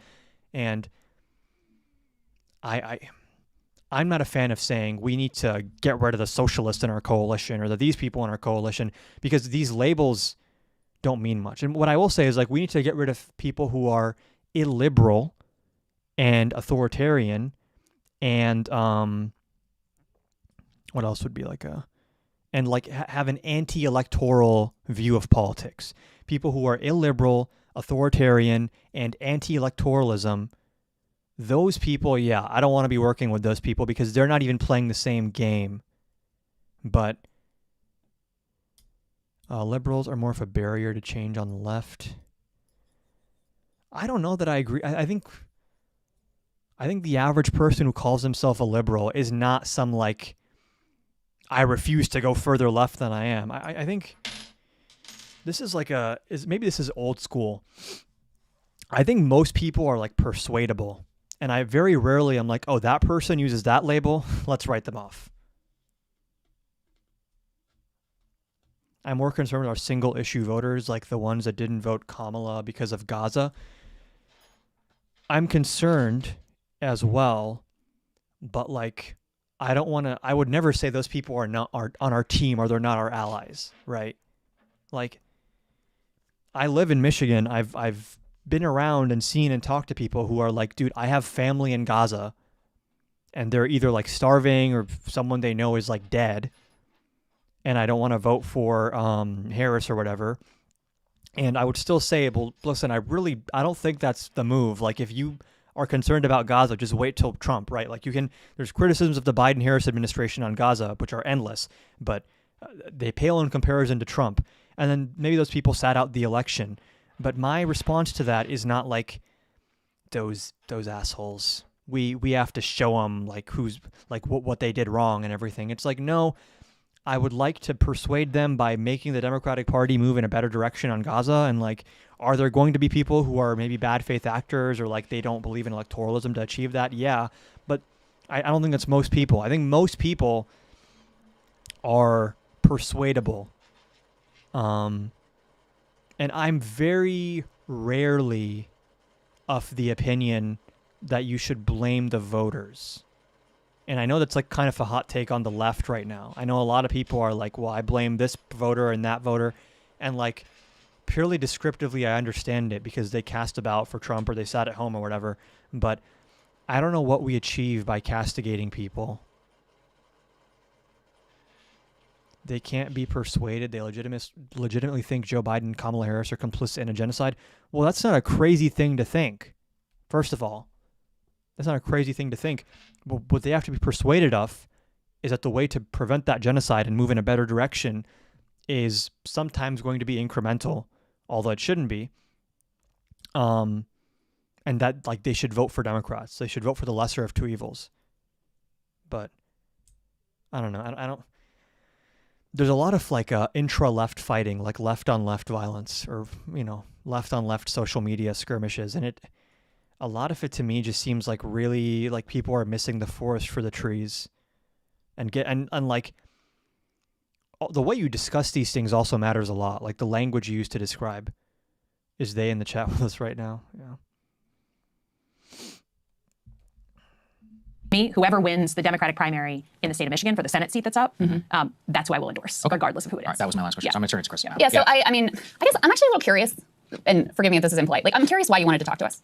What do you mean? Well, like, we don't have actually a lot of senators, especially ones who have very different ideology than us, reach out. So I'm curious what your goal was and why you thought to come here. Well, first of all, I think you have a good audience. I mean, right? We agree. If you appealed to like 4 friends on YouTube or whatever, then I probably wouldn't be here. But I think, to me, part of the problem is that people have kind of gone to their corners. And I live this, right? I live on my family farm in a town that voted heavily for Donald Trump. I've never won my town. I've never won my precinct. I've never won my neighbors. We get along, but I never won them, and I probably never will. So to me, I think that the people have gone to their corners and like. We cannot elect another Zionist and think we'll see substantive change. Yeah, I agree, like especially in the primary, but I really hope we're not saying that we're not going to vote blue in the general. I hope that's not the point of which, but I agree. And I don't think you're going to be able to win the Democratic nomination without taking a much stronger stance in favor of Palestine. It's not what I'm saying. Okay, yeah, I assume. There will never be a perfect candidate for everyone. Some voters need to realize that still. Yeah, but it's like, logically, I understand the point you're making, but like I feel like this just doesn't work in politics to tell people to like suck it up. You have to try to create more energy. Even if like it is true that no candidate's going to be perfect and you have to make compromises to form a coalition, that's all true. But it's very easy to get stuck in that box as an excuse to never progress or never really go beyond the pale. No. People who used to be able to talk about politics and disagree don't even get in the same room together. So I kind of like the idea of your show. I'm telling you, if the candidate is even slightly pro-Israel, then they'll gladly sit out the election. But who's they? Who's they? And also, what do you mean slightly pro-Israel? Like, obviously, I'm not asking anyone to run for the nomination and say death to Israel or something, right? It's just a matter of acknowledging Israel's war crimes and being genuinely motivated to address the sovereignty of the Palestinian people, which is like not that crazy, not that different from what should be on the books, American foreign policy, right? We're not supposed to acknowledge West Bank settlements. Our official position is supposed to be a two-state solution. I believe maybe I'm wrong, we're not supposed to be supporting war crimes. So it's like, I don't know if the group that you're referring to is even really a major factor. Like, it was interesting to me when my team pitched me, right? We go through, and like, there's no hiding it. Lots of people are like, how do we evolve in this new space? You know, like that's not it's not that conversation isn't happening. It is. And I think that's good. And to the credit of lots of shows like yours. Yeah. But I think your show appealed to me as I was being pitched because you guys don't agree.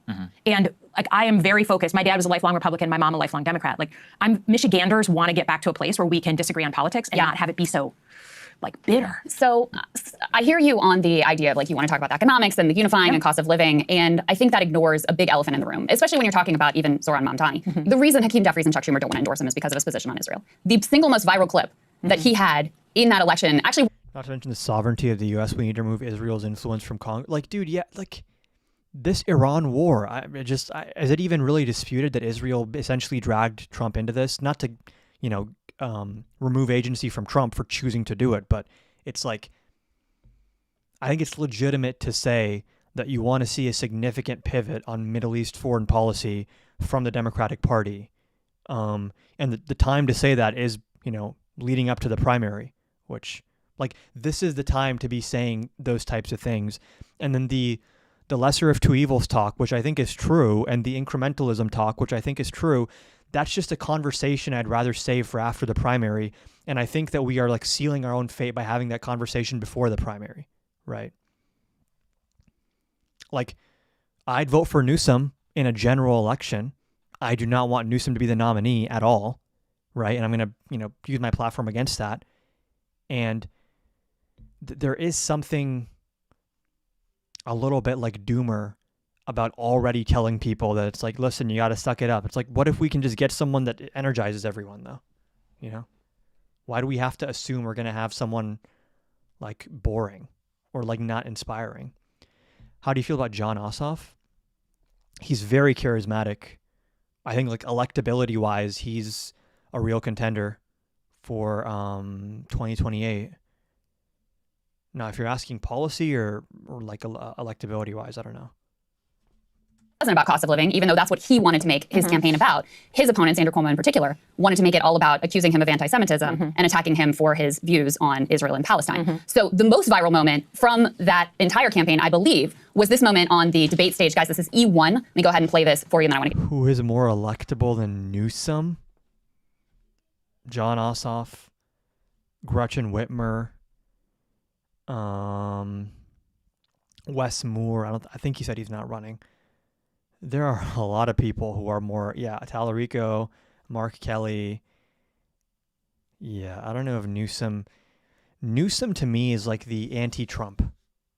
He is literally the anti-Trump. Like, it's almost like uncanny. Like the hair and the social media forward strategy and the, he's just the anti-Trump, which like there's an appetite for that for sure, but. Your reaction? Mr. Mamdani. Newsom's a neo-lib.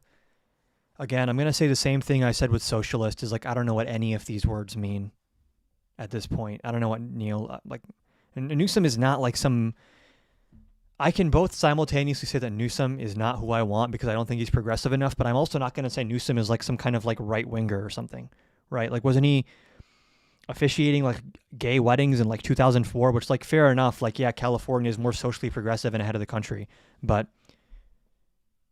I would take Newsom over any Republican. And Newsom is probably more progressive on economic policy than like a, I don't know how you would compare to like a Jon Ossoff. Like he's a blue state Democrat. Blue state Democrats are going to have probably more progressive policy platforms than like a red state Democrat, right?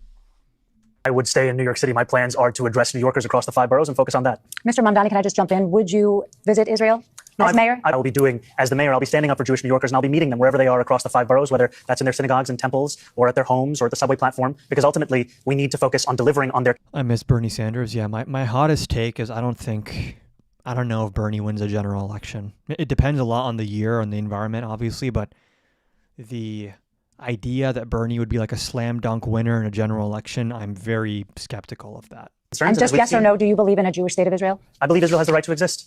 Not as a Jewish state? As a state with equal rights. Now, this was considered very controversial when he said it, and I think the results are in at this point that he didn't win in spite of his position there. He won in part because of it, including if you listen to Andrew Cuomo's numbers, he won a majority of Jewish voters inside of New York City. And so what I'm curious for your view on is while, I would love to debate you on your healthcare policy, I think we need Medicare for all, you think public option, your housing policy, et cetera. I'm just being really real with you. I don't really hear what you say if you are still supporting a genocide in Gaza. And that's for me, I'm speaking for myself, but I know there are millions of other people who feel the same, that you have to at least cross this sort of moral threshold. And what it indicates to people, and I think part of why, Zoran won so many people in New York City, young people in particular, but Jewish New Yorkers, people across the board, is because it was a sign of, number one, okay, you're focused on New York City first and foremost. Sure. Number two, you're willing to take the heat on an issue that is really difficult for you, where you're being overtly smeared as an anti-Semite. And number three, there's no, entrenched interest that's going to control. You have a spine, you have principles, you're willing to stand up for something. And so, I'm curious for your reflections on that because of your voting record and where you've stood on this conflict. Yeah, well, one of the proudest moments that I had in my last election, where I just won on the same ballot as Donald Trump, was that I won a majority of Jewish voters in Michigan. We have a large Jewish population. And I won Dearborn Heights, and Hamtramck, the 3 Muslim-dominated cities. Trump won 2 out of the 3. So I think the thing that I would push back on is the voters vote with their feet, right? We have a moment in an election where they get to decide. And there was no issue that was more difficult for me in this last, I would say 6 years, but certainly in this last election, other than this issue, because it's personal. I'm a Middle East analyst by training. And so what I tried to do and why I think I managed to win both those communities is call balls and strikes, literally up to this week on what's going on. So let's talk a little bit more about that. But I think it's important, right? If you're going to push on me, then I think like there's one of us that's had an election and had to appeal to my voters and win. And so it doesn't surprise me at all that Mr. Mamdani won. Or actually, I didn't know his name. I didn't know much about him until he won. But because I think this issue is motivating people in a very visceral and personal way. Yeah. But it's not the only issue that my voters in Michigan care about. Of course. And the online world is extremely, extremely focused on this, but that doesn't always represent the majority. And I think if I can push back, like we're out on the road every day in Michigan when I'm there. In some communities, that issue is the number one issue, 100%. And like, I mean, up till this morning, right? Like people texting my phone and talking about a plan, some of the things we're working on. But I go outside the Detroit area, it's not in the top 40. But Senator, it's not just a political issue, it's also a moral issue is what I'm trying to get to. So let's talk about those, calling of balls and strikes, if you will. So first of all, do you accept that Israel has a policy of enforced famine and starvation in the Gaza Strip? I think I literally put my name on a letter yesterday or last night that says like a policy of starvation, people are starting to starve. And in general, I mean, I served in places like Ramadi and Fallujah. I watched in 2004 and 2005, Al-Qaeda terrorists drag American citizens behind a vehicle until they die. Do you think Palestine will be a big issue by 2028? Not distinctly, but I think Middle East foreign policy will be a big category in 2028, and that will encompass Iran, Palestine, our relationship with the Gulf countries. There's energy stuff. I think it's tangentially going to be relevant, but it's not. I don't think it's going to have the same salience in 2028, unfortunately. Right, like horrible, and then string them up like a lynching. Okay. We still had a responsibility to get aid into Fallujah, despite the fact that we were fighting Al-Qaeda cells in Fallujah, and I have been clear about that. So this is a crime against humanity. Forced starvation is a crime against humanity. The occupying power has a responsibility to get aid into the war zone. Period. So by the law of war. So in addition, do you accept that the Israeli? So far, so good. That was a good answer for that. Like, that I don't know if you'd see that kind of answer from a Democrat 10 years ago. So I'm hesitantly nodding along with that. But as reported by what's going to happen now? As discussed openly by ministers like Ben-Gvir and Smotrich, as backed by the President of the United States, is forced ethnic cleansing. I think we have, as recently as yesterday, the Prime Minister of Israel talking about forced migration into certain areas and then potentially out of the country. That is not legal. That is not on any international standard since World War II. And I've been clear about that. So I would ask for a little bit of an open mind. Well, what I would ask is, listen, I'm a YouTuber. I have my words, that's all I have. But you're a United States Senator. Like you're not the president, but you have power. So what are you going to do? Because so far what we've seen, I mean, you voted for some of the aid that's been used to massacre children and innocents. You have backed Israel, as far as I can tell, from your voting record at almost every turn. You voted for a definition of anti-Semitism that would, codify anti-Zionism as anti-Semitism. You voted as a member of the House to sanction the ICC for indicting Benjamin Netanyahu, who you just admitted is a war criminal, by your own words. So are you going to join Senator Angus King, Senator Bernie Sanders in saying no more aid to this country that is committing war crimes against innocent civilians? I think the first thing, if you're asking about what to do with power, and I would offer that right now Democrats own nothing in Washington. So don't play powerless with me. You're a United States Senator. There are things you can do. In terms of who runs our foreign policy, I just think it's interesting, right, that there was a ton of protests when Democrats were in charge. There was a protest in Manhattan yesterday. Okay. From a purely strategic standpoint, isn't that better for Democrats that they can stake out foreign policy positions to at least indicate to the public where they stand, but they maybe don't have any actual decision-making power? Because the typical argument you would hear from these types of Democrats is like, oh, I'm hesitant to call it an ethnic cleansing or a genocide because I don't want to alienate certain voters, blah, blah, blah, blah, blah. I'm hesitant to take strong action against, they'll have all these logistical hesitations about, doing a complete pivot on Middle East foreign policy.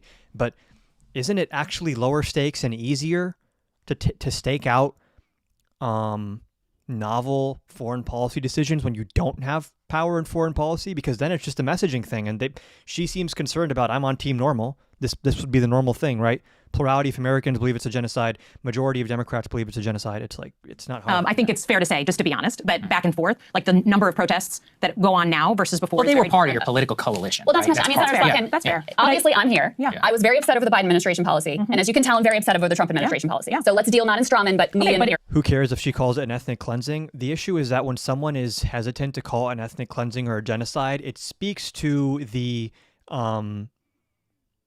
mindset that they have.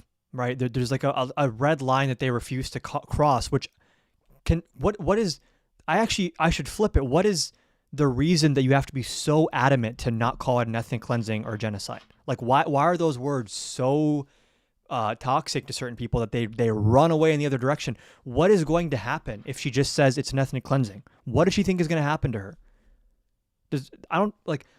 There's this idea that there's this massive political cost for saying ethnic cleansing or saying genocide. What is the political cost for saying that? I'm genuinely asking. Maybe I've missed this, right? Because I didn't really see a political cost for January 6th. The guy came back and won the popular vote. So it's like they get to do insurrections and we have to tiptoe around the word ethnic cleansing and genocide. Why? For who? What does that even accomplish? At least if you could make an argument, well, listen, in this one district, if you call it an ethnic cleansing, you lose 5% of this vote. And because it's a purple district, the Republican will win. Maybe there I'll hear you out like, okay, yeah, I guess that makes sense in the district that you want to be more careful. But I haven't seen any evidence that like your electoral chances are destroyed if you just call it a genocide. That's because Republicans are a cult. They're different. But here's the thing. Trump didn't just win cultist Republicans. He didn't just win MAGA Republicans. Trump won independents. He made massive gains with young black men and young Latino men and Gen Z men in general, and millennial men. And I think suburban voters, he made gains. So it's like the idea that there are these red lines, if like this one word, if you say it, your political career is over. It's like, didn't we learn when Trump mocked a disabled person in like 2015 and then still won the nomination in the general, that like these alleged red lines, especially rhetorically, mean nothing. Like, again, the president regularly goes on Truth Social and talks about arresting or killing political opponents, and I don't see that same hesitation to endorse him that I see from a Democrat who's like, ethnic cleansing, well, I don't really know if I would use that word. It's like, okay, you're clearly hesitating to call it an ethnic cleansing or a genocide. And there's two possible reasons for that, right? One reason is you genuinely, for whatever reason, don't think it's an ethnic cleansing or don't think it's a genocide. There, I would just debate you on the substance and the merits. I don't think there's any argument you can make that it's not an ethnic cleansing or a genocide. I think that's very clear if you look at what's happening. But then you can say, okay, forget the substantive argument. There's maybe an electoral strategic argument, like we can't call it a genocide, we can't call it ethnic cleansing. And what I would ask you is, what is that argument? Where have we seen like, oh, this candidate, he lost because he said ethnic cleansing? It seems like something that adds and doesn't subtract. And it is a heuristic. It is kind of like people say like it's symbolic. It's just a word. Who cares if they just say a word if they govern good? But the willingness to say that word indicates something about your conviction, because you're not hiding from this imaginary red line. In terms of so the tools that I have. It is money in many cases, but I also think that there's just a cultural issue in DC. I think we chalk a lot of stuff up to money, and don't get me wrong, we need to get money out of politics, but there is also just this like weird Washington, DC establishment culture of like, there's just these certain taboos and no one really knows why they're taboo, but it's just kind of like taken as a given that you don't want to say these things. Meanwhile, the other side is just complete fascist takeover, but we're still walking on eggshells to not say ethnic cleansing. Even ethnic cleansing is like a watered down thing. She didn't even ask her to say genocide. Ethnic cleansing is like, how do you even dispute that? Genuinely, how do you dispute that? What is the counter argument to that? That we have in general. To me, the most important Newsom thing was based when he called it an apartheid, and then he immediately flip-flopped when he was asked. Is a pressurized campaign to get aid into people who are starving. That to me is the number one, because that's the one is urgent and today. And that. But will you cut off aid to Israel so long as they're committing crimes against humanity? There is a difference between a weapon to protect. I understand she's about to say her stuff and everything. What is the reason to not just say yes to this question? As long as they're committing crimes against humanity. They're urgent and today. And that. But will you cut off aid to Israel so long as they're committing crimes against humanity? Why can you not just say, like, what is... You have to justify why you can't give a yes or no answer to that, and you have to instead give some, long, protracted thing. Why can't you just say yes? Any country committing war crimes with American tax dollars or American weapons should not be getting American tax dollars or American weapons. Whether it's Israel or Saudi Arabia, whatever it is. Why can't she just say that? That's not like a... What is she... There is a difference between a weapon to protect a country from incoming missiles versus other type. Offensive and defensive weapons are different. So would you support? You don't even have to make this distinction. You can just say yes to the question and then believe in this distinction separately, which is a different... offensive weapons ban? Like, would you stop any offensive aid to Israel? That certainly, to me, would be a place to look, but I'm not going to cut off a blanket. A place to look. Next sale on a defensive weapon. I over there. I also reject that because, for example, if Senator Sotkin, if you were asked to support defensive weapons for Iran, defensive weapons for Russia, you wouldn't back that. No, but Iran, but they're defensive. They're just protecting civilians, right? So how is it different? But because Israel being shot at. Well, so is Iran. Yeah. So is Russia. Ukraine's shooting at Russia right now. I'm sorry. This is the difference between allies, partners, and adversaries. Why is it an ally then? What are they doing right now which makes it an ally? I think allied relationships, just like Lithuania right now, like an allied relationship or a partner relationship. I need to read more about this. Do we not, and I actually don't want to say this with 100%, do we not have evidence that like Israel interferes with our elections in a very similar way to Russia? Like funding certain media narratives. I need to read more about this. I don't want to make a very definitive statement, but like, you can't just appeal to the word ally as like a blank check. Like, what does it mean to be an ally? And why is the alliance important? And what does it mean to be an ally? Is a long-standing relationship of information sharing and diplomacy. And that is, to me, it's not a like, every day we decide Lithuania is our ally or not. We're allied or not. And sometimes we have big breaks with allies, right? Sometimes we have difficult moments with allies. Sometimes it goes the wrong way with allies. But an allied relationship is a long-term relationship. It's hard for me to understand why we should ally. Like, I'm sure you believe in, like, or claim to believe in liberal human rights. Why would we ally with a nation that is committing a genocide and live streaming it? Can I ask, literally, like this, I think about this from the mirror image way, because I do not support the things that Donald Trump is doing, right? But I'm an American.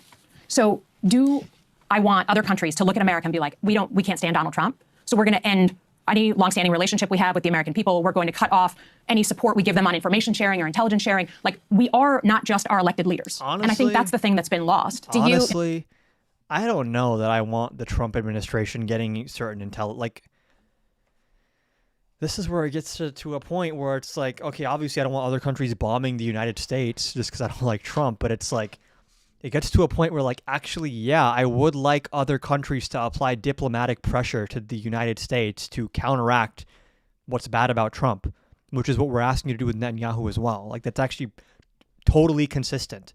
No, I'm not going to say no one. Some people are. I'm not saying you should start bombing civilian areas in Israel. No one's saying that. It's just that if you have such a close relationship with another country militarily, and they're engaging in a way that is, number one, just inhumane, and number two, antithetical to a lot of our strategic goals. I don't know that not that I don't know, we don't have the same goals in the Middle East just strategically as Israel does. As far as I can tell, Israel's plan in Iran is, let's destroy the Iranian government. Oh, what's next? We leave. Wait, what do you mean you leave? Like, there's no consideration of all the second, third, fourth order effects of doing that America would in many cases have to foot the bill for, like protecting shipping lanes. Like right now, if you think it's bad right now that Iran is holding the Strait of Hormuz hostage, what happens when it's not a sovereign state? Like, what happens when it's just like a militia group holding the strait hostage? Then what do you do? What happens if it's like 3 or 4 different militia groups, right? Like, you let's say, okay, yeah, you collapse the government of Iran, and 2 years later you have like the Shia version of ISIS and like 5 other different militant groups. And you maybe have like, I don't know, now like two-way aid, personnel-wise and weapons-wise and funding-wise between the Houthis and Hezbollah and whatever the new groups in Iran are.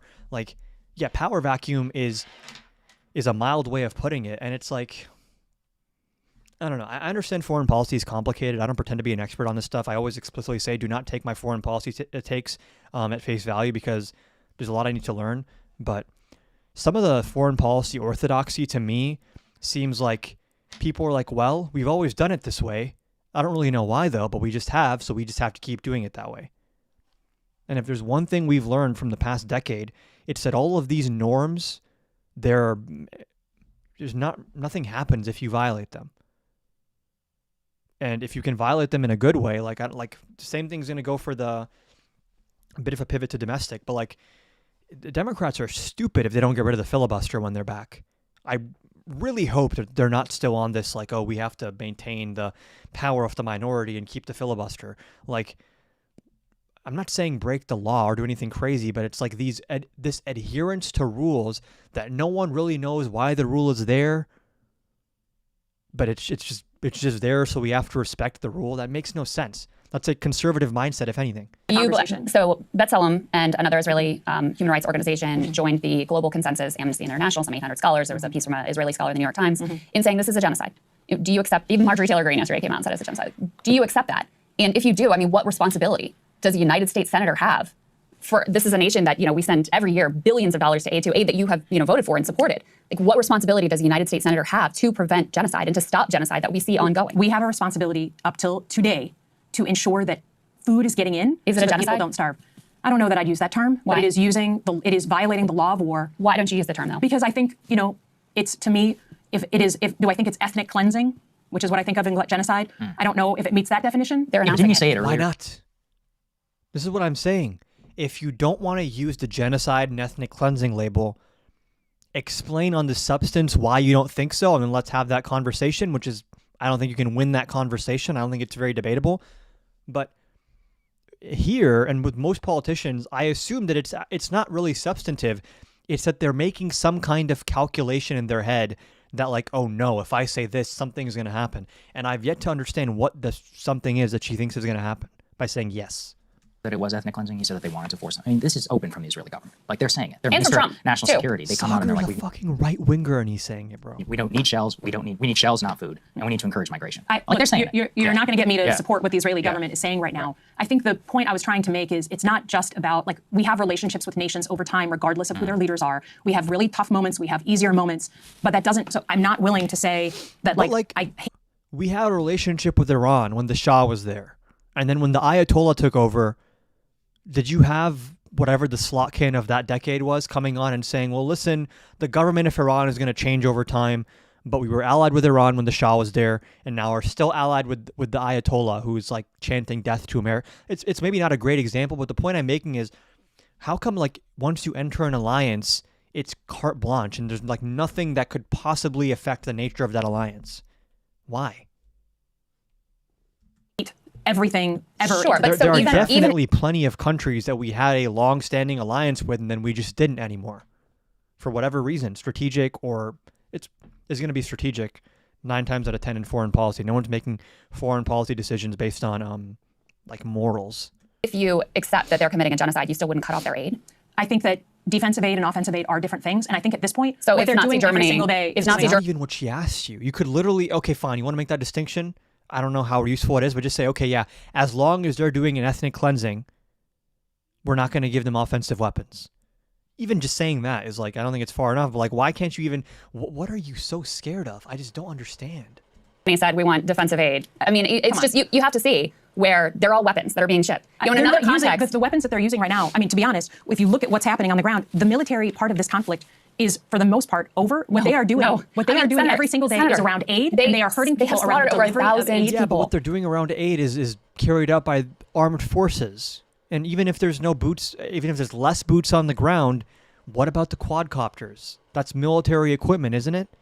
You know, the quadcopters that shoot people in the head vertically, like where they just aim a gun straight down at someone who maybe doesn't even see the quadcopter and they get shot straight through the top of the head. It's like, this isn't hard. This shouldn't be hard. It shouldn't be, it still boggles my mind why this is a divide. Is it really hard to say, like, it was a genocide, ethnic cleansing, and it was bad, and also that obviously does not mean that I'm pro October 7th or I like hate Jewish people? I feel like that's the median voter thinks what I just said. I think that's actually the median, and this is, I'm kind of vibing this, but like, I think the median voter, if you tell them, listen, Israel did an ethnic cleansing / genocide, and we should not be supporting that. Obviously, anti-Semitism is wrong, but we can't use that as an excuse to pretend that there wasn't a genocide and that there isn't issues insofar as the sovereignty of Palestinians being infringed on. I think most people are like, okay, yeah, I agree. This is not like This is not like 2004 or whatever, where it's like 75% of the American public is like rah Israel. This is not the same world that we're living in. We're starving people just trying to get aid. That is I know not you high, know this. That's not high intensity bombs. That's not the weapons that we were talking about 2 years ago. It's just not. I'm sorry. Every single day, the military reports that I read, they are traditional, like, this is a military that has a bad strategy. It is not the bombs that we were seeing 2 years ago. It's not a military that has a bad strategy. The strategy is forced starvation. That is cleansing. not a- That's that is- their strategy, and they're accomplishing it very effectively with the full backing of the United States government, including sadly Democrats. And so a couple more questions that I know you have to run. I'm curious why you condemned Rashida Tlaib for using the rally chant, from the river to the sea, something she said for her evokes equal rights, and you have not condemned Randy Fine, who said that Gazans should, quote, starve away, who floated that the Gaza Strip should be nuked, who called Ilhan Omar and Rashida Tlaib and Zoran as well, called them Muslim terrorists. Where is the concern over him? I have no problem condemning Randy Fine, who I don't know. I'm sorry, I don't know who that person is. I have no problem condemning someone who talks like that. Senator, we have to ask your last question because your staff is telling us. Do you think AIPAC should register as a foreign lobby? I don't know the answer to that. I think that I know plenty of people who think they should. I don't. It's kind of a cop-out answer, don't you think? I literally, I just guess I'd have to look at the definition. I certainly have had my tough moments with that organization, and so you stop accepting their funding. You got to get your facts straight. I have not been endorsed by AIPAC. I have not. I'm sorry. I was the first Jew elected to the Senate that was not endorsed by any Jewish group. AIPAC, J Street. You've been the recipient of their funds. In 2018, when I first ran, people who were members, yes, but I've not been endorsed since then. And I just got to be honest. Like, I think that this is where facts really matter. I've had very, very difficult conversations with my colleagues in that organization, and made a choice back in 2021. So that was the first time I was up for re-election. So I understand that there's a sort of, like, again, cornered position, but to me, like, I call balls and strikes as someone who served in the Middle East. I have one more question I have to ask you. We do the show. I really do my best to try to uphold, basic human rights, Palestinian humanity, oppose the killing of innocent civilians wherever that happens. And I have to tell you, I feel really guilty that I'm not doing enough. I think all the time about, I'm a mom, I think all the time about those moms who can't feed their babies. Those babies are starving to death. And I just want to know, you're a United States Senator, you did vote for some of the bombs that were dropped on refugee camps. When kids have been sniped in the head, tents firebombed, people set on fire. The entire Gaza Strip turned into rubble. And now we're seeing these. I think there's this understanding in some circles that all Israel has done is drop bombs that have happened to kill civilians. No. They have sent very precise drones to shoot children in the head and shoot pregnant women.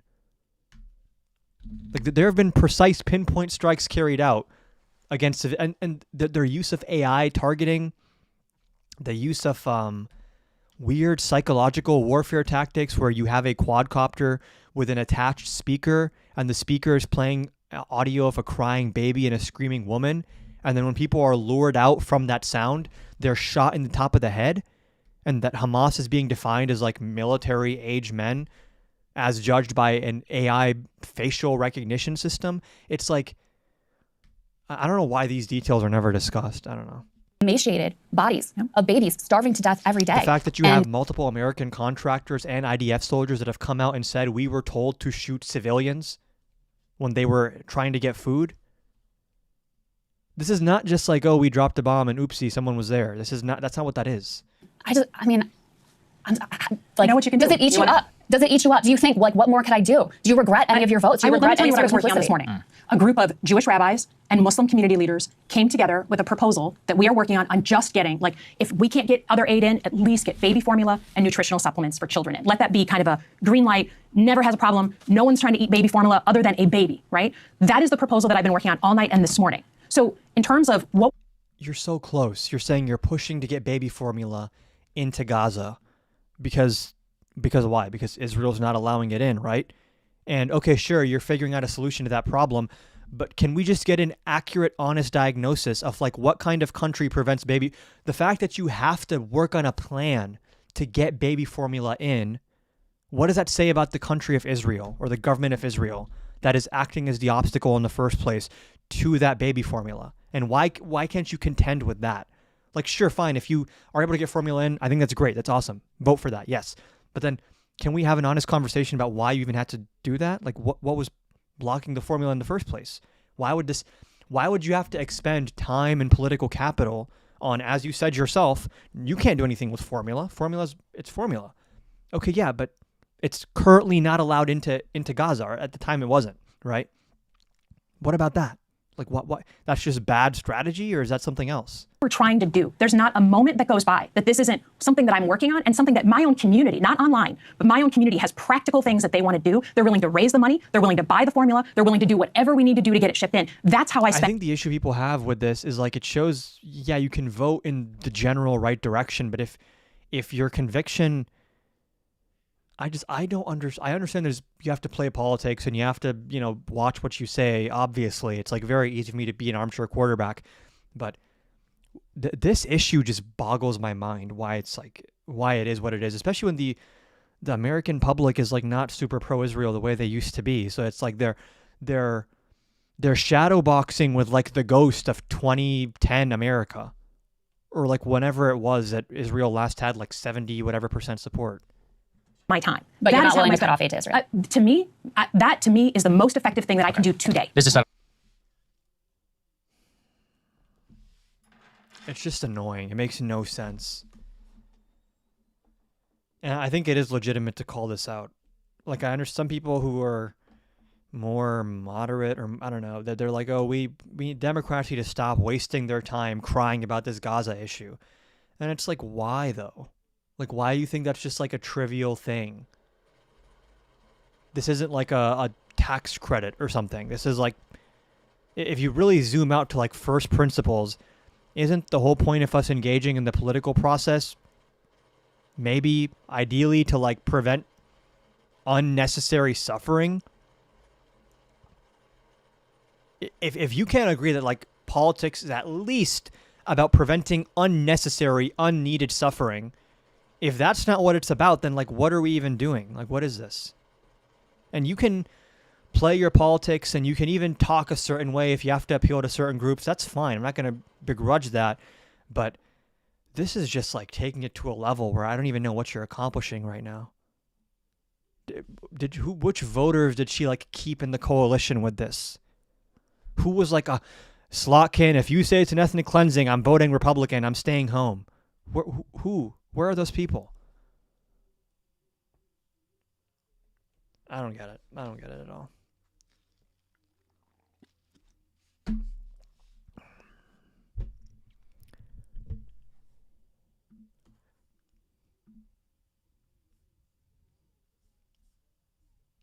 Let's see what's going on in Iran. I'm gonna hop off soon, honestly. I don't have much more to add.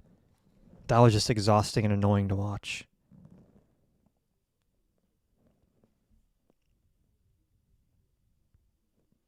"70 strikes over 24 hours on Saturday. 24 civilians killed and 88 injured. Since the start of the conflict, HRANA has recorded at least 51 civilian deaths, including 236 children. Bro. For what? For what? There's this crowd out there of listen, you silly bleeding heart progressives are always crying about morals and ethics and what about the innocent people, but this is realpolitik. This is the real world. You have to be strategic and cutthroat and calculating, and you can't get caught up in these emotions. Okay, what is the strategic advantage to killing 1,500 civilians? Because as far as I can tell, even if we put aside the visceral disgust and pain of seeing that, even if we're thinking, okay, I'm a geopolitical genius, I'm calculating all the, okay, is it good for our standing on the world stage to have the blood of children on our hands? Is that good for us? What's our strategic goal there? In what Hegseth did with dismantling the, there was this group or this agency within Department of Defense that was specifically working on ways to reduce civilian casualties. I think that's a good thing. I think we should have lower carbon emissions. I think we should have a branch of our military that is dedicated to minimizing civilian death. I think it's one of the rare good things I've seen out of that part of our government, and they gut it. They get rid of it. Okay, what's the strategic goal there? This is what I mean, is there's this false dichotomy of listen, Either you're crying like a baby about all these dead children and civilians, or you're a 10,000 IQ geopolitical genius who just doesn't get bogged down in these details. Listen, things happen in war, okay? You have to think about the strategy. And it's like, dude, even when you talk to the strategy people within the context of their strategy, fine, put aside how messed up it is that kids are dying. Why is it not horrible strategically for us to have the blood of so many civilians on our hands? Is that not a factor strategically? You don't think people see that and care? Or is strategy just like, oh, this ship goes here and this tank goes here? Strategy. And there's no social science dimension to anything. Psychology, sociology, what happens to a civilization that has all their infrastructure decimated and like everyone knows someone who's died? What does that do to people? Simulate that out over the next few decades and then come back and talking about strategy. We have to think about the practical considerations, except of the human cost of what we do. That's different.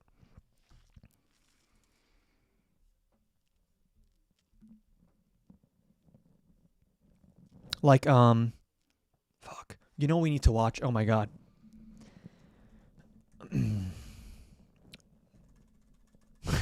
Neil deGrasse Tyson made such a good video about this. Oh my God. In terms of just like what our understanding of war has become so abstracted away from like, what is war? Like, why does war exist? It's like one of the biggest failures of our species that war exists to this scale. Not to say war is never needed. There are definitely just causes to go to war for, but war really, I feel like, is not viewed in the light in which it should be viewed, which is like when two entities go to war, that should be when there is literally no option left. When there's zero diplomatic recourse, when there is zero anything, it is, what are the just causes? Human rights violations like slavery. I think the Civil War was 1,000,000% justified to fight the Confederacy. I think World War II, in theory, was justified. Now, do I think we had to use a nuke? I'm skeptical of that. I've seen historians that are skeptical of that. So one question is, when is war justified? Another question is, what are the just tactics of war? And like, what are the thresholds that have to be met? But do you think the intervention in Libya was justified? I need to read more about that before I can comment on it, honestly. My gut is to say no, but I need to look more into it. Ever since we've recorded the history of human conduct in what we call civilization, and even before, there have been people who didn't get along on a level where it wasn't simply a matter of let's talk over our differences. It's we cannot resolve our differences, so therefore I must kill you. This, as a mode of operation within our species, within civilization itself, is disturbing.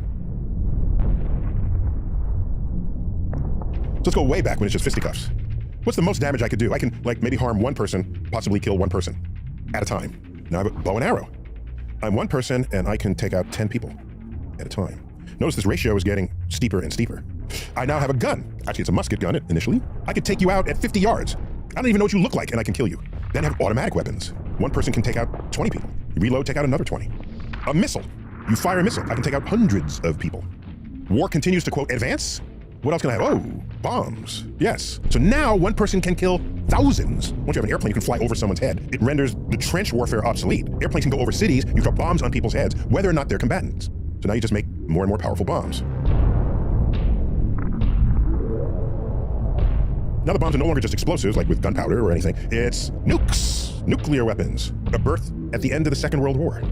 Now, one person flying an airplane can kill tens of thousands, even millions. Tens of thousands initially with the atom bomb. These are the fission bombs that split uranium and plutonium atoms into lighter atoms, releasing energy in the process. Those were the two bombs over Nagasaki and Hiroshima. The first and only two times nuclear weapons were used in warfare. The bombs over Nagasaki and Hiroshima were like 20 kilotons, something like that. Kilotons, what unit is that? We don't have a way to measure the energy of atomic bombs, so you measure it in terms of what the previous explosive powers were. TNT. TNT's dynamite. Discovered by Alfred Nobel, by the way, got rich, put in money to create the Nobel Prize. Kilo is 1,000, we all know. Ton is a ton. 1,000 tons of TNT. Not just one stick of dynamite, thousands of tons. You take that, ignite it in an instant. You incinerate everybody below you. And we have magnified the power of that weapon by 100. We call them hydrogen bombs, just the way the sun makes energy, taking hydrogen atoms, bringing them together to make helium atoms. That also releases energy, way more energy than you'd get by fissioning heavy atoms. No longer is it kilotons, it's megatons. Not just thousands of tons of TNT, millions of tons of TNT. Now one person who pushes a button or has a rocket to deliver ICBM, intercontinental ballistic missiles. I can sit here in the comfort of my chair, control a missile on my sovereign land. It'll enter suborbital, because it leaves our atmosphere. It can't travel that far without resistance through the air. It leaves our atmosphere, goes its distance, comes back out of the sky, hits its target, you can kill 1 million people. Clearly that's a highly unstable situation, because now we are beholden to the sanity of anyone who has access to that button. Given the neurodiversity of our species, not everyone has the rational capacity to make a decision that would be in the interest of the world's health, wealth, and security. I'm old enough to remember MAD, Mutual Assured Destruction. It was the realization that if there's a first strike, while the weapons are airborne, spaceborne, while they leave in the atmosphere, that's enough time for you to launch your weapons. If the country wants to really get at you, they'll attack you and your allies. So now everybody starts launching weapons. If you have total nuclear exchange and you ignite the forests and the vegetation of the world, this converts living plant tissue into carbon soot that goes into the air, blocking sunlight. This was the famous nuclear winter that was described in the early 1980s. Computing power was just becoming good enough to address the question of what happens if you darken the skies all around the world. The temperature of the earth drops. Plants that depend on sunlight die. Animals that depend on plants die. Animals that depend on animals that depend on plants die in sequence. And you have nuclear holocaust, not only affecting earth life, but plant life and other animal life as well. The nuclear winter scenario, it assumed that the weapons would be equally distributed on Earth's surface. That's generally not how this works. If you're launching nukes, you're going to launch it at the missile silos that might have other nukes that haven't launched yet. And you're going to launch it towards cities with multiple nukes coming into the same city. So you don't get the spread that initial calculation had presumed. But what it did do was birth an entire science of long-term climate modeling from assaults on the environment. And out of that, we got to have great confidence that the dinosaurs were taken out by an asteroid the size of Mount Everest that struck the Yucatan Peninsula off of Mexico, cast dust into the air, plunging Earth into darkness, rendering 70% of all species of life on Earth and in the ocean extinct. The world quickly realized how deadly this is. It's not just a bow and an arrow, it's not just fisticuffs. It is an asymmetry in warfare that had never been seen before. I'm reminded of a quote from Albert Einstein. I don't know how World War III will be fought, but I know that World War IV will be fought with sticks and stones. That's where war and the science of war has taken us. Scientists have historically been complicit in the waging of war. Governments, be they warmongering or otherwise, have always reached for the ingenuity and creativity of scientists and engineers of all stripes. You know, where do you get chemical weapons from? You go to the chemist. Bio-warfare, you go to the biologist. The astrophysicist, we don't make bombs, we don't know, but we care about multispectral imaging in dark places.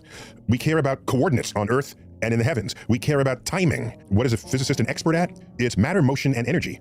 And what is a military battle of any kind? It's I have energy over here, and I want to put it over there. It could be I have a bullet here sitting in my gun, but I want to put that bullet over there with energy that I give it. I have a bow and arrow. I pull the string, pumping potential energy into the bow. When I let go, the bow springs forward, the arrow goes, sending kinetic energy over here to over there. That is the basis of essentially every military conflict. There is no war that is won without the exploitation of science and technology at its center. A little bit about me and my history. I grew up in the 60s and 70s. All I ever knew was the Vietnam War. I grew up in an era where war is bad. War is bad. How could war ever be good?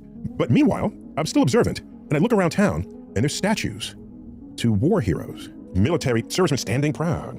And I said, how is it that I could think war is bad, where apparently at all these other times, not the time coincident with the Vietnam War, but at all these other times, war was commemorated with pride, and dare I say, even celebrated. That's what kind of Memorial Day and Veterans Day is all about. You are celebrating those who fought in wars and commemorating those who died in wars. This is a celebration, a recognition. Whereas in the Vietnam era, there was none of that. So that's where I was forged. My sense of war was forged. But my rational mind was saying, what is the rest of this about? There are occasions where, yeah, war is necessary. A bad actor rises up whose interests do not comport with what we might think of as civilization, the preservation and prolonging of civilization as we have built it and as we have come to embrace it. Easily, who comes to mind, of course, is Adolf Hitler. Yes, there are times when you are fighting evil forces, but you have to ask who defines who's evil. In starting and making a war, not the right is what matters, but victory. The strongest has the right. Oh, yeah, this is what Netanyahu said last week, right? Something along this line. He said Genghis Khan beat Jesus 20 times out of some weird shit like that. Is what matters, but victory. The strongest has the right. It's hard to argue against the idea that to protect freedom is a good thing, and the fact that freedom isn't always free. It reminds me, I saw a comic long ago where two people are facing each other with a bow and arrow pointed right at each other's necks. And each one says at the same time, the harder I pull, the safer I feel.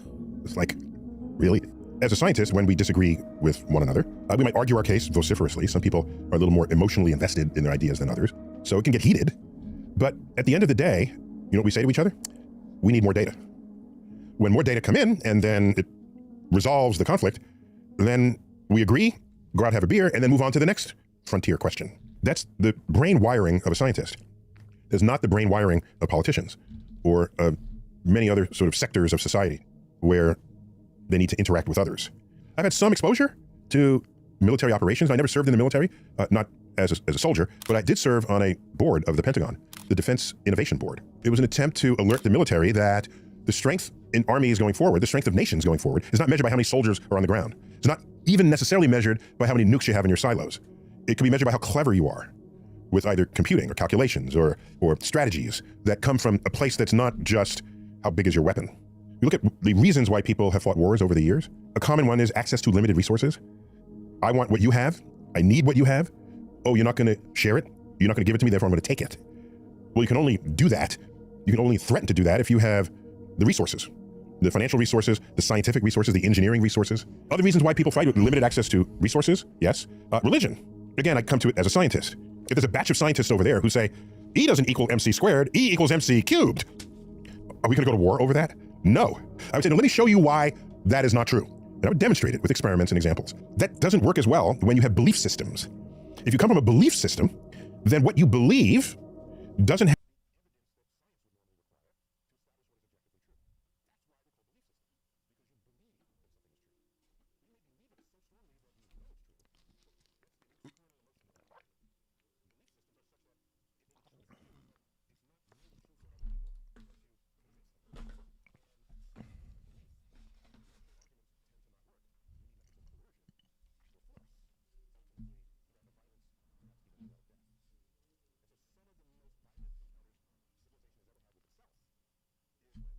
God damn it.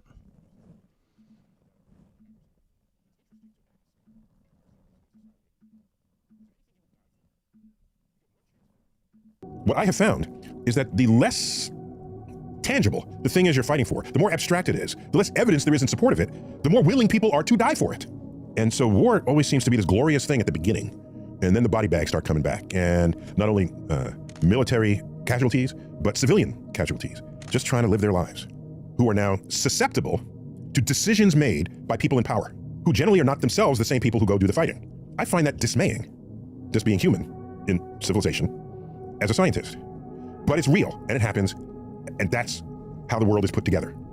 With or without the League of Nations coming out of the First World War, with or without the United Nations after the Second World War, with charters that are signed, Geneva Conventions. At the end of the day, you can ask the question, can we just all get along? Let me end on a slightly more positive note. All the UFOs people have been seeing in the sky, light we can't explain. I'm glad some part of the military budget is going to investigating them, because people have been seeing them for decades. I've never seen anything that I couldn't identify. I know a lot about weather and climate and sky conditions and planets and moon and what they do and weird things that they do. So I've never seen anything I couldn't explain. So it was all IFOs to me.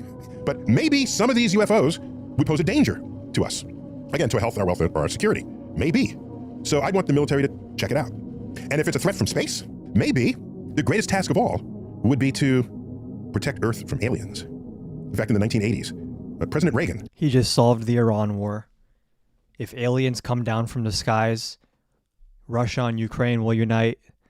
The U.S. and Iran will unite. Wow. Addressing the UN, said just that. He said, here we are with all of our differences. He was still in the Cold War, by the way. With all of our differences, imagine how close we would be together if we had to fight a common enemy, such as an invader from space. Perhaps we need some outside universal threat to make us recognize this common bound.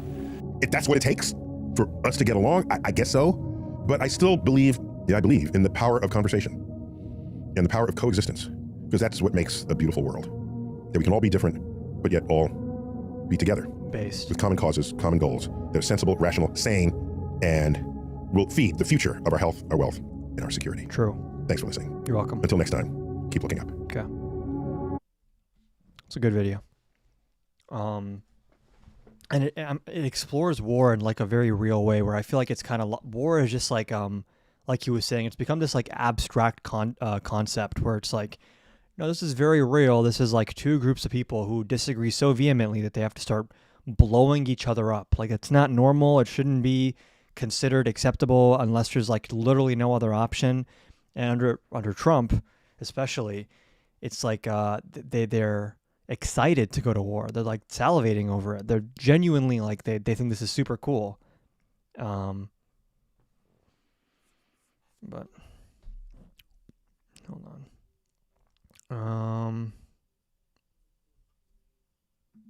Okay. I think I'm gonna wrap it up for tonight. It was a decent. Okay, yeah. What the hell? I was live for 5 hours. That was not at all my intention. Yeah, y'all. You've been This is all you're getting from me live-wise for a while. This is a lot more time than I was planning on investing into it. So, if you want to see more from me, follow me on here. Follow me on YouTube. Subscribe on YouTube. Join the Discord. I have a few videos I'm working on right now.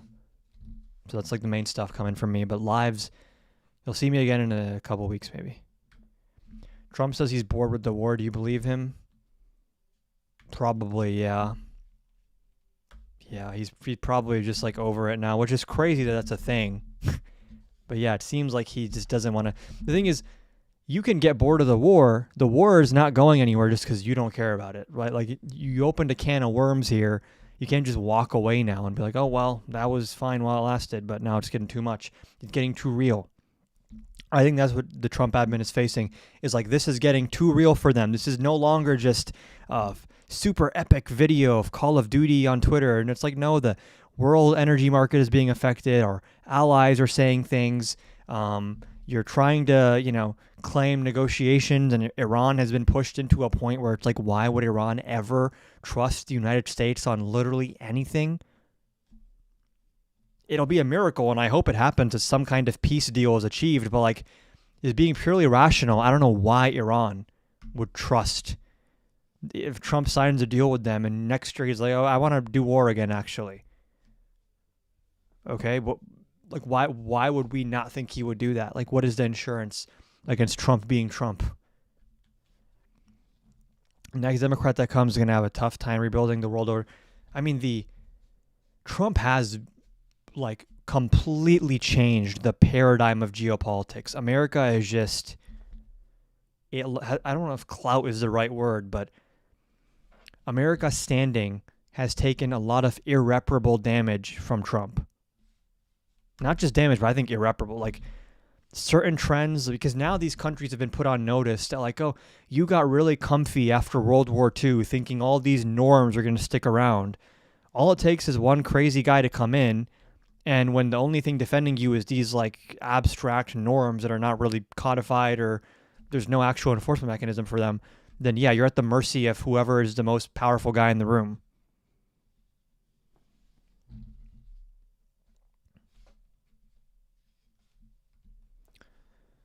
Not even helping us at the straight. And it's like, yeah, why would they?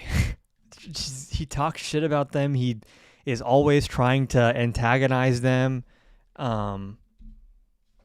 If they asked us for help with the straight, he wouldn't just go help. He'd be like, what's in it for us? Sign this minerals deal with us. That's what the European countries should do. They should come to Trump and be like, listen, you don't have all the cards. If you want us to help you clear out the Strait of Hormuz with our minesweepers, you have to sign this 10-year minerals deal with us. Give us some of your natural resources or your oil or something. That's how Trump seems to think this works, right? I would love for someone to pull that on him. It's like he expects everyone to come to our defense just for out of the goodness of their heart when he asks. But then when the shoe's on the other foot, he's like, well, you didn't pay enough of your GDP for your military, so it sucks for you. Isn't it shocking that when you start antagonizing literally every country, that it turns out you sometimes need other countries and then they're not going to love you so much? Trump loves his grandkids enough to think of their future. I don't think Trump is capable of thinking past like 3 or 4 weeks. I don't think his brain is capable of like even conceptualizing that like something is going to happen 3 years from now, and that's what you're doing now affects that. I don't think he thinks that way.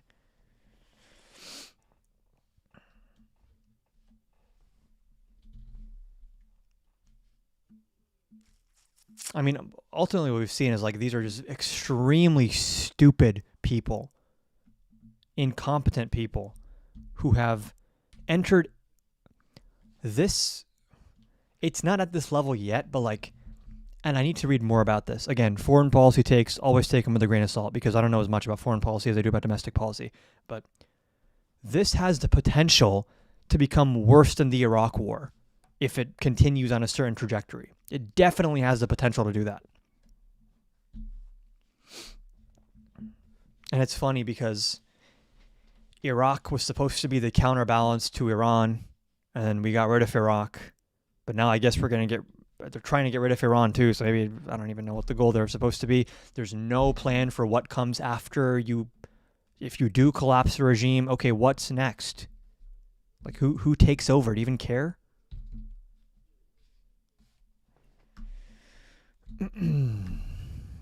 Stupid people who have no idea what they're doing.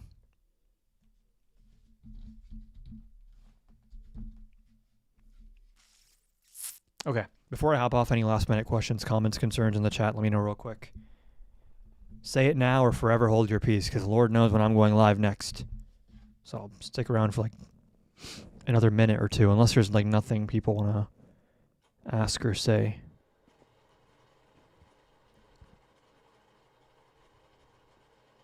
Oh, hold on. Thank you to Jody for the $5 on PayPal. And thank you also to Laura for the $15 on PayPal. How did I miss that? W for them. Let me see if I missed anything else. Probably not, but...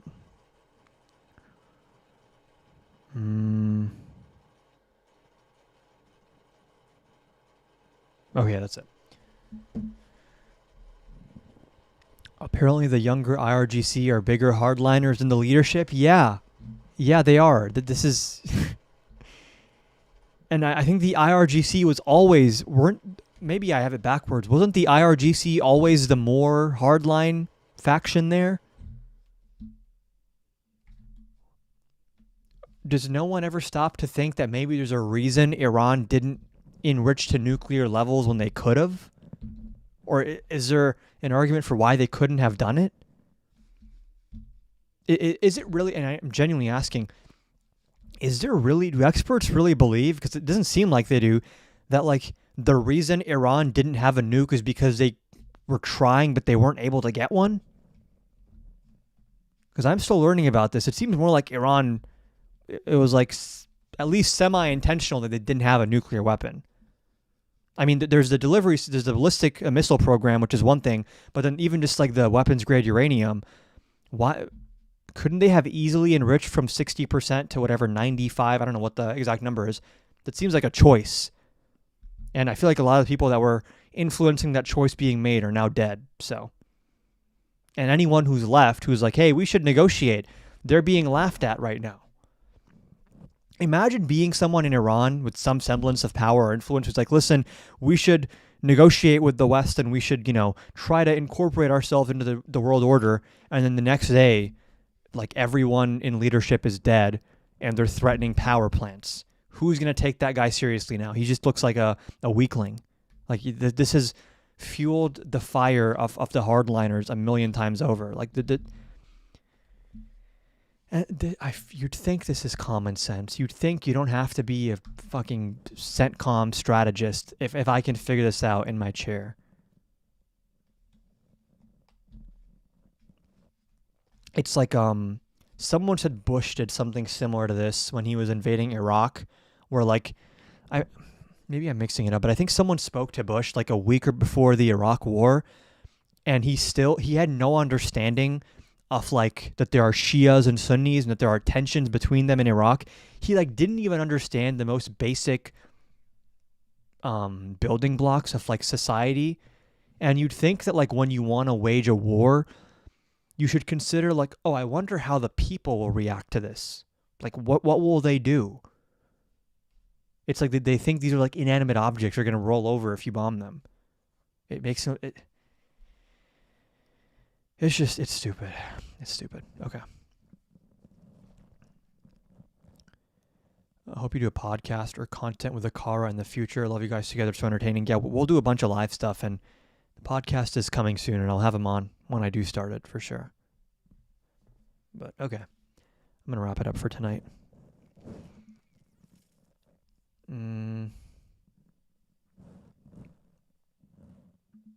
Okay, hold on. Let me switch this back.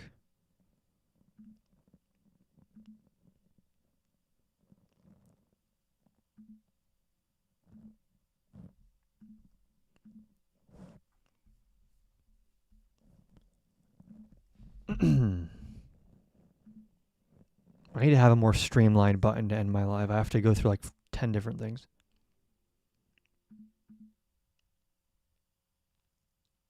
Okay. Have a good night, y'all. And